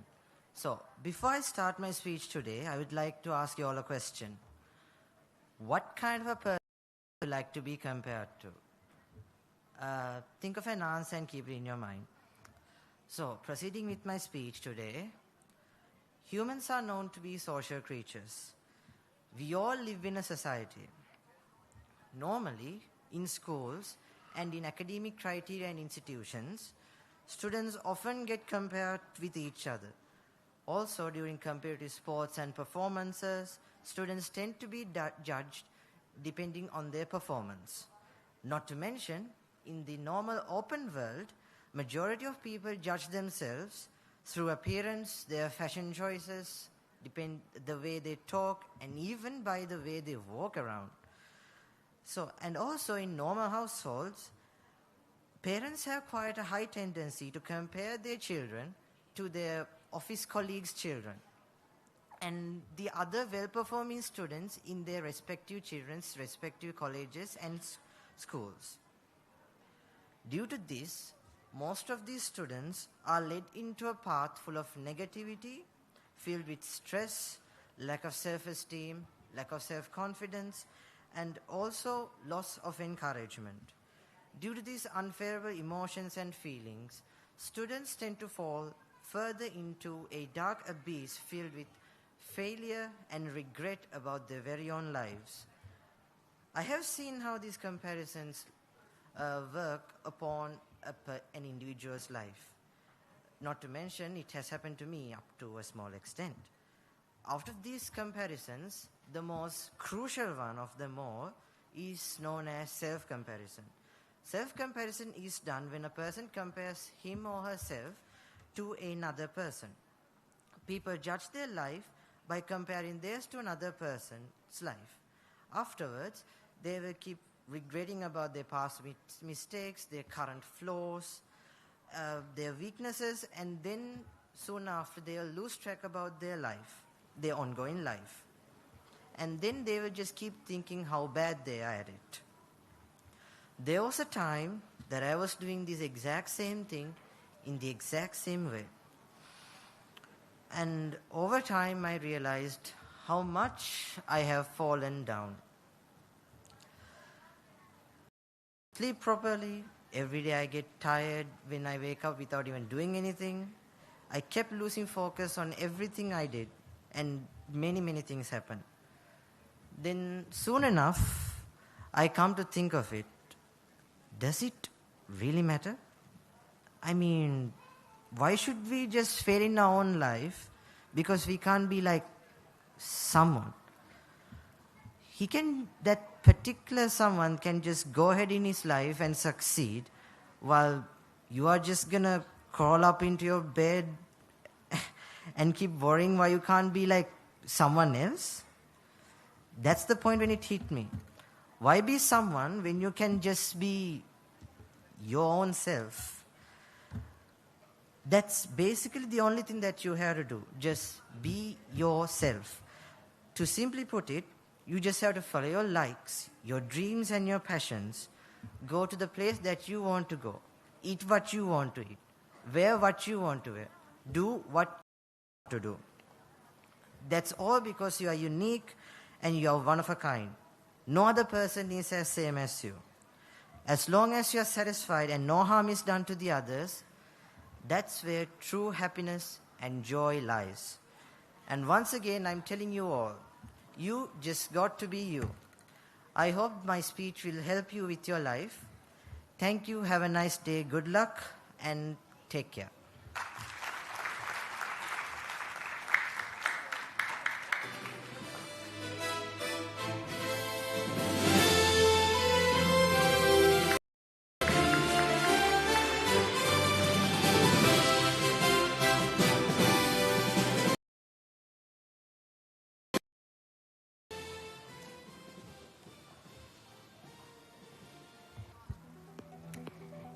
එපානේ එපා. එකපාරක් කිව්වම තේරෙන්නේ නැද්ද එපා කියලා? එපා කියන වචනෙට අකුරු දෙකක් වුණාට ඒක ඇතුලේ තියෙනවා ලොකු ශක්තියක්. එපා කියන වචනේ ශක්තිය කියලා දෙන්න මේ ආරාධනය පුලින්දු ජනුල් මල්ලි ඔබටයි.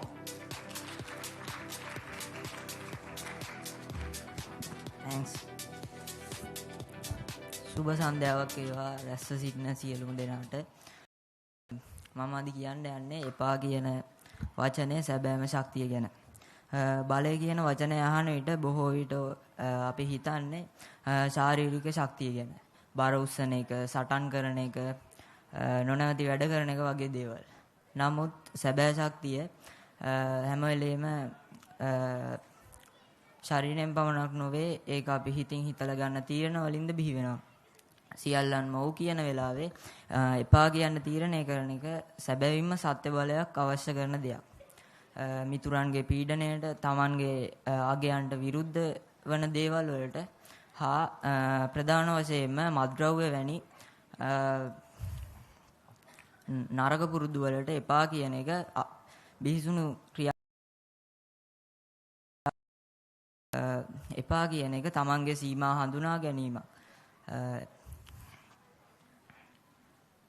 අද සමාජයේ බොහෝ දෙනා හැම දෙයකටම වගේ ඔව් කියනවා. නමුත් තමගේ මනෝභාවය, කාලය, ශක්තිය වගේ දේවල් අහිමි කරනවා. එපා කියන එක කාලය ශක්තිය ආරක්ෂා කරනවා වගේම එකෙන් කියන්නේ මොකක්ද ඔබට ආත්ම ගරුත්වයක් ඇති බවයි. ඒක නිසා මේ මතක තබා ගන්න. එපා කියන එක කියන්නේ ඔබ නරකයි ඔබට අනාගතයක් නැහැ. ඔබ අසාර්ථකයි කියලා නෙවෙයි. ඒක කියන්නේ ඔබ ශක්තිමත් ඔබ බුද්ධිමත් ඔබ බලවත් හා ඔබගේ ජීවිතය පාලනය කිය යුතුයි කියන එක. ස්තුතියි.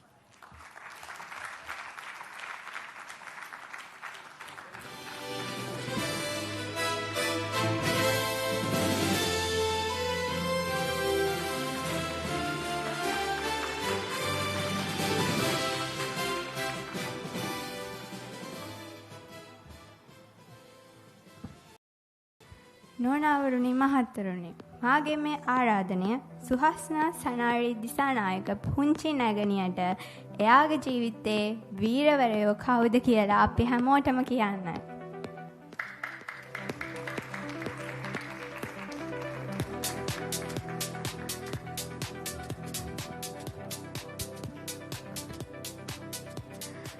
සුබ සන්ධ්‍යාවක්. අද මම මෙතනට ආවේ මගේ අම්මා තාත්තයි මගේ ජීවිතේ වීරය යන මාතෘකාවට කතා කරන්න. ඉතින් ඇත්තටම අම්මා තාත්තයි මගේ ජීවිතේ වීරයෝ. මොකද ඒගොල්ලෝ මකට බිහි කරා. ඒගොල්ලෝ මට අවශ්‍ය හැමදේම අරන් දුන්නා. ඒගොල්ලන් ගැන කියලා නිම කරන්න බෑ.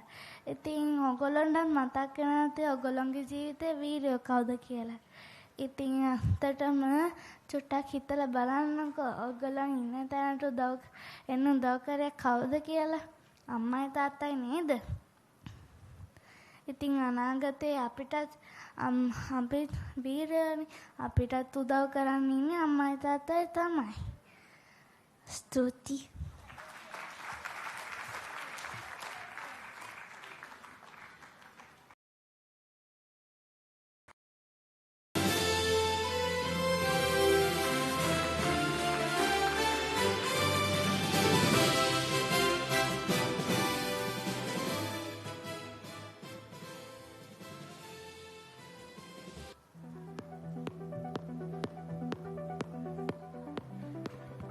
Words, sometimes like a thorn, but sometimes words can heal us too. So now it is time for Netumi Tewansa to express her idea.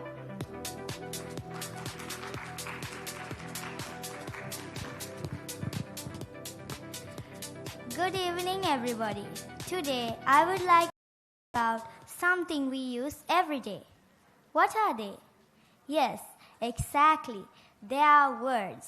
Even now, I'm using them too. So, words can seem to be small, but they carry a great power. They can heal or hurt, build or break, even make someone's day or ruin it.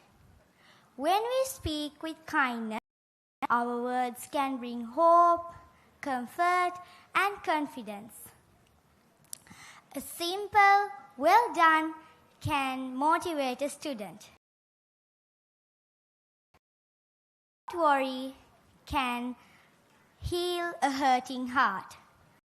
So, words can be very big medicine for the soul. But when we speak with carelessly, words can cut deeper than a knife. A harsh comment, an insult, or can leave scars last for years. Because of this, we must learn how to speak polite words. Once spoken words are never taken back. So let us remember, everyone, before we speak, we must think, are my words kind? Are they helpful? Do they lift others up?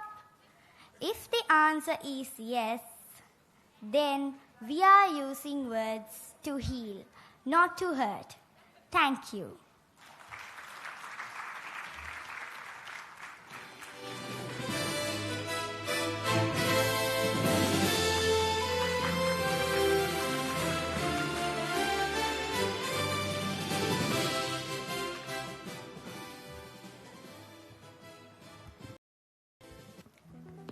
ආදරය පතුරවන්න. එය පැලවී වැඩේ. නොනවරුනි මහත්තුරුනි, මාගේ මේ ආරාධනය රිතිර ඉමංජිත් සෝහිරය ඔබටයි.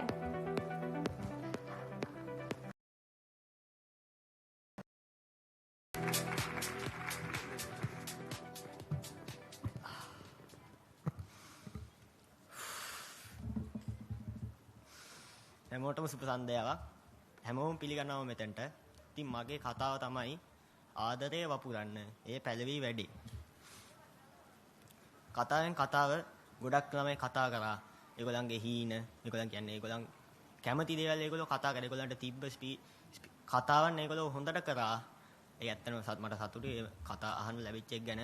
සහ මම හිතනවා ඒගොල්ලෝ කවදා හරි දවසක හොඳ කතා කරන්න පුළුවන් විදිය අය වෙයි කියලා. හරි අපි අපේ කතාවට බයිමු. එහෙමයි. පටන් ගනිද්දි මම ඕගොල්ලෝ කවුරු හරි සින්දු අහනවාද මෙතන? හැමෝම සින්දු අහන කවුද ඉන්නවද? මං හිතන්නේ ඉන්නවා ඇති. ඕගොල්ලෝ සින්දුවේ වචන ටික විතරද අහන්නේ? වචන ටික විතරද අහන්නේ? නැත්තම් මුළු සින්දුවම අහනවද? ඒ කියන්නේ මියුසික් එකත් එක්කම සින්දුවම අහනවද? ඔයගලන්ට අහද්දි තේරෙයි සින්දුවේ ඒ සංගීතයත් එක්ක සින්දුව අහද්දි ඔයාලට තේරෙනවා යනවට ඒ යන්න අමුතු හැඟීමක් එනවා. ඒක මට කියන්න තේරෙන්නේ නැහැ. අන්න ඒ වගේ හැඟීම තමයි ආදරය කියලා කියන්නේ. ඉතින් අපිට කියන්න පුළුවන් ආදරය කියලා ගත්තාම අපිට කියන්නේ අපිට ඒක ගොඩක් විදිහට අපිට ඒක පෙන්눔 කරන්න පුළුවන් කියන්නේ. අපිට දැන් කවුරු කෙනෙක් කරදරේ වැටිලා ඉන්නවා නම් අපිට යාට උදව් කරලා අපිට එතන යාට කරුණාව දක්වන්න පුළුවන්. ඒ වගේ කරුණාව දයාව වගේ දේවල් දක්වන්න පුළුවන්. තව විදිහකට ගත්තොත් අපිට කවුරු කෙනෙක් එයාගේ එක්සෑම් එක ෆේල් වුණා නම් එයා හිතනවා නම් එයාට නැගිටින්න ඕනි කියලා. ඒක එයාට උදව්වක් කරන්න කවුරු ඉන්නා නම් ඒක එයාට ලොකු හයියක් වෙනවා. එතන එයාට උදව් කරන කෙනා එයා එහෙම කරා නම් එයාට ඒක ලොකු උදව්වක් වෙනවා. එතනත් අමුතු විදිහේ හැඟීමක් ඇති වෙන යන්නේ. එහෙම වැරදියට හිතන්න එපා. මෙතන ගොඩක් අය දන්නවා වැරදියට හිතනවා කියලා. උඩත් ඉන්නවා කට්ටිය. වැරදියට හිතන්න එපා ඒක. හරි විදිහට හිතන්න. හරි විදිහට හිතුවම ඔයගලන්ට දෙයක් තේරෙයි. ඉතින් ආයෙත් කියනවා ආදරේ වපුරන්න. එය පැලවි වැඩේ. ස්තුතියි.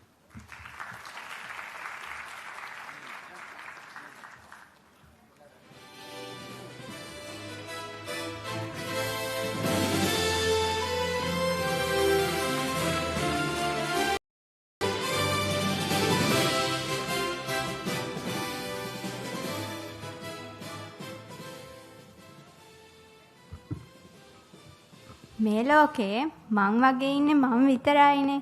ඉතින් රණුගත් කියනවා මේ ලෝකේ රණුග වගේ ඉන්නේ රණුග විතරයිලු.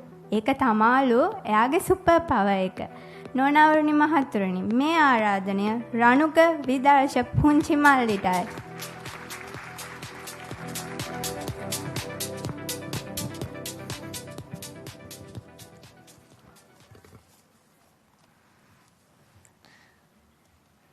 සුබ දවසක්. මම මගේ සිනහවෙන් වෙනස් සහ සිතුවිලි වලින් පෙනුමෙන් හා ආකල්ප වලින් වෙනස්. තව මට හැකියාවන් ගොඩක් තියෙනවා. චිත්‍ර අඳින්න, නටන්න, සින්දු කියන්න වගේ තව හැකියාවන් ගොඩක් තියෙනවා. ඔයාටත් මේ වගේ විශේෂ හැකියාවන් තියෙනවද? ලෝකේ සෑම කෙනෙකුටම සැඟවුණු විශේෂ හැකියාවක් තියෙනවා. ඒක හොයාගන්න අපිට පුළුවන් මනස සංසුන් කරගන්න. කලබලකාරී මනසකට බෑ කොහොමත් ඒක කරන්න. අපි උත්සාහ කරන්න ඕනි සංසුන් මනසකට එන්න. ලෝකේ බෑ කියලා දෙයක් නෑ. ඔයාට පුළුවන් ඔයාගේ විශේෂ හැකියාව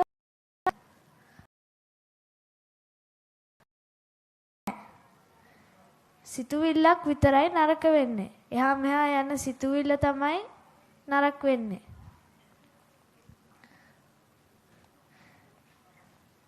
ඒ සිතුවිල්ලෙන් ඒ නරක සිතුවිල්ලෙන් ඈත් වුණොත් අපිට සමාජයේ හොඳ තැන පුළුවන්. තමන්ගේ ආත්ම විශ්වාසය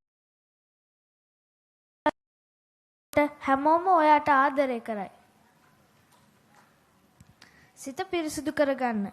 තමන්ගේ විශේෂභාවය පවත්වාගෙන ඔයාගේ හැකියාවන් සහ ඔයාගේ සුපර් පවර් එක දිගටම පවත්වාගෙන යන්න කියලා මම ඔයගොල්ලන්ට ප්‍රාර්ථනා කරනවා. අසා සිටි ඔබ සැමට ස්තුතියි.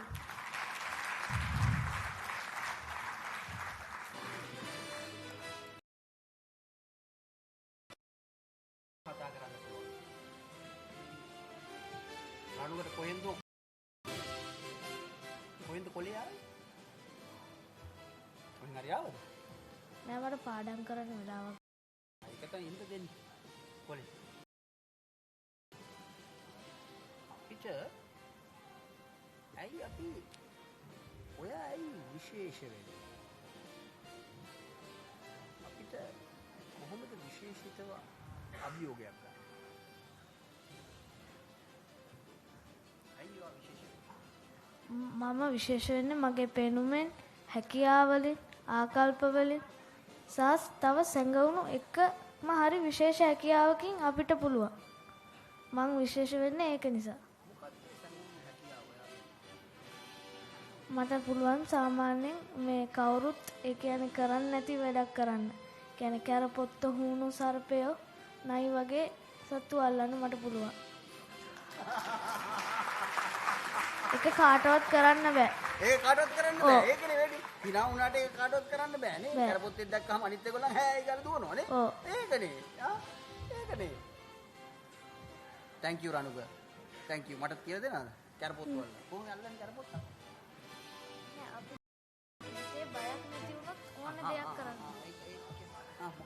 අපිට හිතේ බයක් නැති වුණොත් ඕන දෙයක් කරන්න පුළුවන්. දන්නවද කැරපොත්තන්ට බය අය කරන්න ඕන මොනවද කියලා? ඒගොල්ලොන්ගේ හිතේ තියෙන බය නැති කරගන්න ඕනේ. ඒක කොහොමද කරන්නේ? ඒක මම දන්නේ නෑ මේ මගේ ඇඟ දෙයක් ඒක.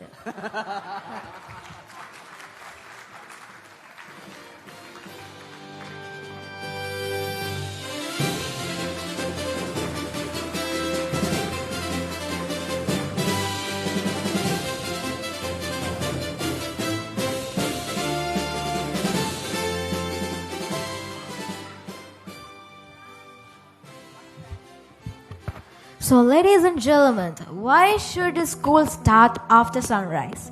So, here we have Chanul Youthmik on stage to talk about why should school start after sunrise. Put your hands together for Chanul Youthmik.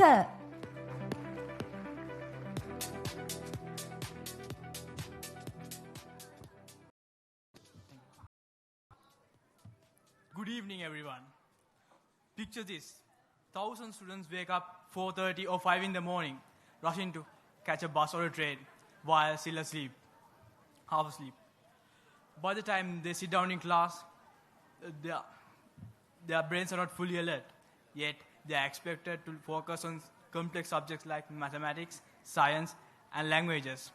Research worldwide and our local experience shows that teenagers' biological clock shifts, making early mornings difficult for learning. Now, why does this matter? Let's start with health. Adolescents need to sleep 8 to 10 hours a day, but yet most sleep far less due to early school times and long. This of sleep increases stress, weakens the immune system, and leads to higher rates of anxiety and depression. If school started after sunrise, students would be healthier, more energetic, and ready to learn. The benefits don't stop there. Well-rested students perform better in academic. In Sri Lanka, where shaping the future. A later start time could help in boost your results in O-levels and A-levels, increase school attendance, and create a more focused classroom environment. So the message is clear. Starting school after sunrise helps students to stay healthier, more focused, and achieve better results.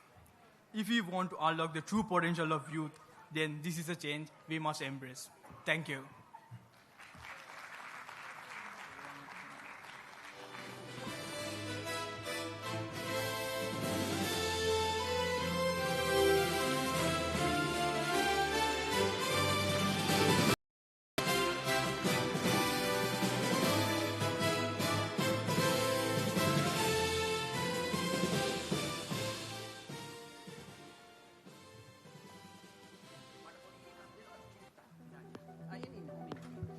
මේ මම ඉතාමත් ආදරයෙන් උඩ ඉන්න මගේ දරුවන්ට ඉල්ලා හිටිනවා පල්ලෙහාට එන්න ඇවිල්ලා පල්ලෙහාට එන්න ඒගොල්ලෝ උඩ ඉන්නේ 16+ ටීම් එක පුළුවන් නම් අපිට කට්ටියව පල්ලෙහාට එක් කරගෙන එන්න මොකද අපිට පල්ලෙහාට ඩිස්ටර්බ් වෙනවා ඒක හොඳ නෑනේ ඕගොල්ලන් කතා කරනකොට අනිත් ඒගොල්ලෝ ඔක්කොම අහගෙන හිටියා ඒක නිසා ඒක කරන්න එපා පල්ලෙහාට එන්න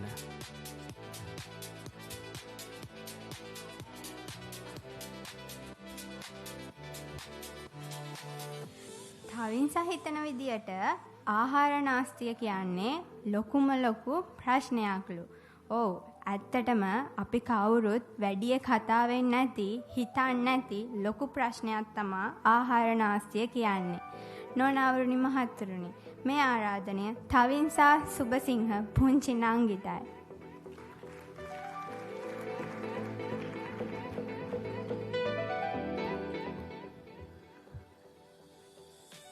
අද 2025 අගෝස්තු 23 වෙනි සෙනසුරාදා මේ ගතවන මොහොතේ මේ ගතවන නිමේෂයේ කොතරම් මිනිසුන් ප්‍රමාණයක් කුසගින්නේ සිටිනවා ඇද්ද මම මේ කතා කරන වෙලාවේ කොමන මිනිසුන් ප්‍රමාණයක් ආහාර අපතේ දමනවා ඇද්ද ආහාර කියන්නේ අපේ මූලික අවශ්‍යතාවයක් එම අවශ්‍යතාවය සපුරාලීමට ලෝකයේ බොහෝ දෙනා බොහෝ උවමනාවන් භාවිතා කරනවා.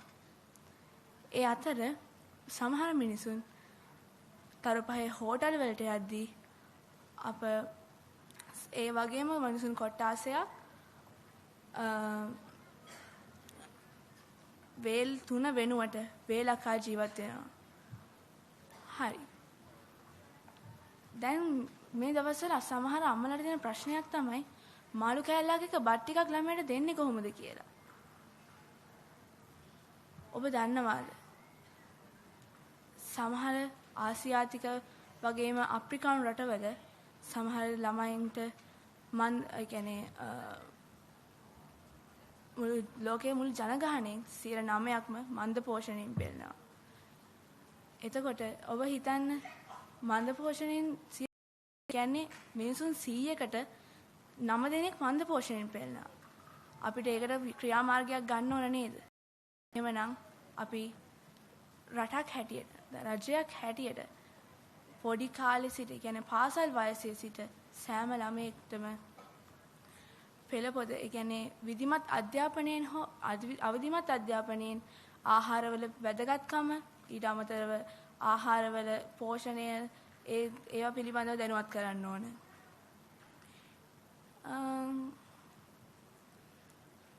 හෙට ලෝකේ බලන්න ඉන්න පුංචි මල් කැකුළු ඉන්නවා.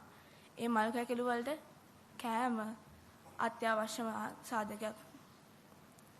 එහෙනම් ඒ මතු පරපුරට පෝෂණ යුතු ආහාර ඉතුරු කරමින් ඉදිරියට යෑමට තරුණියක් විදියට මම සූදානම්. ඔබත් සූදානම්ද? ස්තුතියි.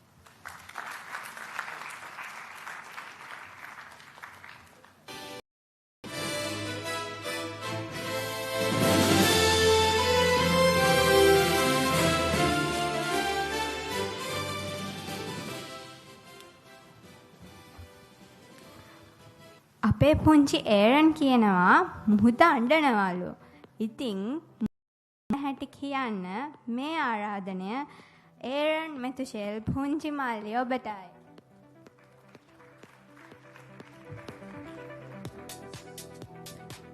සුබ සන්ධ්‍යාවක් ගුරුතුමියන්ගෙන්ද යාළුවෙලියන්ගෙන්ද අම්මලා තාත්තලාගෙන්ද අවසරයි. අද මම මෙතනට පැමිණියේ මුහුද අඬන හැටි මුහුද අඬන්නේ ඇයි කියලා දෙන්න. ඔගොල්ලොන් දැකලා තියෙනවද මුහුද අඬන විදිය? අනිත් ගංගාවල් වල වතුර මුහුදට ගෙනල්ලා වතුර දානවා. මුහුද කොච්චරක් දරා ගන්නවද? මිනිස්සු කුණු ජරා ඔයිල් වර්ග මුහුදට දානවා. මුහුද කොච්චරක් දරා ගන්නවද? මුහුදු ඉදින් බෝට් යනවා. මුහුද කොච්චරක් දරා ගන්නවද? මුහුද කොච්චරක් කඩනවද? ඔයගොල්ලොත් හිතලා බලන්න. Thank you.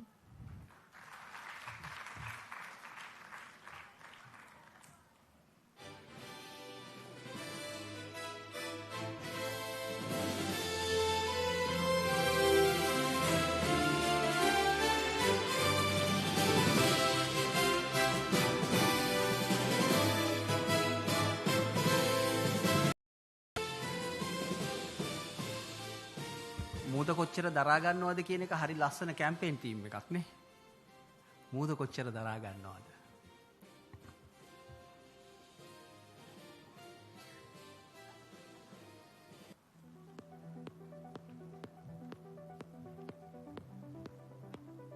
Here we have Timisha Yeshan with us to deliver a speech on the topic of his school bag.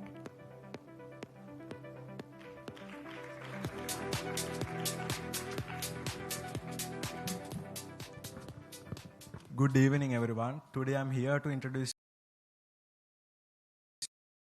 the life of my school bag. Yes, that poor thing looks innocent but really works harder than me. Do I listen? No. I load it with textbook, lunchbox, water bottle until it seems to be a baby elephant on my back. I think my back has more muscles than me. It just isn't a bag. It is also my personal gym trainer. When I carrying it every day, it gives me strong shoulders like Dwayne Johnson. But return, it also gives me back pain like my grandma. Who needs dumbbells when you have that whole syllabus inside in your bag? And my bag is also a great magician. It can hide my homework when I go to school. When a teacher asks for a book, it can make it disappear. It can eat my pencils, erasers, rulers when I really need them.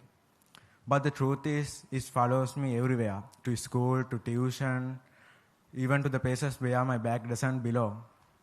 Honestly, I think my bag knows everything about me than my does. So yes, I think my bag has a long journey to be completed with me. It is my secret soulmate. It is my compliment. So I think it has... I think my bag plays a heavier role in my life than any other thing that I own. So I love...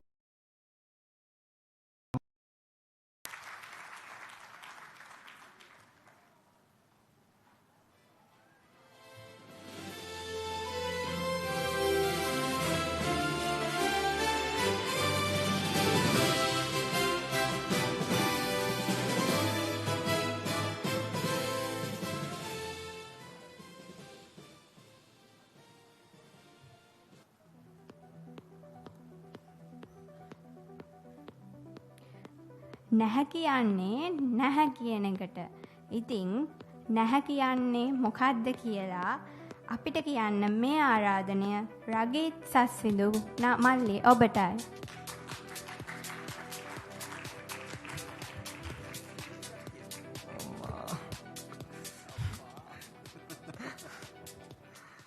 සුබ සන්ධ්‍යාවක් හැමෝටම. අද මම ඔයාලත් එක්ක කතා කරන්න බලාපොරොත්තු වෙන්නේ යම් දෙයකට නෑ කිව්වොත් ඒක නෑමයි. ඒකේ ආයේ කතා දෙකක් නෑ. ඒක නිකන් රැට හඳ පායනවා ඒත් ඉර පායන්නේ නෑ. ගස්වල කොළ පාටයි ඒක වෙනස් වෙන්නේ නෑ. ගඟක් ගලන්නේ පහළට ඒත් කවදාවත් ඒ ගඟ ඉහළට ගලන්නේ නෑ. ඒ වගේ අපේ තීරණ තියෙනවා. අපි තීරණ ගන්න ඕනේ තැන්වලදී තදින් ඒ තීරණ ගන්න ඕනේ. ඒ වගේ මේ නැහැ කියන වචනෙටත් අපි සැබෑ බලයක් දෙන්න ඕනේ.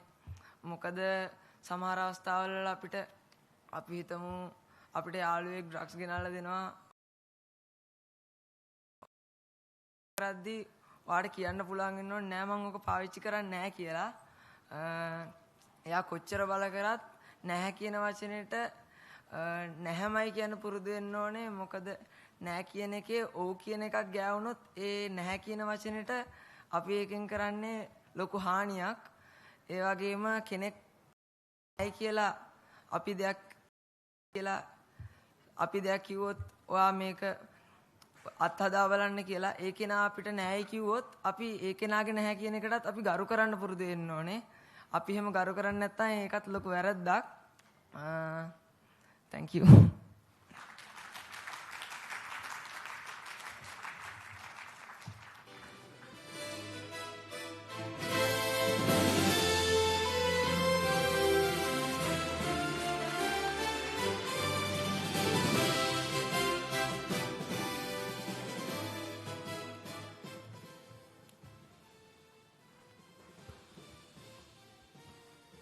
අපි ආරක්ෂා කරගන්න ඕනේ අපිවද නැත්නම් පෘථුවියද. ඒ පිළිබඳ අපිට කතා කරන්න මේ ආරාධනය උෂිතා ඉන්ජත්‍රාරුණී නංගි ඔබටයි.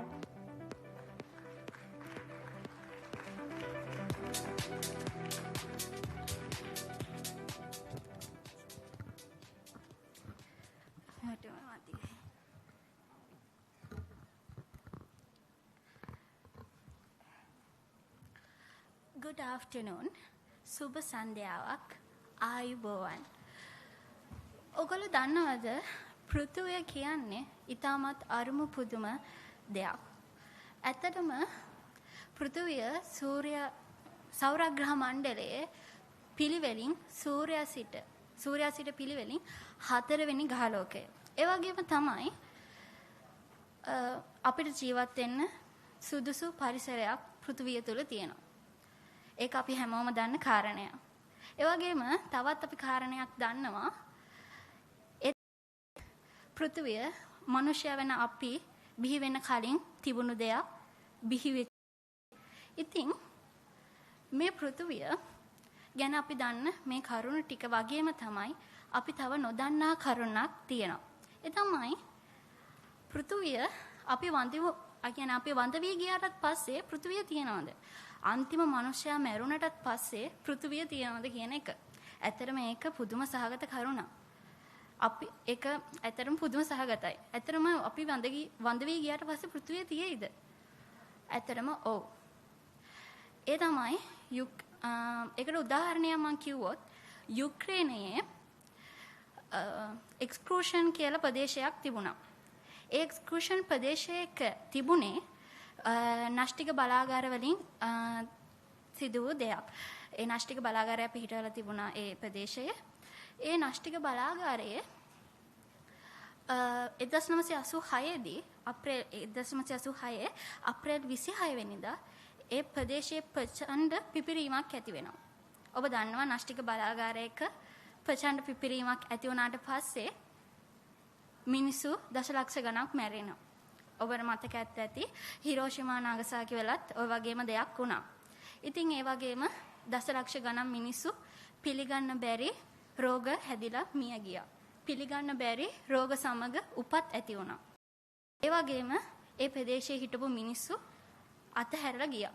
නමුත් සුවිශේෂී කාරණයක් වෙන්නේ දැන් ඒ අතහැරපු මිනිසුන්ට නැවතත් ඒ ප්‍රදේශයේ ජීවත් වෙන්න පුළුවන් විදියට ලස්සන පරිසරයක් ඇතිලා තියෙනවා.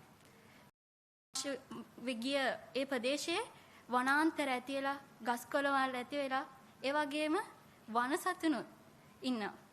ඉතින් ඔබට තේරෙනවා ඇති පෘථුවිය අපි ගියාට පස්සේ අපි වඳ වී ගියාට පස්සේ පෘථුවිය හරි ලස්සනට තියෙනවා. ඉතින් ප්‍රධාන ගැටලුව වෙන්නේ අපි නිකම්ම වඳ වී යනවද නැත්නම් සුන්දර ජීවිතයක් ගත කරලා සුන්දර විදියට මැරෙනවද කියන එක අපිට ප්‍රශ්නයක්. ඉතින් අපි පරිසරය සුරකිමු කියලා කිව්වට අපිව තමයි අපි දූෂණය කරන වායුව මොකද වෙන්නේ? අපි වායු දූෂණය කරනකොට අපිට තියෙන ශ්වසනීය වෙනවා. අපි ජලය දූෂණය කරනකොට අපිට පානීය ජලය නැති වෙනවා. දැනට ලෝකයේ පානීය ජලය තියෙන 1%යි. ඒකත් අපි ජලය දූෂණය කරනකොට මොකද වෙන්නේ? වගේම තමයි විදුලිය නාස්ති කරනකොට මොකද වෙන්නේ? අපේ සම්පත් නැති වෙනවා. ඉතින් මේ ජල දූෂණය විදුලිය නාස්ති කිරීම මේ වගේ දේවල් අවම අපිට සෞඛ්‍යවත් ජීවිතයක් ගත කරන්න පුළුවන්. අපේ ජීවිතය සතුටින් සාමයෙන් තියෙන්න පුළුවන්. ඒ නිසා මම කියන්නේ මට එක පණිවිඩයයි ඔකට තියෙන්නේ කියන්න.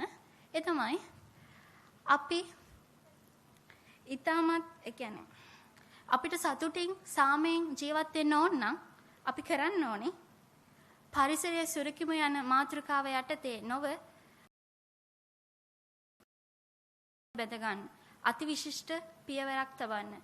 ඉතින් මගේ කතාව මෙතනින් අවසానයි. අසා සිටි සියලු දෙනාටම ස්තුතියි.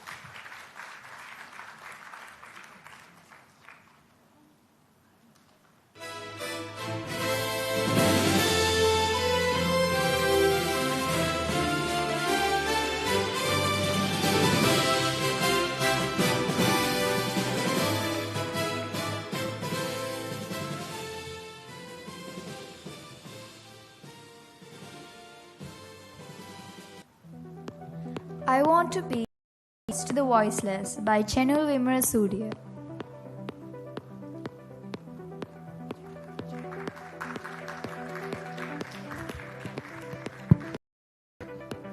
Good evening, everybody. I am here to deliver a speech about why I want to be a voice to the voiceless. I want to be a voice to the voiceless to inspire them and keep them going. Voiceless people often become homeless or helpless. And because of voiceless people, the world has become silent. And I want to break that silence by making them stand up for themselves. If you were a voiceless person, how would you feel? You would feel that you are downgraded from society, treated differently, and the basic human rights are not available to you. And what about animals? They are also an example because they are either hunted or turned into farm animals to obtain our daily food requirements. And trees are used for various specific tasks but not treated well, cut down or burnt. So that is why I will continue to speak for them. Thank you.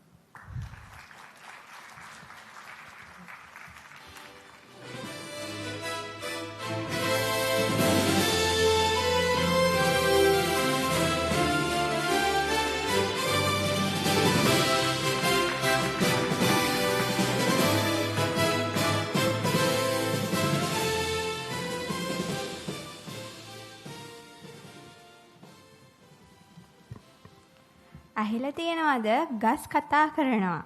අපේ පුංචි චෙනායට නම් ඇහිලා තියෙනවලු ගස් කතා කරනවා. නොනවරණි මහත්තුරුනි, මේ ආරාධනය චෙනායා දෙව්දුනි පුංචි නාංගිය වටයි.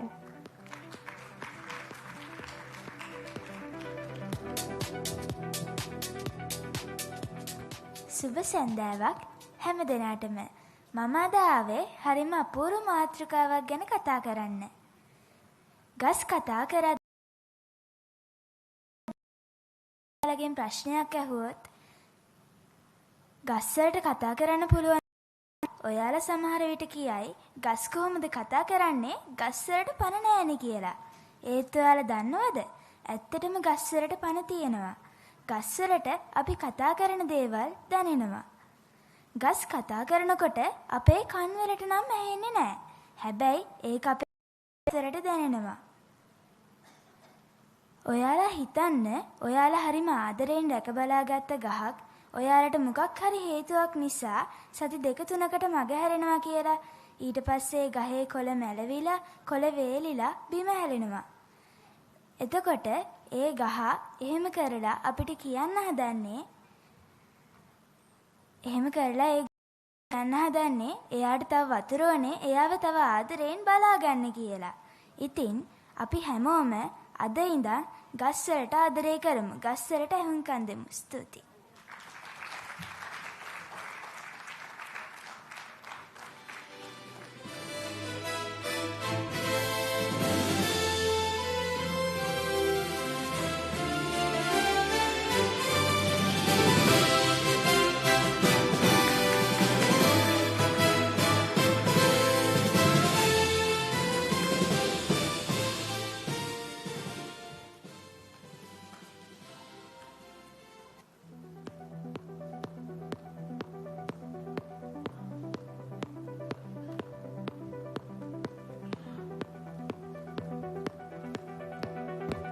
Ladies and gentlemen, now I would like to take a moment to distribute the certificates of Smart Learning. R.A. Tenuga Sesita.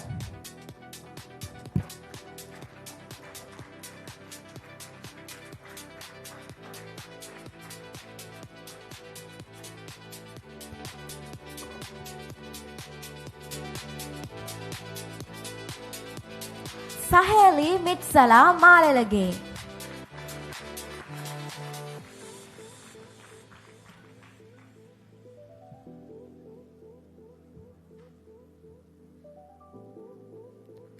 N.A. Uttara Ninsarani.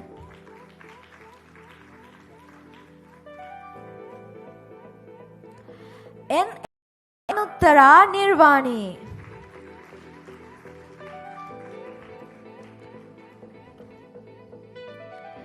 S.A. Siadu.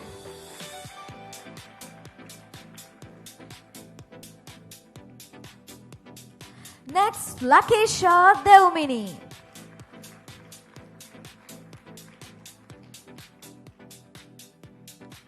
M. Janumi Hezanya Pereira.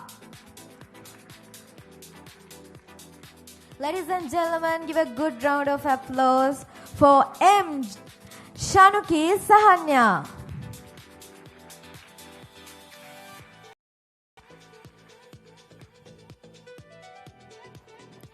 Next, Sanvidu Suhasbin.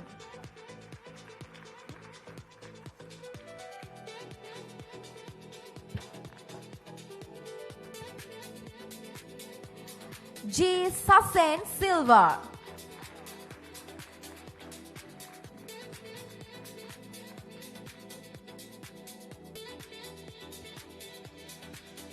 R. M. Nisal Nathan.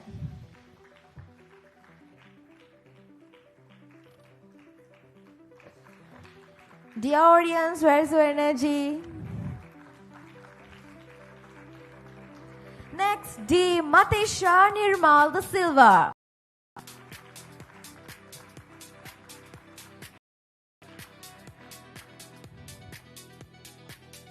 J. A. Abdul Latif.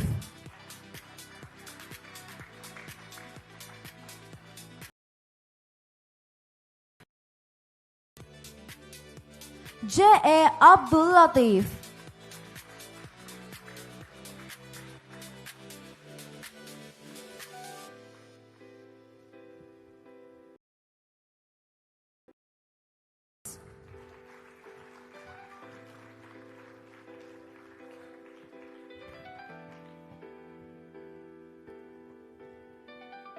S. Tileksha Dimukshan.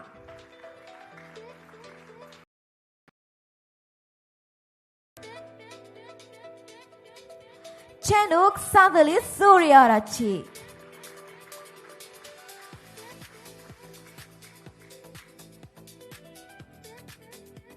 Give a good round of applause for R.S. Sanjana Nakesh Ranasinghe.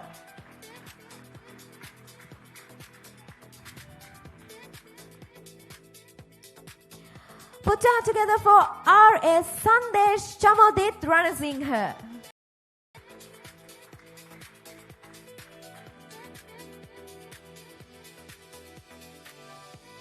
And next and last, SD Isum Hansana Senanayaka. Isum Hansana.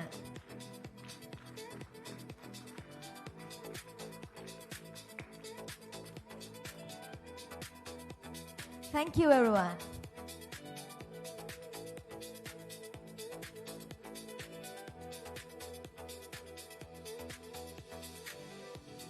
Yes, next we have Tium Nadit on stage to talk about something about a soft feeling, love.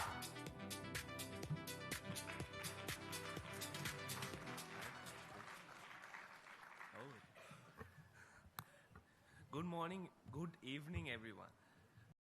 To talk about today, talk about love. Love is not just a feeling, it's a guide. a map to the future. When we choose love, our world becomes more peaceful and fair. Love for family teaches us kindness, responsibility, and love for learning helps us grow, solve problems. Love for nature inspires us to protect our planet. And kindness reminds us to treat every person with dignity and respect. But when decisions are based on fear, greed, or hate, the results are always harmful. Fear divides. On the other hand, unites, heals, and creates hope. So let us use love. We can build a brighter, fairer, and more peaceful future.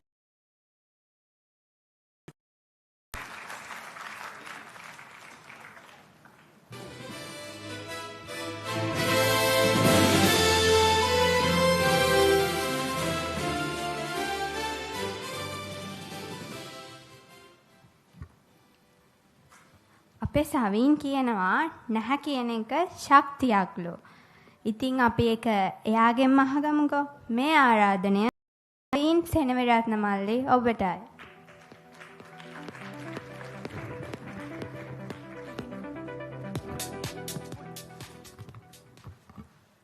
සුබ සන්ධ්‍යාවක් ඔයගලන් හැමෝටම.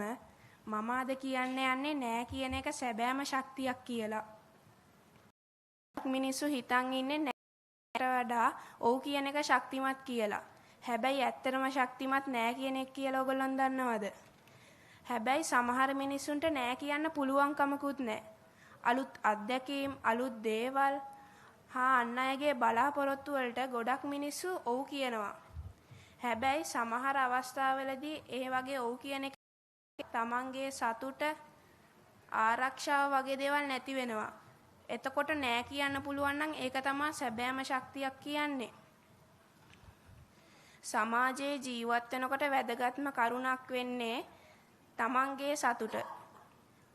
එතකොට පොඩි කාලේ ඉඳන් ළමයට කියලා දෙන්න ඕනේ අන්න ඕන අවස්ථාවේදී නෑ කියන්න කොහොමද කියලා. එතකොට ඒ වගේ ළමයිට සමාජයේ ඉදිරියේ විශ්වාසයෙන් ඉන්න ශක්තිය ඇති වෙනවා. අද සිට ස්තුතියි.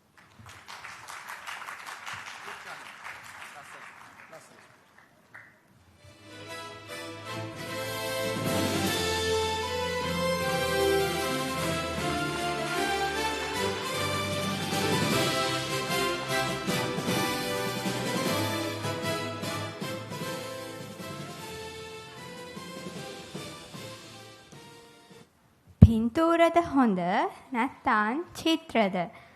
අපේ සවිරු කියන විදිය පින්තූරයට වලට වඩා චිත්‍ර හොඳයිලු. ඉතින් මේ ආරාධනය සවිරු දිනෙත් මල්ලි ඔබට.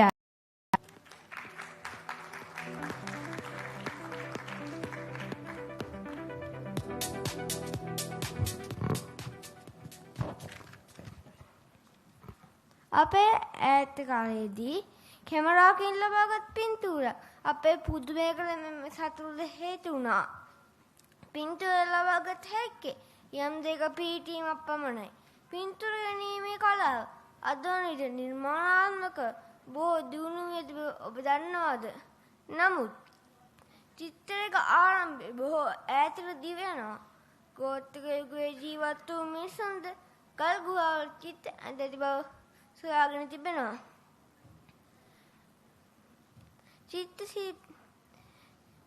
කැමරාවකින් ලබාගත් පින්තූරයක් අපේ පරිවර්තන හැකියාවෙන් දියුණු වී තිබෙනවා. ඒ තමයි ඉමේජිනේෂන් කියන්නේත්. Leonardo da Vinci, Michael Angelo වැනි ලෝක ප්‍රකට චිත්‍ර ශිල්පීන් තමන්ගේ පින්සලේ මුළු ලෝකම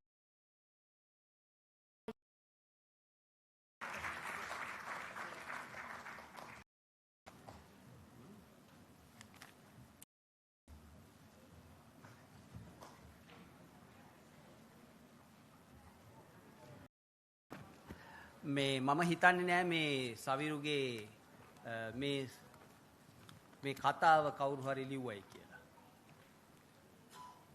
නමුත් මීට වැඩිය සවිරු හරි දක්ෂයි.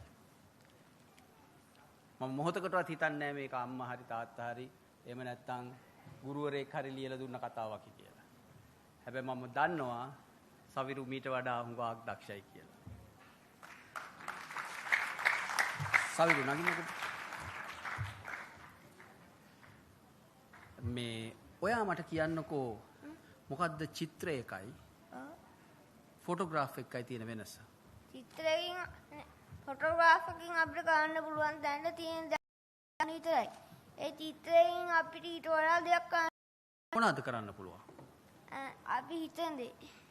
ඒ කියන්නේ? පණ නැති අලියෙක්. පණ නැති අලියෙක්කින් ගන්නවා. කන්න නැති අලියෙක්. කන නැති අලියෙක්. ඒත් ඉතින් කන නැති අලියෙක් ෂූට් කරගන්න පුළුවන් නේ අපිට. කකුල් අටේ කකුල් අටේ අලියෙක්. කකුල් අටේ අලියෙක් ෆොටෝග්‍රාෆ් එකකින් ගන්න බෑ නේද? නේ? තව මොනවද එහෙම පුළුවන්? රතු පාට කොළ පාටුනොත්. රතු පාට කොළ පාටුනොත් ඒ කියන්නේ? ඒ කියන්නේ මුළු ලෝකෙම තියෙන රතු පාට ලෝකෙම තියෙන රතු පාට කොළ පාට වෙනවා. මොනවද වෙන්නේ? එතකොට මේ බිල්ඩින් එකේ මේ ඇතුලේ තියෙන ඒවා කොළ වෙනවා. පාට වෙනවා මේ පුටු එහෙම. ඒ කියන්නේ අපේ පරිකල්පනය කියලා කියන්නේ කවුරු හරි ලියලා දුන්නොතින් පරිකල්පනය කියන එක මොට වෙනවා. පරිකල්පනය උපදින්නේ අපේ ඔළුවේ ඇතුලේ. එතකොට හෙට කොළ පාට රතු පාට වෙන ලෝකයක් ගැන හිතන්න පුළුවන් දරුවෙක් තමයි අපි නිර්මාණය කරගන්නේ. මේක සවිරුත් එක්ක මම මීට කලින් කතා කරලා නැහැ. හැබැයි සවිරුයි මමයි දෙන්නම එකතු වෙලා අපි එක දවසක් ක්‍රියේටිවිටි ගැන පාඩමක් කරලා කියලා දුන්නා නේද ඔක්කොටම. අපි දෙන්න එකතු වෙලා ක්‍රියේටිවිටි ගැන පාඩමක් කියලා දුන්නා. ඉතින් සවිරු අපි හිතනවට වඩා හුඟක් දක්ෂයෙක් කෙනෙක්. හැබැයි එකම දේ තියෙන්නේ කිසි කෙනෙක් සවිරුට කතාව ලියලා දෙන්න හොඳ නැහැ. මම මොහොතකටවත් හිතන්නේ නැහැ මේ කතාව කවුරුවත් සවිරුට ලියලා දුන්නයි කියලා. නේ? හරි.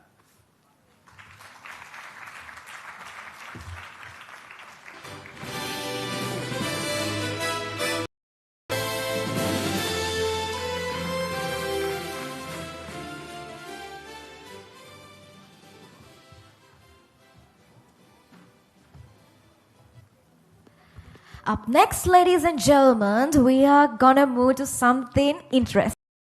So the next speaker is gonna deliver his speech, the Ritesh Gunasinghe, but not from here, but from.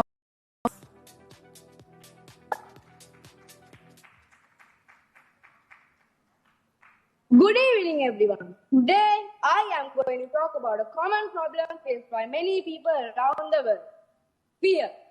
Imagine you are going to a room trembling and afraid that something might go wrong, afraid that the following day you will have to go to school and be bullied, afraid that your parents might fight while you are asleep, afraid that the next day nobody remembers you. That would be horrible, right? Well, this is a common problem faced by millions of children around the world, and this is the problem that people face in some parts of this world. Every child deserves the same treatment and the same adoration. A child should not get this just because he is different or weird or for any other reason. Fear takes up huge portions of young developing children's days and reduces their mental stability every single second they live on for. We should stop this. We should make our voices heard. We should make sure no child goes to sleep afraid. After all, aren't those scared children our future? So let us all unite and stop children being scared once and for all. දරුවන්ගේ ජීවිතයට බය කියන්නේ නොසුදුසු කාරණයක්. ඒ නිසා දරුවන්ගේ ජීවිතයේ ආදරේ, සතුට, සිනහව සුරකින්න.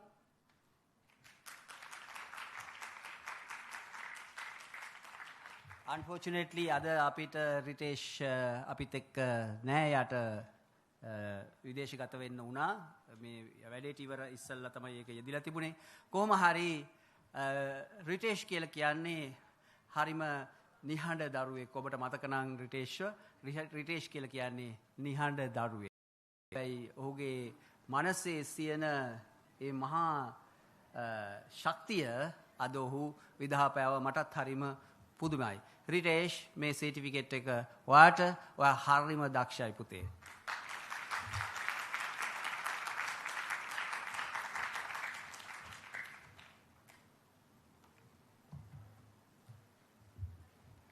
If I could leave one sentence in a history book by Vimat Sehansa.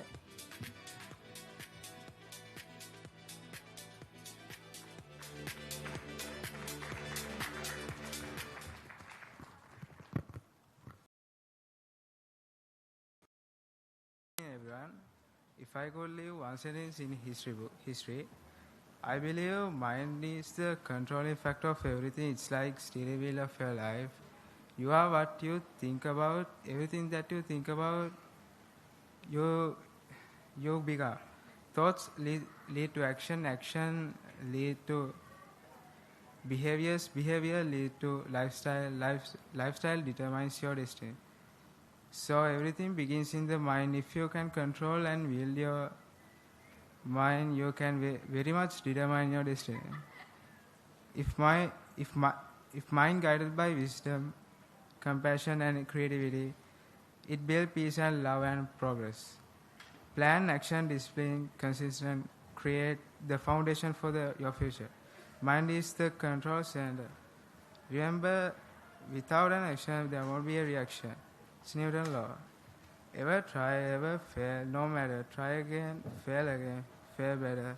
The world is yours. Treat everyone and light up the night.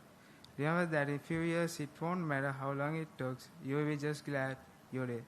Stay focused, control your mind, control your future. Thank you.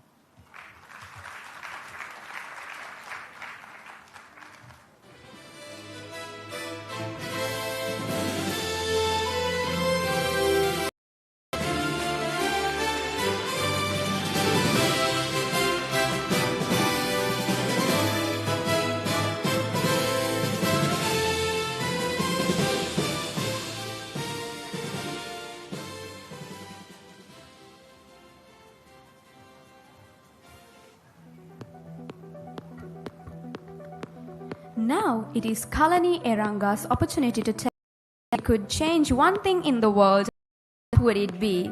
So let us give her a big round of applause.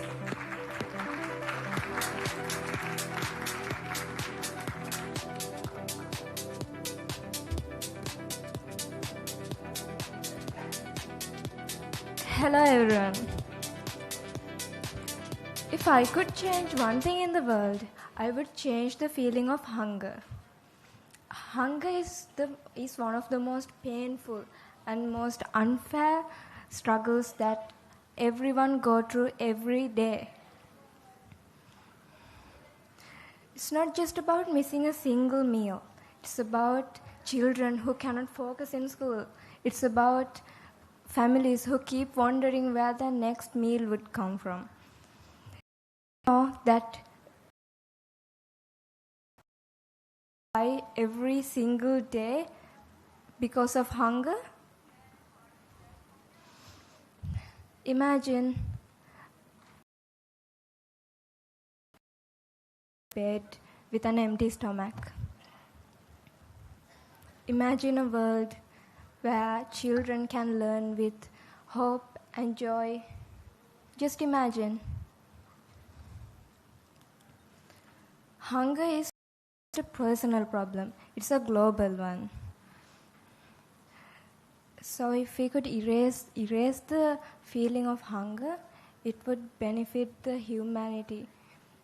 We can achieve potential peace, kindness, and unity.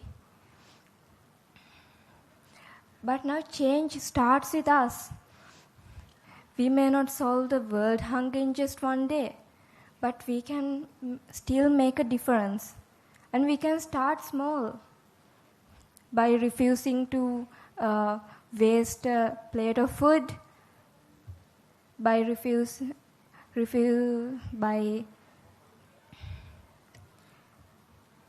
by sharing meals with those who have less, by supporting local charities that feed the hungry. If you saw a hungry person, would you feed him? A simple act of kindness might not change the entire world, but it could change their world at that moment. So the question is not only what would I change, it's also what can we do. And to be honest, we don't need to wait for superpowers to make a difference. We already have the power in our actions, in our kindness, the way we choose to care for each other. So if I had the power to change one thing in the world, I would change the feeling of hunger. Thank you.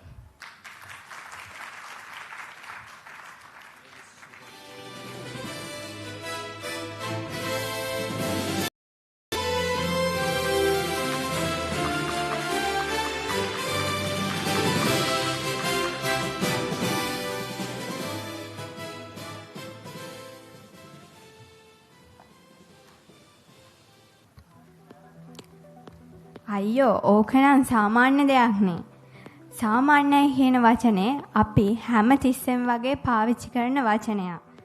ඒත් අපේ විහාර කියනවා සාමාන්‍යයි කියන වචනේ තහනම් කරන්න ඕනෙලු. ඉතින් මේ ආරාධනය විහාරා සත්සරණී පුංචි නංගිය ඔබටයි.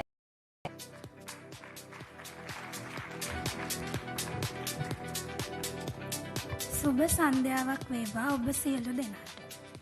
ඇත්තටම අපි එදිනෙදා ජීවිතයේදී සාමාන්‍ය කියන වචනය බොහෝ අවස්ථාවලදී පාවිච්චි කරනවා.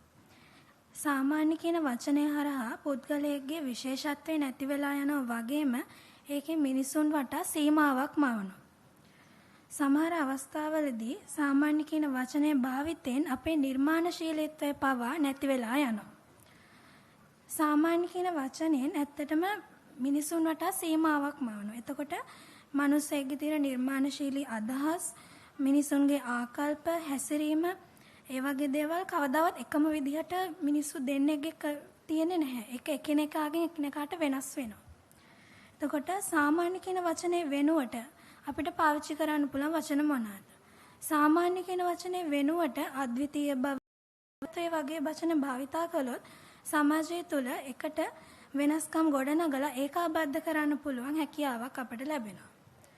අවසාන වශයෙන් සාමාන්‍ය යන සීමාවෙන් එහාවට හිතලා මිනිසුන්ගේ විශේෂත්වය අගය කිරීමට උත්සාහ ගත්තොත් සමාජයේ ඉහළ ස්තරයකට නංවා තබන්න අපට හැකියාව ලැබේ. ස්තුතියි.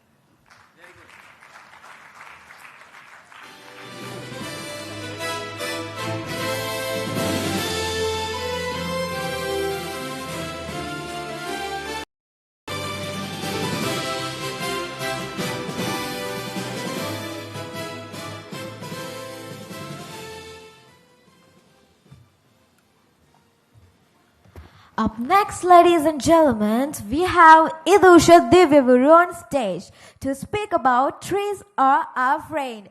Give a huge round of applause for Idusha Divyavuru.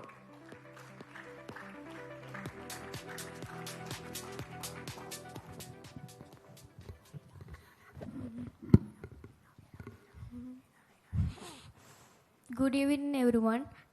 My topic is trees are our friends. Why? Because trees helps us a lot, like giving us fruits.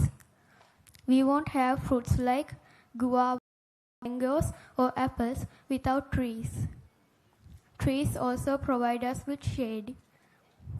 When it's a warm, sunny day, trees protect us from the blazing hot sun. Trees also give us oxygen by exchanging it for carbon dioxide. So, trees do all of this for us, but we never ask for it, and they never expect anything back either. So, just like they are a good friend to us, we should also be a good friend to them. Thank you.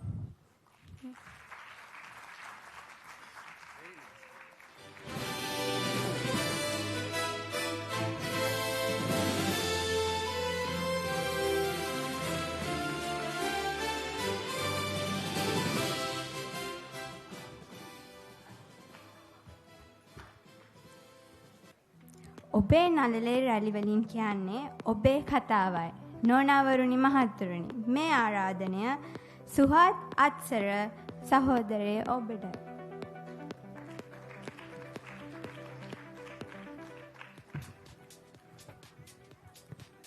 සුබ සන්ධ්‍යාවක් වේවා ඔබ සියලු දෙනාටම.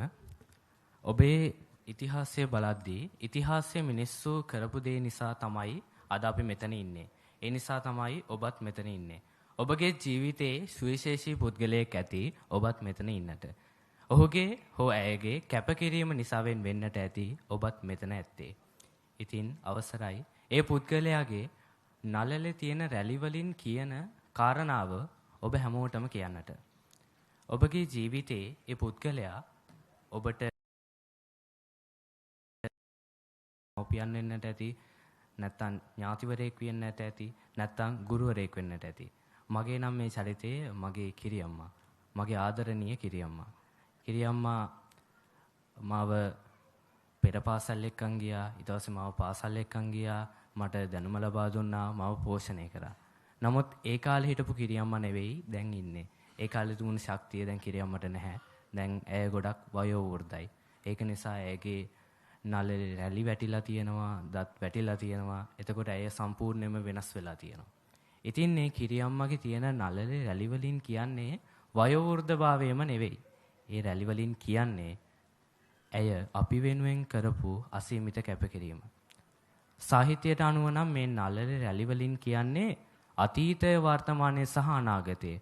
එතකොට ඒ රැලි වලින් කිරියම්මගේ නළලේ තියෙන රැලි වලින් නම් කියන්නේ අතීතයේ ඇය පාසල් ගුරුවරයෙක් විදිහට සේවය කරපු ආකාරය, ඒ වගේම මගේ අම්මව පෝෂණය කරපු ආකාරය, වර්තමානයේදී නම් තවමත් අපි බලා ගන්න ආකාරය, ඒ වගේම තමයි අනාගතයේදීත් ඒ වගේම අපිව රැක බලා ගන්න ආකාරය. ඉතින් ඔබගේ ජීවිතයේ අදාළ පුද්ගලයා ඔබව පෝෂණය කරන්නට ඇති. ඔහු හෝ ඇය වයෝ වෘද්ධයි නම් ඔහුගේ හෝ ඇයගේ නළලේ රැලි වලින් කියන්නේ ඔහුගේ හෝ ඇයගේ අපි අසීමිත කැපකිරීම. එහෙම නැත්නම් දැනුම් ප්‍රමාණය අසීමිත කැපකිරීමක් නැත්නම් ඔබත් අද මෙතන නැහැ. ඒක තමයි මගේ ආරම්භය මුනේ. ඔහුගේ හෝ ඇයගේ කැපකිරීම මත තමයි ඔබ අද මෙතන ඉන්නේ. අවසානයේදී මම හිමි ඉවර කරන්නම්. දිය පෙරලිය දලු නෙලන්න ගිය මොරා මහවරු සහාවේ කිරිල්ලියකසේ උණුසුම් කළ පැහැවසනේ මට මතකයි කිරියම්මේ. මේ සියල්ල හෙට දිනේදී ජන්මදිනය සමරන මගේ කිරියම්මට උපහාරයක්ම වේවා. ස්තුතියි.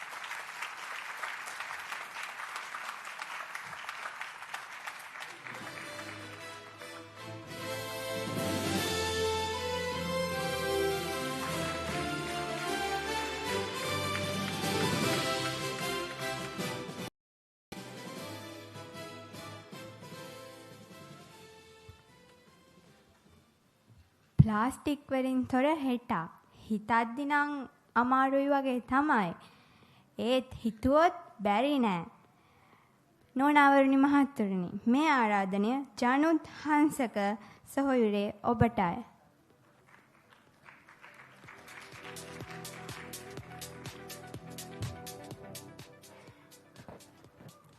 සුබ සන්ධ්‍යාව සියලු දෙනාට. අද මම කතා කිරීමට පැමිණියේ ප්ලාස්ටික් භාවිතයෙන් තොර ලෝකයක් ගොඩනගන යන මාතෘකාව පිළිබඳ. ප්ලාස්ටික් කියන්නේ මොකක්ද? ප්ලාස්ටික් කියන්නේ කණි තෙල් පිටිපාදයෙන් ඉවත් කරන ලද ප්‍රාථමික නිෂ්පාදනය. වර්තමානයේ වන විට මිනිසාට මේ ප්ලාස්ටික් භාවිතය අවම කිරීමට සම්පූර්ණයෙන් ඉවත් කිරීමට හැකියාවක් ලැබෙන්නේ. ඒ මොකද කිව්වොත් ප්ලාස්ටික් වර්තමානයේ වෙන විට මිනිසාගේ අත්‍යවශ්‍ය සාධකයක් බවට පත් වී තිබෙනවා. මේ ප්ලාස්ටික් දිරාපත් වීමට වසර 200ක පමණ කාලයක් ගත වෙනවා. සුද්ධ ප්ලාස්ටික් අපේ ශරීරයට ඇතුළු වූ විට පිළිකා වැනි රෝග තත්ත්වයන් මතුවෙනවා. මේ ප්ලාස්ටික් පරිසරයට බලපාන්නේ කොහොමද? ප්ලාස්ටික් ජලයට එකතු වීමෙන් ජල දූෂණය වෙනවා. තවද ප්ලාස්ටික් පසට එකතු වීමෙන් පාංශු දූෂණය වෙනවා. තවද ප්ලාස්ටික් පිලිසීමෙන් වායුව දූෂණය වෙනවා. එම නිසා මුළු පරිසරයේම තිබෙන වායුගෝලීය තත්ත්වය නැති වී යනවා. මේ තුලින් පරිසරය ඉතාමත් අහිතකර ලෙස දූෂණය වෙනවා. ප්ලාස්ටික් යනු මිතුරු විසින් එන සතුරෙකි. මේ නිසා අප සියලු දෙනා අනාගතයට ලස්සන හෙටක් ගොඩනගමු. ස්තුතියි.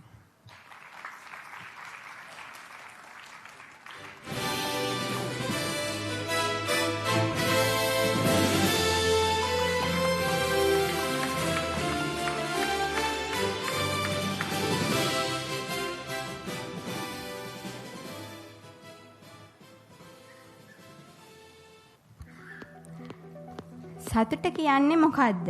සතුට හොයාගන්නේ කොහොමද? ඒක ගැන අපිට කියන්න මේ ආරාධනය කණ්ඩුල බණ්ඩාර සහෝදරේ ඔබටයි.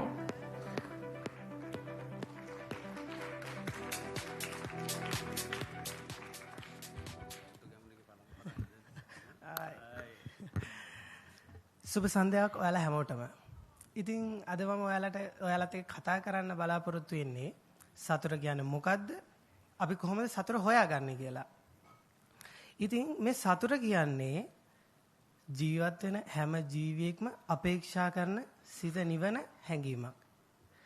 ඉතින් 1938 දී හාවර්ඩ් විශ්වවිද්‍යාලයේ මහාචාර්යවරුන් පිරිසක් මේ සතුට පිළිබඳව අධ්‍යයනය කරන්න ආරම්භ කරලා තියෙනවා. ඉතින් වර්තමානයේ වෙනකොටත් මේ පරීක්ෂණ කටයුතු අඛණ්ඩව සිද්ධ වෙනවා. ඒ පරීක්ෂණය දිගම පරීක්ෂණය ලෙස හඳුන්වනවා. ඉතින් වැඩිහිටි ජීවිතයේ සංවර්ධනය පිළිබඳ හාවර්ඩ් අධ්‍යයනය කියලා තමයි මේ පරීක්ෂණය හඳුන්වන්නේ. සතුටින් සිටීම සහ සෞඛ්‍යමත් ජීවිතයක් ගත කරන්නේ කොහොමද කියලා ජනතාව දැනුවත් කිරීම තමයි මේ පරීක්ෂණයේ අරමුණ. හරි. අපි දැන් කතා කරමු කොහොමද සතුට හොයාගන්නේ. හරි. අපි සතුට කියන්නේ අදහස් කරන්නේ මොකද්ද? අපි සාමාන්‍ය සතුට හොයන්නේ කොහොමද? අපි සාමාන්‍ය සතුට හොයන්නේ එක්කෝ බාහිර ලෝකයෙන් නැත්නම් භෞතික දෙයක්කින්. උදාහරණයක් විදිහට ගත්තොත් අපිට දෙයක් ලැබෙනවා. අපි ඒකෙන් සතුට වෙනවා. ඒකද ඇත්තටම සතුට කියන්නේ. ඒ සතුට తాවකාලිකයි. ඒක හරියට නිකන් ෂණික තෘප්තියක් වගේ. ඒ සතුට తాවකාලිකයි නම් අපි කොහොමද සදාකාලික සතුට හොයාගන්නේ? නැත්තම් දිගුකල් පවතින සතුටක් හොයාගන්නේ? මේ සතුට හොයාගන්න ක්‍රම කිහිපයක් තියෙනවා. පළවෙනි එක තමයි පරිත්‍යාගශීලී වෙන්න. ඒ කියන්නේ තවත් දෙයක් අපේක්ෂාවකින් තොරව තවත් කෙනෙකුට දෙයක් පරිත්‍යාග කරනවා නම් ඒක තමයි පරිත්‍යාගශීලී බව. උදාහරණයක් විදිහට අපි දුප්පත් මෑම වේලක් දෙනවා. ඒකෙන් ඒ මනුස්සයා සතුටු වෙනවා. ඒ සතුට දිහා බලාගෙන අපි සතුටු වෙනවා. ඒ අවස්ථාවේ දැනුන හැඟීමම තව අවුරුදු ගාණක් ඉදිරියට ගිහිල්ලා අපි ඒ ගැන මතක් කරනකොට අපිට ඒ අවස්ථාවේම දැනුන සතුටම දැනෙනවා. ඒ වගේම කරුණාවන්ත වෙන්න ඕනේ. තව එකක් පරිසරයත් එක්ක හැම වෙලෙම ගැටෙන්න. ඒ කියන්නේ පරිසරයත් එක්ක ගැටෙනවා කියන්නේ අපි අපේ සිත සංසුන් වෙනවා. ඒ කියන්නේ අපි හැම වෙලෙම නැවත ප්‍රබෝධමත් වෙනවා. ඉතින් අවසාන වශයෙන් මම කියන්න කැමතියි මේ සතුට කියන්නේ ආත්මාර්ථකාමීත්වයේ සහ බැඳුණු දෙයක් නොව සෑම ජීවි අජීවි සහ සෑම පරිසර ස්තුතියි.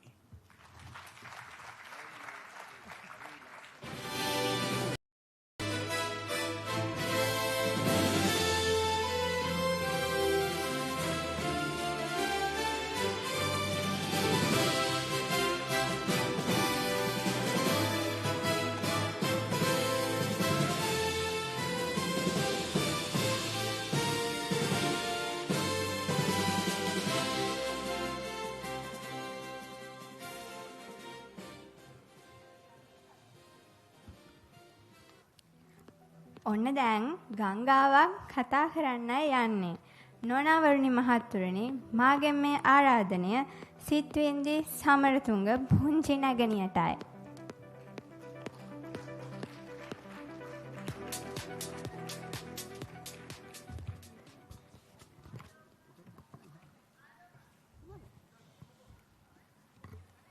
සුබ සන්දාවක්. මම අද මෙතනට පැමිණෙන්නේ ගංගාවක් මාළුවෙකුට කියන කතාවක් ඔබ හමුවේ පැමිණෙයි. මාළුවේ මගේ නම ගඟ. මම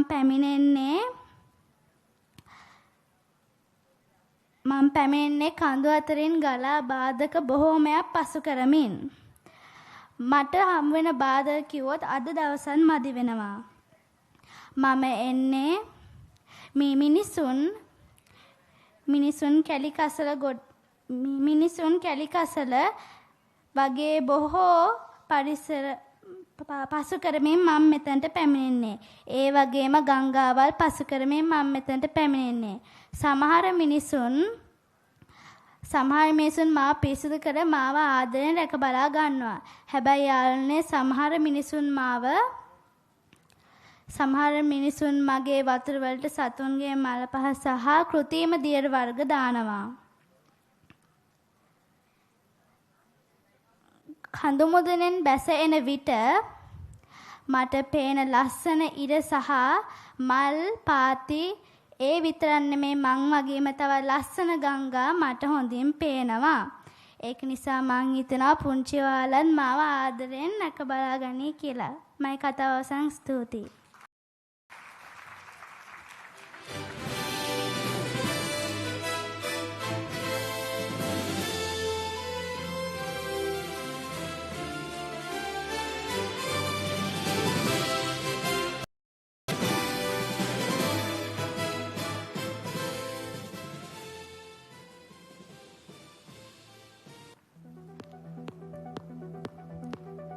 නිහඬ ආදරය කඳු සසල කරනාලු. මන්නන් නෙමේ කියන්නේ, සෙනුල් තමා කියන්නේ. නොනවරුනි මහත්තුරුනි, මේ ආරාධනය සෙනුල් කාවින්දටයි.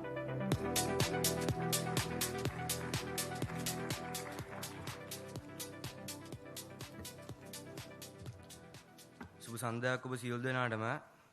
නිහඬ ආදරයේ කඳු සසල කරයි. අපි බොහෝ විට ආදරය කියන්නේ එන විශාල ක්‍රියාවන් කරදර ගොඩකින් සමන්විත දෙයක් කියලා හිතනවා. තෑගි, පෙම්හසුන්, මල් ඔය වගේ දේවල් වලට අද කාලේ ආදරය කියලා මිනිස්සු Tamanටම කියා ගන්නවා. නමුත් සැබෑවටම ලෝකය වෙනස් කරන ආදරය නිහඬව පවතින ස්ථාවර හැමදාම තියෙන සදාකාලික හැඟීමකට කියලා මම හිතනවා. උදාහරණයක් වශයෙන් දුකින් ඉන්න අයෙකුට සවන් දීම වැනි කුඩා දෙයකින් ඔහුගේ හෝ ඇයගේ කාර්යබහුල මනසට විවේකයක් දෙන්න පුළුවන් නම් එවැනි දේවල් මහන්සිව කරන දේවල් නෙමෙයි. නමුත් ඒ වායින් ඇති කරන බලපෑම මහා පරිමාණයෙන් ඔහුට හෝ ඇයට බලපාන්න පුළුවන්. වෛරය, උදාසීනත්වය, බිදුණු සබඳතා වැනි හැමදේම ජයගන්නෙත් එකටම මම කියපු තෑගි, පෙම්හසුන්, මල් නොව හොන් සවන් දෙන්නකු වීමෙන් කියා මම හිතනවා. ඉතින් සවන් දෙන්නනි, අපි හැමෝටම විශාල දේවල් කරන්න බෑ. අපි හැමෝටම කරන කුඩා දේ ආදරයෙන් කරන්න පුළුවන්. අන්නේ දවසට තේරෙයි ඔබ සියලු දෙනාටම නිහඬ ආදරයේ කවු සසල කරන බව.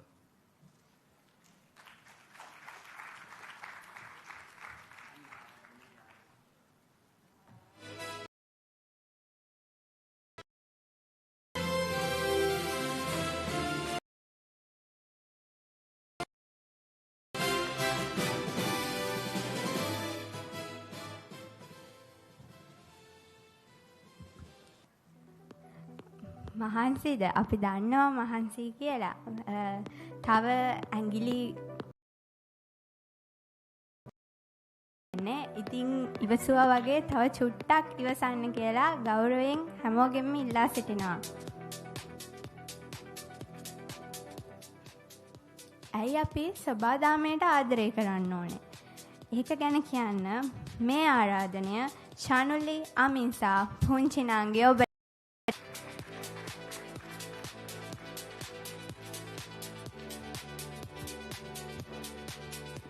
සුබ සන්ධ්‍යාවක් හැමෝටම. මම අද මෙතනට පැමිණියේ ඇයි අපි ස්වභාධර්මයට ගරු කරන්න ඕන යන මාතෘකාව ගැන කතාවක් කරන්න. හරි, දැන් ඕගොල්ලෝ මවා ගන්න සත්තුත් නැති, ගස්වැලුත් නැති ගංගා ඇලදොර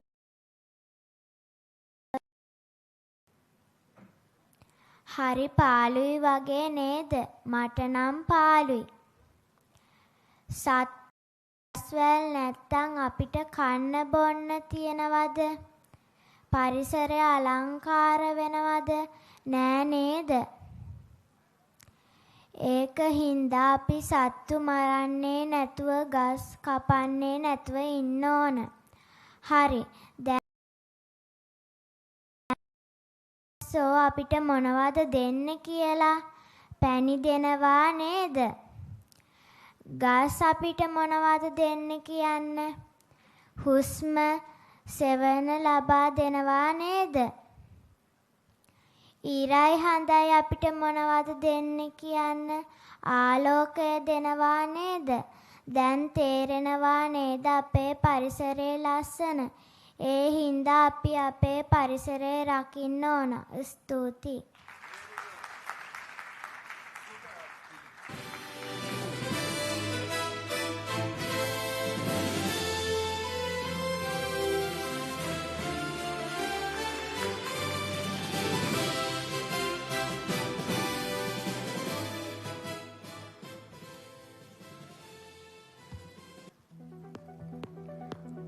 හොඳ අසන්නෙකු වෙන්නේ කොහොමද? ඒ පිළිබඳ කතා කිරීමට මේ ආරාධනය මෙනුර විදුමික මල්ලි ඔබටයි.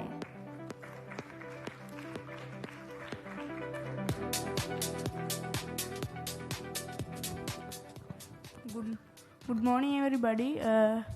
Good evening everybody. මම කියලා දෙන්නේ ඔයාට යාළුවෙක් කිව්වොත් මට මෙහෙම ඉන්න බෑ. මට ප්‍රශ්න වැඩි කියලා ඔයා මොකද්ද කරන්න ඕනේ කියලා. කාට හරි තියෙනවද අයිඩියා එකක් ඒක ගැන? හරි.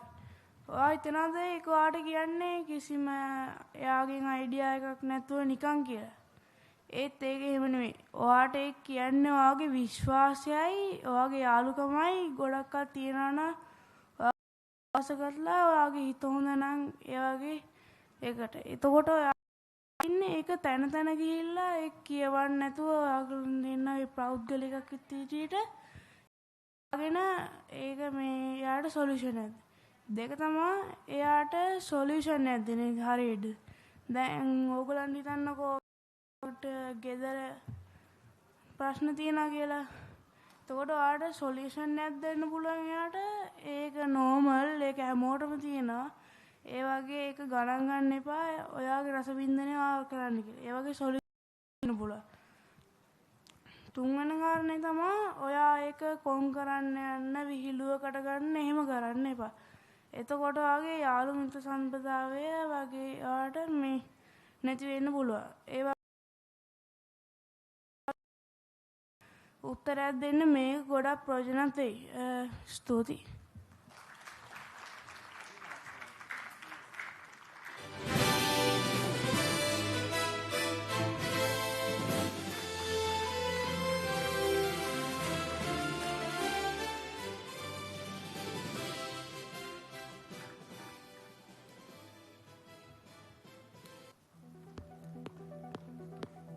විවේචනයට කරුණාවට ඉඩ තියන්න. නෝනාවරුනි මහත්තුරුනි, මේ ආරාධනය ඉමාශ සත්සරටයි.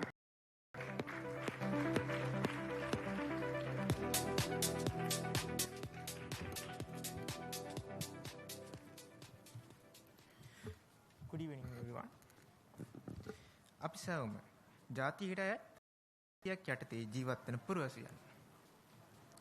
නමුත් සත්‍ය පුරවැසියෙකු වීම යනු නිතර සිතා බැලිය යුතු වගකීමකි. සමාජයේ ගැටලු ඇතිවීමට ප්‍රධාන හේතුවක් නම් ඇත්තේ පුද්ගලයෙක් සිතා බැලීමෙන් තොර ක්‍රියා කිරීමයි.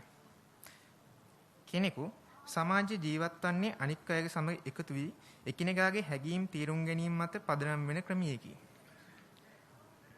එම ක්‍රියාවලිය තුළ තවත් පුද්ගලයෙකුට හානිය වාසගම් සුරක්ෂා විනය තුළ කටයුතු කළ යුතුය. මගේ ක්‍රියාව අපි නැවත වරක් සිටිය යුතුය. මගේ ක්‍රියාව අනික අයගේ ජීවිතයට කොපමණ බලපාන්න දෙන වගේ. පත් පුරවැසිකීම් සඳහා අධ්‍යාපනයේ ගෞරවය සහ අනිකුත් අයගේ මානව අයිතිවාසිකම් වලට ගරු කිරීම යන අංග බෙහෙවින්ම වැදගත්. තවද අපි එකිනෙකාට කරුණාවෙන් සහ තරහ නොමැතිව සහ අන්තර්ගත හොත් එම ක්‍රියාව සමාජයේ වෙනස් කළ හැකි බලයක් ලෙස හඳුනාගත හැකිය. ඉන් මිනිසුන් නිදහසේ ජීවත් විය හැකි සංසුන් ජීවිතයක් ගත කිරීමට හැකි පරිසරය වනු ඇත. එබැවින් එක් පියවරක් ගන්නට පෙර සිතා එය සදාචාරාත්මක සම්පන්න සහ කරුණාව සහ වගකීම් පිරුණු සමාජයකට දායක විය හැකිද යන්න සාසිරි ඔබ සැමට ස්තුතියි.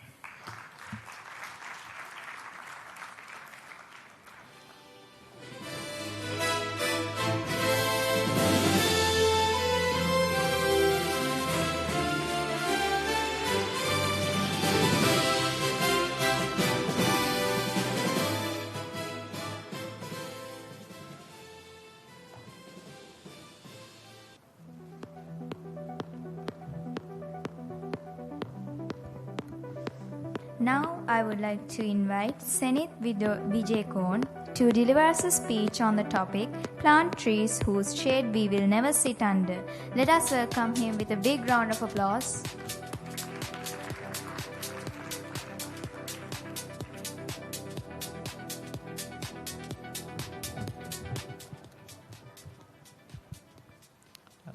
Good evening, everybody. Saying that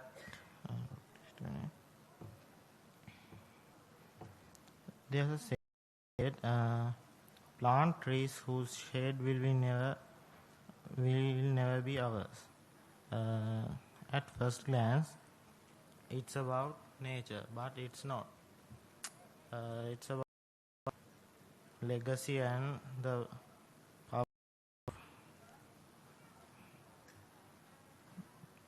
power of doing something good without seeking any recognition. To plant a tree knowing we may not even we may not never sit under its shades is an act of generosity. In a world we often value quick rewards and material results, this mindset teaches us about patience and compassion. Just as someone who planted a tree long ago so we can enjoy the shade today, we too have a duty to create a better world for tomorrow. So let's live in a way that leave behind a gift in our own lifetime. Thank you very much.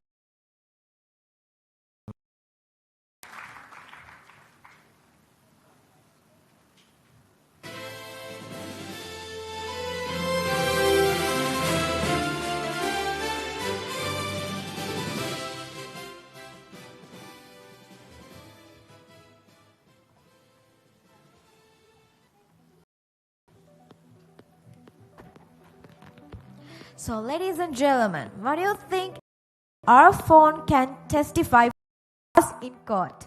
So, now we have Sandet Hansare to talk about his ideas on this topic. Put your hands together for Sandet Hansare.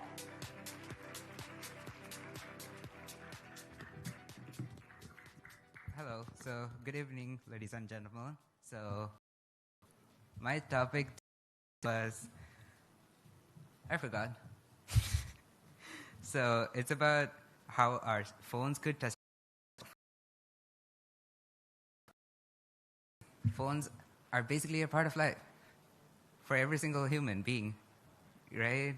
And so, yeah, it's. I forgot again. What do you call that? So phones basically live with us, right? And so phones basically know everything what we do, from starting from what time you wake up and then ending at the private messages you send and then everything. It's actually really concerning about how much our phones could actually know about us. A real life story.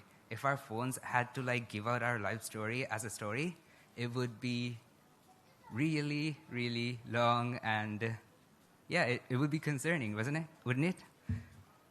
yeah, that's basically it. So that's the end of my speech. Woo.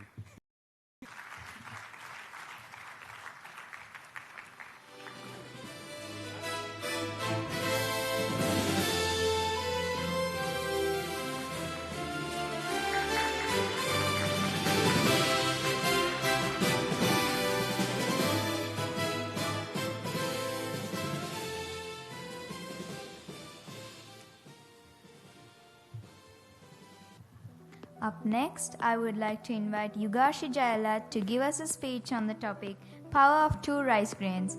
Put your hands together to welcome Yugashi Jayalat.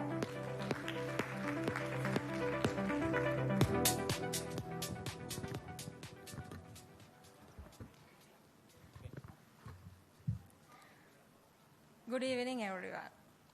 Have you ever thought about leftover rice grains at the bottom of your rice pot? Sometimes we throw them away thinking that they are no use. But what if I told you that kind of action can feed our entire country?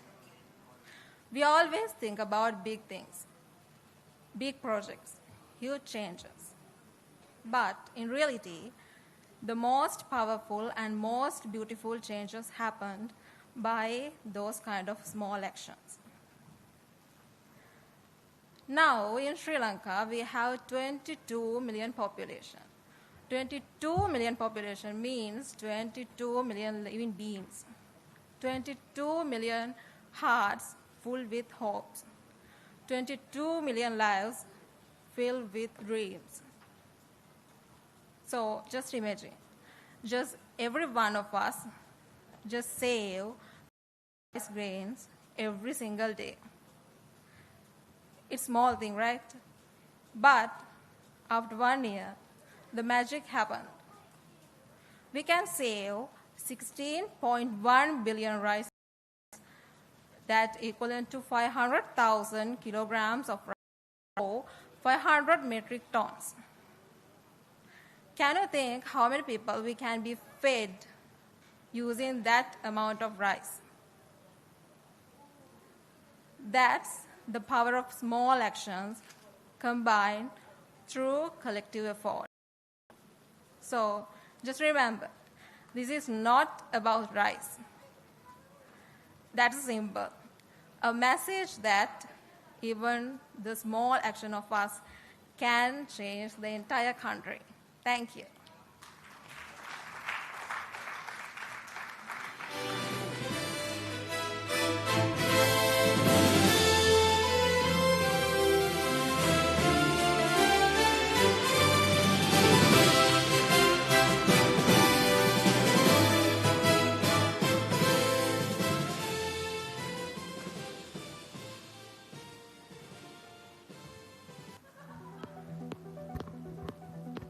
So now, Sudhasingha is here to teach us about how to accept all kinds of people. Ladies and gentlemen, put your hands together.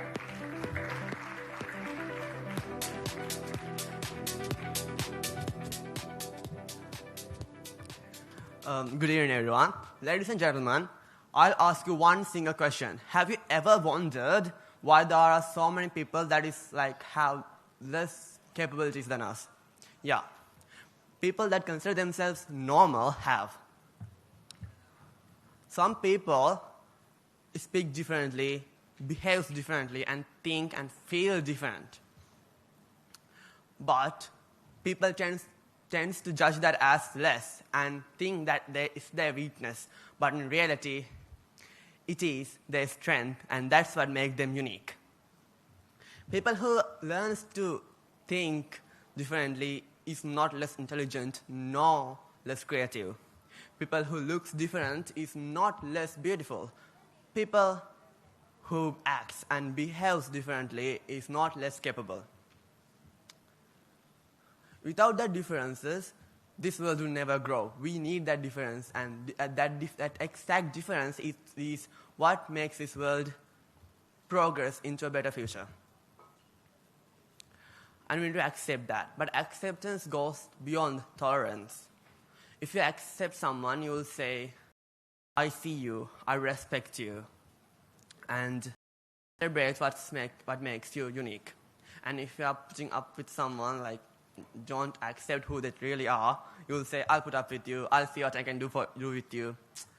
And that's the difference between simply living beside people and actually truly living with people. And when we accept who someone is really capable of, we can build a better community together, and that would make this world a better place and a place worth living. So let's remember this message and remind ourselves that being different is not and never less. Thank you.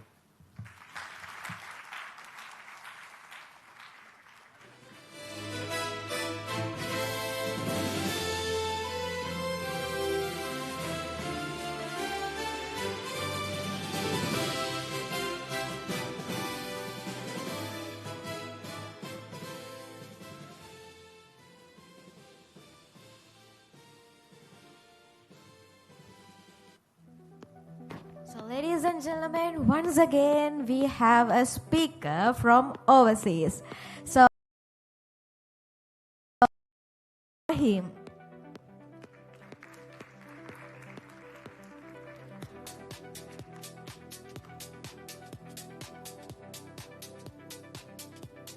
Good afternoon, distinguished guests, the crew of Young Memory, proud parents, and my class colleagues.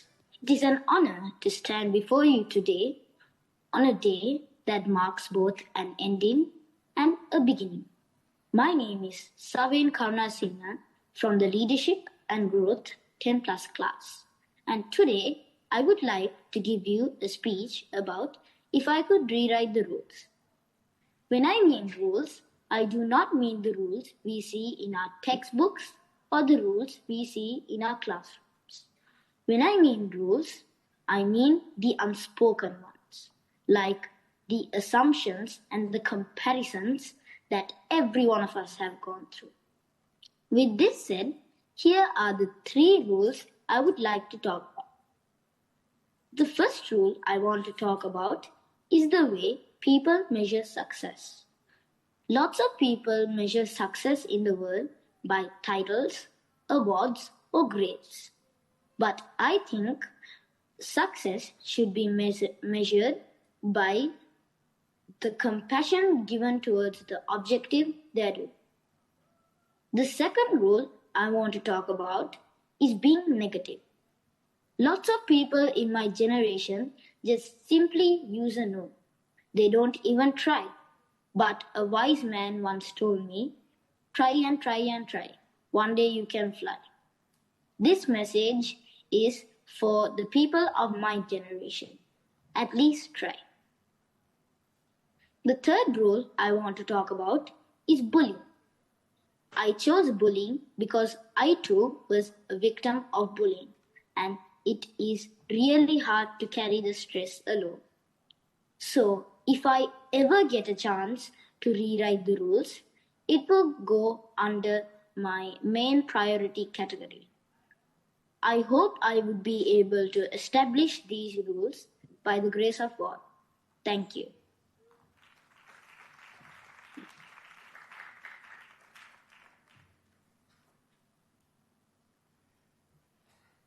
සවෙන්ටත් අපිත් එක්ක අද එකතු වෙන්න බැරි වුණා දවස් දෙකකට විතර ඉස්සෙල්ලා ඔහුත් අපේ වැඩසටහන කෙරෙන්න ඉස්සෙල්ලා රට ගියා. ඉතින් අපිට ඉන්න තාමත්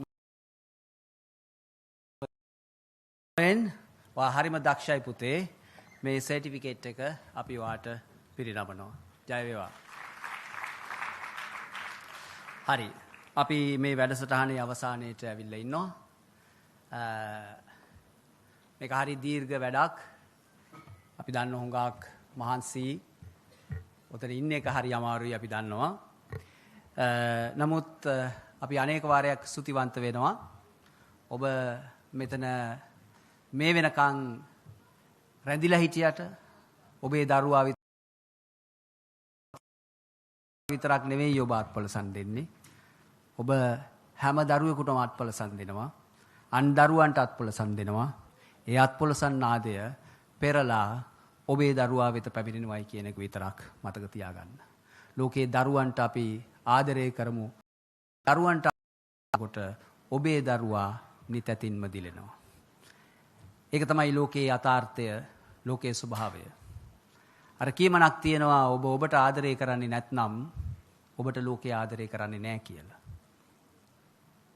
ඒ කියන්නේ love yourself because you have to love your neighbor as yourself. අපි කියනවානේ අසල්වැසියාට ප්‍රේම කරන්න කියලා. Love yourself first because you have to love your neighbor as yourself. If you can't love yourself and accept yourself, you never be loved and accepted. එනිසා ලෝකයට ආදරය. මේ මාතෘකා අපි ලබලා දීලා දරුවන්ට කිව්වා ඒක ගැන හිතන්න කියලා. ඉතින් අද හිතුවා අපිට හරි සතුටුයි. ඒ වගේම මම කියන්න ඕන එක දවසක් මම මේ ඊයේ පෙරේද දවසක වෙන්නප්පුවේ බුද්දිස්ට් කොලෙජ් එකට ගියපු වෙලාවේ ඒකේ බිත්තියේ ගහලා තිබුණා කීකරු දරුවෝ ලෝකේ ලස්සන නිර්මාණ ලෝකේ ඉතා හොඳ වෘත්තීයකයන් බවට පත් වෙනවා. ඒ වගේම අකීකරු දරුවෝ ලෝකය නිර්මාණය කරනවායි කියලා. විද්‍යාලයක එහෙම ගහලා තියෙන්න විදිහක් නැහැ. හැබැයි වෙන්නප්පුවේ බුද්දිස්ට් කොලෙජ් එකේ ලොකු බිත්තියක මේක ලොකු අකුරෙන් ගහලා තිබුණා.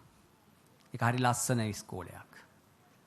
ඒ ඉස්කෝලේදී ඒ ඉස්කෝලේ ඒ උත්සවය කුඩා දරුවෝ දෙන්නෙක්. එක්කෙනෙක් රෙසන්දි රණවීර අනිත් එක්කෙනා ජයසිංහ. ඉතින් මං ඒ වෙලාවේ ඒගොල්ලන්ට ආරාධනා කළා අපේ මේ වැඩසටහන මෙහෙවන්න එන්නේ කියලා. ඉතින් ඒ අද ඇවිල්ලා මොකද අපේ දරුවෝ පාවිච්චි කරන්න නැත්නම් අපේ දරුවන්ව යොදා ගන්න තියෙන සම්භාවිතාවයක් නැහැ අපිට. මොකද හේතුව ඔබේ දරුවෝ අද සර්ටිෆිකේට්ස් ගන්නවා. එතකොට අපි එක්කෙනෙක්ව උලුප්පන්න අපිට බෑ. ඒ නිසා අපේ හැබැයි ඒ විතරක් නෙවෙයි රයිනීද සිල්වා සහ නදිති දිනංගත් අපිත් එක්ක අද මේ වැඩේට එකතු වුණා. ඒ වගේම අපේ චූටි දෝනි ඔන්න මට නම පැටලුණා. සෙනුදි මේ වෙලාවේ නැහැ. සෙනුදි මේ වෙලාවේ නැහැ. සෙනුදිට හෙට එක්සෑම් එකක් තියෙන නිසා යක් ගියා කලින්. එයාවත් මං ඉතාමත්ම ආදරෙන් මතක් කරනවා. ඒ ඔක්කොමලා අපේ පන්තියේ නමුත් නදිතිත් අපේ මේ ලෝකය වෙනස් වෙන්න ඕනේ කියලා කල්පනා කරන දරුවෙක්. එයා පරිසරය වෙනස් වෙන පරිසරයට අපි වෙනස් කරන්න අපි බයයි කියලා යෝජනා කරන දරුවෙක්. ඉතින් එයාටත් අපි අද එන්න කියලා කිව්වා මේ වැඩසටහන මෙහෙවන්න. ඉතින් සිතුෂා ජයසිංහ රෙසන්දි රණවීර දියණියවරුනි ඔබට අපේ අනුපමය කෘතවේදීත්වය පළ කරනවා. ඔය දෙන්න හරීම දක්ෂයි පුතේ. හරිම දක්ෂ දරුවෝ දෙන්නෙක්. ඒ වගේම රයිනි අපේ කෙල්ල රයිනි එන්න. රයිනි සින්දු කියන්නද ඔක්කොටම දක්ෂයි. හැබැයි නිකන් ඉන්නකොට කතා නම් කරන්නේ නැහැ. රයිනි ඒ වගේම නදිති බොහොම ස්තුතියි නදිති. ඉතින් අපි ඒගොල්ලන්ට චූටි ටෙස්ට් කරලා තියෙනවා. ඒගොල්ලන් වෙනුවෙන්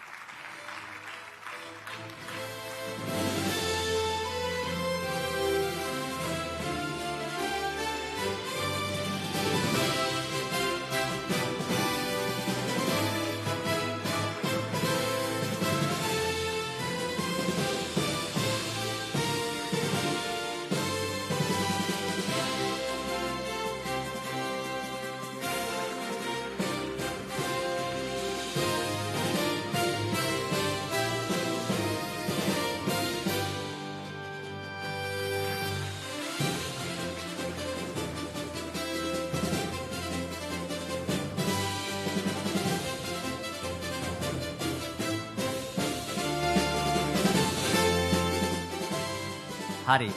එහෙමනම් මේ වැඩසටහන අවසන් කරන්න ඕන. ස්තුති කරන්න ලේඛනයක් තියෙනවා. නමුත් ඒ ලේඛනය කියවන්න මම අපේක්ෂා කරන්නේ නැහැ. මොකද ඔබ හැම කෙනෙක්ම මේකට අල්ප මාත්‍රයකින් හෝ දායකත්වයක් දීලා තියෙනවා. ඒ හින්දා ලිස්ට් එකක් කියවනවා එක සුදුසු නැහැ. මම BMICH එකට අපේ ස්තුතියක් පළ කරන්න ඕන. ඒගොල්ලන් අපි ඉල්ලන දේවල් හැම විටකම වගේ අපිට හුඟක් අතහිත දුන්න ආයතනයක් BMICH එක. ඒගොල්ලන් අපිට මේ young memory වැඩසටහනේ තියෙන ඒ ඩෙප්ත් එක අඳුරගත්ත ආයතනයක්. ඒගොල්ලන් අපිට පුදුමාකාර විදියට අපි ඔෆිස් එකක් තියෙන නිසා නෙවෙයි අපිට පුදුමාකාර විදියට එදා ඉඳලා සහයෝගය දෙනවා. ඒ ගැන BMICH එකට ස්තුතියි. ඒ වගේම අපිට විශේෂ ස්තුතියක් තියෙනවා දෙමාපියන්ට. ඔබ නොවන්නට මේ වැඩේ අපිට කරන්න බෑ. ඔබ නොවන්නට අපිට ගංගානේ යන්න බෑ. ඔබ නොවන්නට අපිට මේ වැඩේ ඉස්සරහට ගෙනියන්න බෑ. ඉතින් ඒකට බොහොම ස්තුතියි. ඒ වගේම විශේෂයෙන්ම අපිට සමහර පුංචි අනුග්‍රහක දායකත්වයන් දුන්න දෙමාපියෝ ඉන්නවා. ඒගොල්ලන්ට මන් දන්නේ නැහැ කොහොමද ස්තුති කරන්න කියලා. ඒවා අපිට හුඟක් මහා බරක් නිදහස් වුණු අවස්ථා තිබුණා. අපිට පොඩි අවස්ථාවල අපිට හුඟක් දෙනෙක් අපි එපා කියද්දී සමහර වෙලාවල් වලට අපිට පොඩි අනුග්‍රහකත්වයන් දීලා තිබුණා. ඒක ගැනත් අපි ස්තුතියක් මේ වෙලාවේ කරන්නට ඕන. බොහොම ස්තුතියි. එහෙමනම් අපි අන්තිම ස්පීච් එකට ලෑස්ති වෙමු. තව එක ස්පීච් එකක් තියෙනවා. ඒ අපේ දක්ෂ දරුවෙක්ගේ.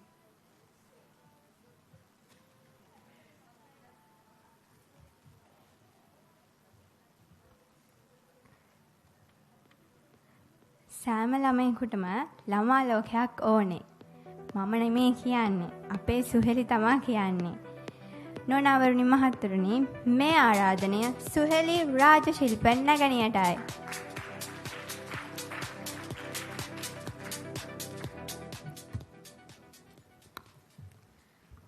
දරුවන් කියන්නේ වරප්‍රසාදයක් නෙවෙයි අයිතියක්. ඉගෙනීම කියන්නේ විලාසිතාවක් නෙමෙයි ජීවිතයේ මූලික අත්‍යවශ්‍යතාවයක්. සුබ සන්ධ්‍යාවක් සියලු දෙනාටම. අද මම කතා කරන්න යන්නේ සෑම ළමෙක්ටම ළමා ලෝකයක් ඕනේ කියන ගැන කතා කරන්න. දරුවන් කියන්නේ ජීවිතයේ ලස්සනම කුසලානය. එය සතුටින් ආදරයෙන් සහ පිරි සුවඳක් වගේ. මම කුඩා කාලයේදී දූවිලි එක්ක මඩ එක්ක වැස්සේ හුඳට තෙමුණා. කෑ කිව්වා. මම නම් මගේ ළමා කාලයේ උපරිමයෙන්ම විදපු කෙනෙක්. තවමත් මං විදිනවා. ඒත් මගේ අහලුවන්ට නංගිලා මල්ලිලා අයියලා අක්කලට මේ නිදහස වෙදි තියනවද? පොඩ්ඩක් හිතලා බලන්න. මේ වගේ දෙයක් සාමාන්‍ය නිදහස කියන එක මොන වගේ දෙයකටද නිදහස කියලා කියන්නේ කියන එක පොඩ්ඩක් හිතලා බලන්න. ඒ අතර ඉලෙකියුෂන්ස් යනවා. 3-4 වයස අවුරුදු 3-4 වෙද්දී පෙර පාසල් යනවා. අවුරුදු 5 පාසල් යනවා. කොහෙද ළමයෙක්ට නිදහසේ හිතන්න, නිදහසේ විඳින්න කාලයක්. මම මෙතන ඉන්න දෙමාපියන්ගෙන් ඇහුවත් ඕගොල්ලන්ගේ ළමා කාලය ගැන කියන්න පුළුවන්ද කියලා. කියන්න පුළුවන්ද? ඕගොල්ලෝ හරි ආසාවෙන් කියයි. හැබැයි අපේ ළමා ලෝකය ගැන කියන්න තියෙන්නේ අපි ඉස්කෝලේ ගියා, පන්ති ගියා, නිදාගත්තා කියලා. කිසිම නිදහසේ හිතන්නවත් කාලයක් නැහැ. කාලයත් ඉක්මනටම ගෙවිලා යනවා. අධ්‍යාපනයක් දැන් තනිකරම තරගයක්. ඒක නිකන් හරියට මැරතන් එකක් වගේ. දුවලම හති දාලා වැටෙනවා. ওই වගේ තමයි දැන් අපේ ළමා කාලය. හරියට මැරතන් එකක් වගේ. සෙල්ලම් කරන එකත් නිකන් තරගයකට සෙල්ලම් කරන්නේ. ජය පරාජය සමසේ විද දරා ගන්න බෑ. තව කෙනෙක්ගේ ජයග්‍රහණයක් දැකලා සතුටු වෙන්න බෑ. එහෙම පුරවැසියෙක් බිහි වෙනවටද ඔයගොල්ලෝ කැමති? එහෙම පුරවැසියෙක් බිහි වුණොත්ද මේ ලෝකේ ලස්සන? තව කෙනෙක්ගේ දුකක් සතුටක් බෙදා ගන්න බැරි පුරවැසියෙක් බිහි වෙනවටද ඔයගොල්ලෝ කැමති? එහෙම වුණොත් ලෝකය වෙනත් අතකටපත් වේවි. හැබැයි තව දෙයක් කියන්න කැමතියි. ඕගොල්ලෝ ළමා කාලය කියන එක ආයි එන්නේ නැහැ. ඒක යම් කිසි වකවානුවක් කරනවා තමයි කාලේ එන්නේ. ළමා කාලය කියන්නේ ජීවිතයේ සුන්දරම අවධිය. ඒ කාලේ නිදහසේ සතුටින් විනෝදයෙන් ගෙවන්න ඕන කාලයක්. නිදහසේ හිතන්න ඕන කාලයක්. ජීවිතේ බොහෝ අත්දැකීම් ලබා ගන්න පුළුවන් කාලයක්. ඒකයි ළමා කාලය කියලා කියන්නේ. කොළඹ ජීවත් වෙන ළමයින්ට වඩා ගම්වල ජීවත් වෙන ළමයින් නම් ළමා ලෝකේ සුන්දරව ගත කරනවා කියලා තමයි මට නම් හිතෙන්නේ. කොළඹ ඉන්න ළමයි නිකන් එක රාමුවකට හිර වෙලා ඉන්නවා වගේ තේරෙන්නේ. හැබැයි කොළඹ ළමයිට සල්ලි තියනවා කියලා ඒගොල්ලෝ සතුටින් ඉන්නවා කියලා ගමේ ඉන්න කට්ටිය හිතනවා. ළමා ලෝකයේ සුන්දරව ගත කරන කට්ටිය. අඩුපාඩු ජීවත් වීමට අවශ්‍ය පහසුකම් විතරයි. හැබැයි අඩුපාඩු නෙමෙයි. අඩුපාඩු නැති විදිහට වුන් ජීවත්. සතුට කියන දේ වුන්ට අපිට වඩා තියෙනවා. සියලු දෙනා එක්කම සාමයෙන් සතුටින් ආදරෙන් ඒගොල්ලෝ ඉන්නවා. ඉතින් මම වැඩිහිටියන්ගෙන් ලෝකයේ කියන ළමා කාලය සුන්දරව ගත කරන්න දෙන්න කියලා. හරියට මේ වගේ. ඉරෙන් හඳෙන් එළිය අරන් ගහෙන් වැලෙන් සුවඳ අරන් ඇලෙන් දොලෙන් සිසිල අරන් අපට සැදුණු අපේ ලෝකයේ සතුටු වෙන්න එන්න යාළුවෝ. අසසිටිය ඔබ සමග ස්තුතියි. ඒ වගේම අද දවසේ මේ උත්සවය සාර්ථක කරගන්න අපිට ශක්තිය ධෛර්යය ලබා දුන්න චන්දන සර්ටත් ඒ වගේම කාංචනි මිස්ටත් අපි ගල්ලා මේ දේවල් අපිට බයක් නැතුව මේ දේවල් කරන්න අපිව ගයිඩ් කර එකට මම ඔක්කොගෙම අරගෙන තැන්ක්ෆුල් කරන දෙන්නටම ඒ වගේම අපේ ළඟින්ම හිටපු සෙව්වන්දියක්කට එතකොට කැමරාමෑන් අයියට ඔක්කොටම මම තැන්ක්ෆුල් කරනවා අපිත් එක්ක සතුටින් ඉන්න අපිත් එක්ක සතුටින් හිටියට. thank you.